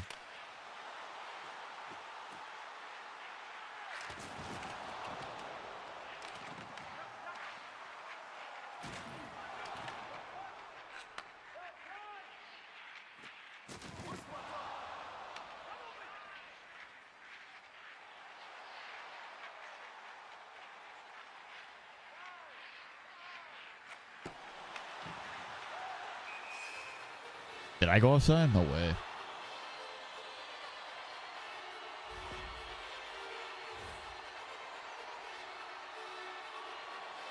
Yeah, it's honestly like winger position. In order to really survive, you got to have almost superior puck control skills, puck handling, knowing where you got to be, and just like a lot that kind of goes into it. Like if you dangle a little bit, you try to feed the puck. You can't really, you know, you don't want to get hit like I do. You can't really avoid it sometimes, but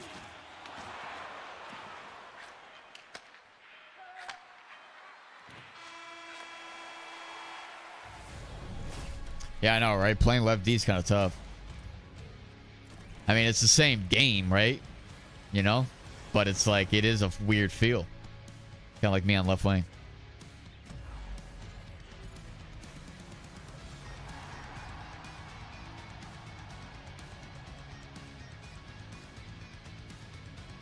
See what hack means. I've been playing right D for months. We need a top right winger. Scuzzy's been the best that we've had on both sides. Well, I think there's been moments where you could say all the wingers have like shined from one part to the next. Like, you got to give credit to the guys that are grinding at those positions. I can't just like push a guy up because he's got more supposed talent. That's the whole purpose of why I look at skill level last and why the points are sort of the way that they are. Because obviously, the guys that are leading the pack, right? There's a reason Viper's #1 over any other right winger by 3 points. Is because he's showing up the most and he's performed to an adequate level, right? And that's everybody that I've played with right now. I don't think there's really anybody that stands out as being like a very bad weak link. Because I think there's moments where you could say he's had plays where it's very, very good, right? And it's like, okay, we need to have more of that, right? But there is still clear things that need to get better in order to really look at it from a very comp perspective. Like, all right, we're going on based on performance alone. We need to obviously see X, Y, and Z happen on the ice in order to really move on from just the next phase of that, you know?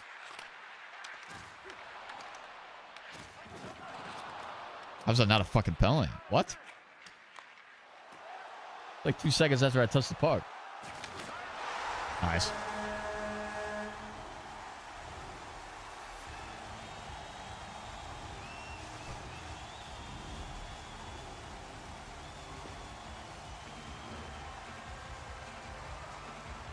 My son turning 10 tomorrow, so I was busy on the 50. Well, happy birthday to your son.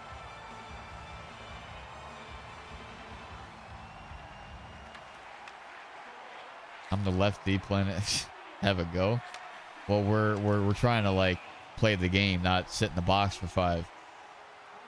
If you want to fight, we can fight at the end of the game. Unless it's freaking just like there's no point fighting now. That does nothing for us.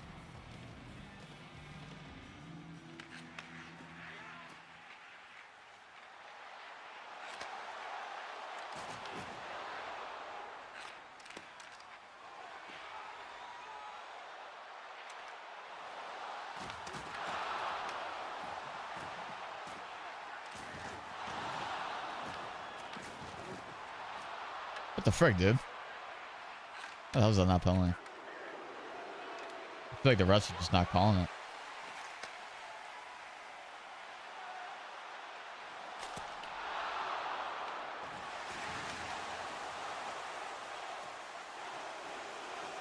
And to be fair as well, right?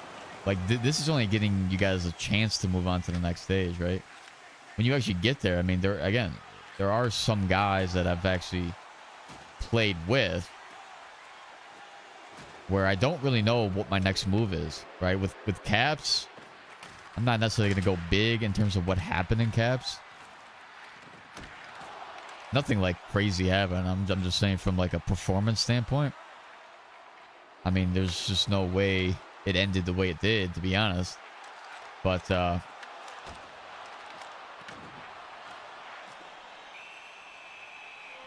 you never know if you take 1 or 2 guys from that and then try to fill the rest.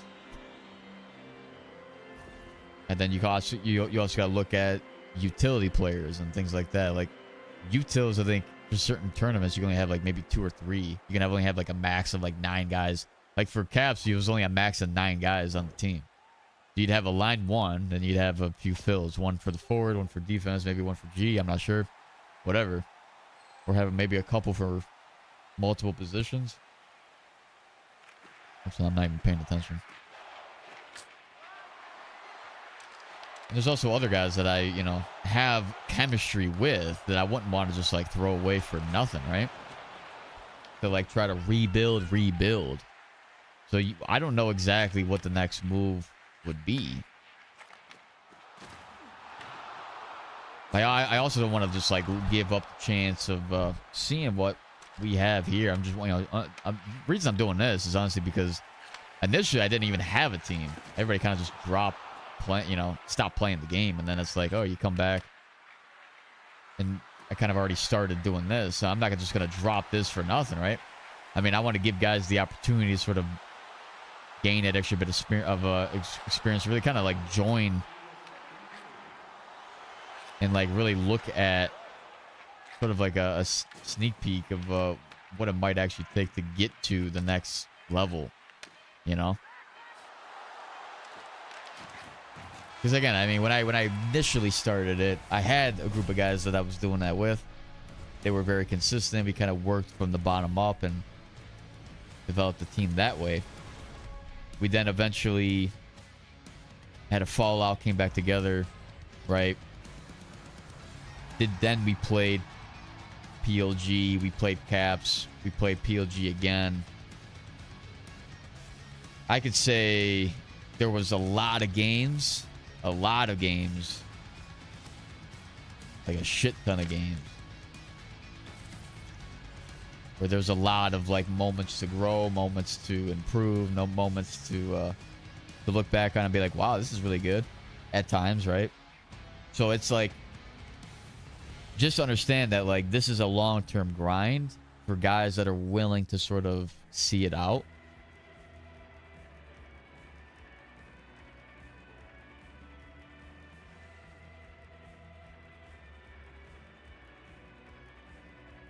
And it's kind of like, what I want to try to do is almost combine certain teams together if we can, right? And sort of maybe develop the talent that we have here. Because again, there's a bunch of guys with different backgrounds and things like that. It's tough to really decipher who's ready, who's not at this moment.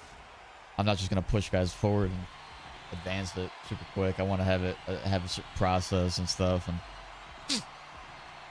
get to a point where, you know, we play a little while and then sort of get to that point where we're kind of like, all right, we're starting to see from a general standpoint some things that we want to continue to see, right? That's a goal. Did I hit the freaking goalie?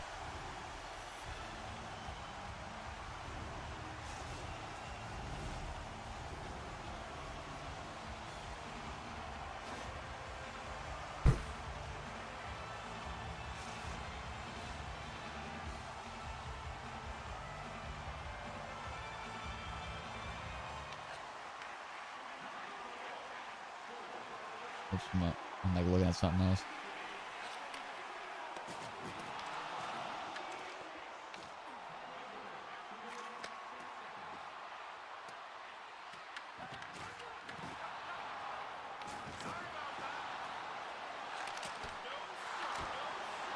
Wow. Big time save.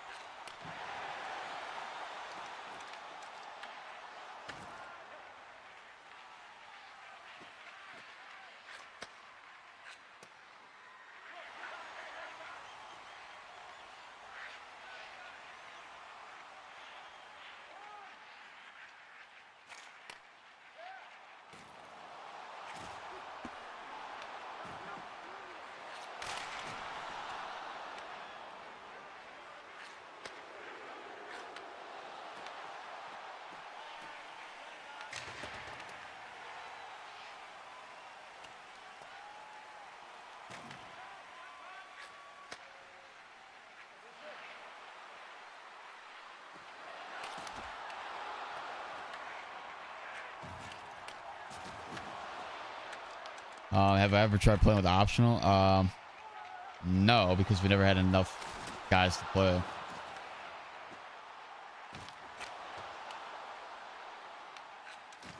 But I do think, right, we could have a group that could maybe run and sort of intertwine themselves a little bit with that, with those guys, you know? Because I will say, like, I have a ton of chemistry with optional and threes. How the hell did that even go through? I have a ton of chemistry with guys in, you know, with those guys in threes. I think at our best day, we could play against any team in threes and fours and stand toe to toe with them. Best of the best, we could stand toe to toe with any team in threes because I think we have just so much chemistry and talent at that level. Like we check all the boxes when it comes to threes. Sixes takes a little bit more than just having a lot of chemistry with just 3 guys. You know what I mean? Looking for 2 strong guys to really put together a confident team that's consistent, and sixes for optional. If that was ever going to actually go through, we attempted it for Caps, right? To try to get a team going, but it never panned out because you didn't have the commitment that quick. We didn't even know. We had like less than a month anyway to try to figure that out.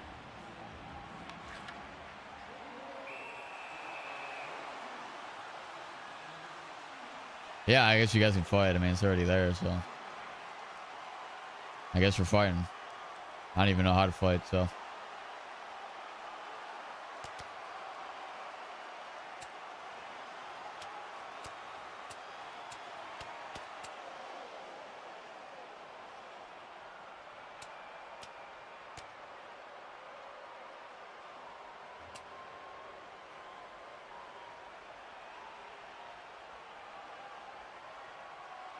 I mean, we're literally just gonna like not do anything, brother.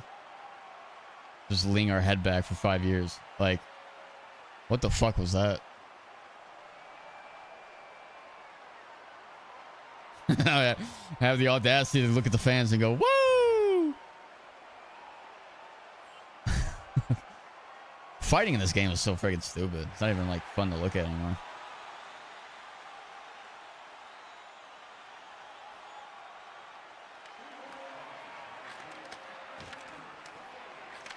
Like, all I can say of that is scoreboard, but okay.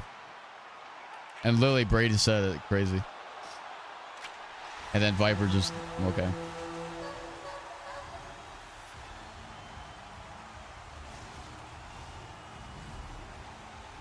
Like, you guys took the words right out of my mouth.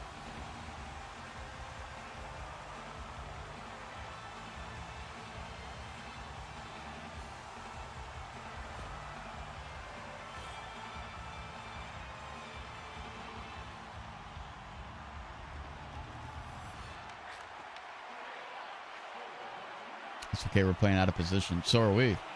I'm playing out of position. I'm not a centerman. Yeah, actually. Holy fuck. We have a right D that's playing lefty. We have a left winger that's playing, or a right winger that's playing left winger. We're playing out of position.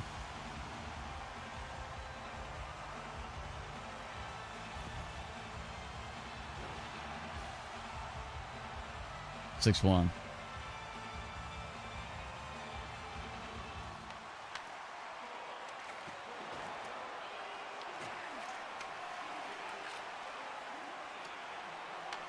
I mean, pubs is so fucking irrelevant. It's like the funniest thing in the world.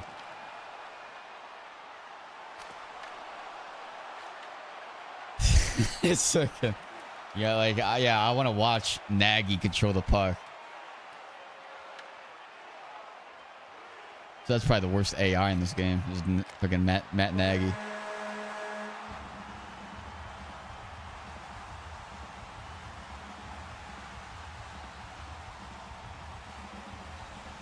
Like, I think all of us were playing out of position.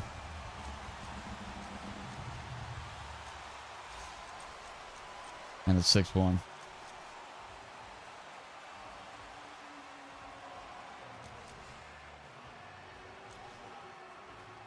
But, all right. As if the score even really made a difference anyway.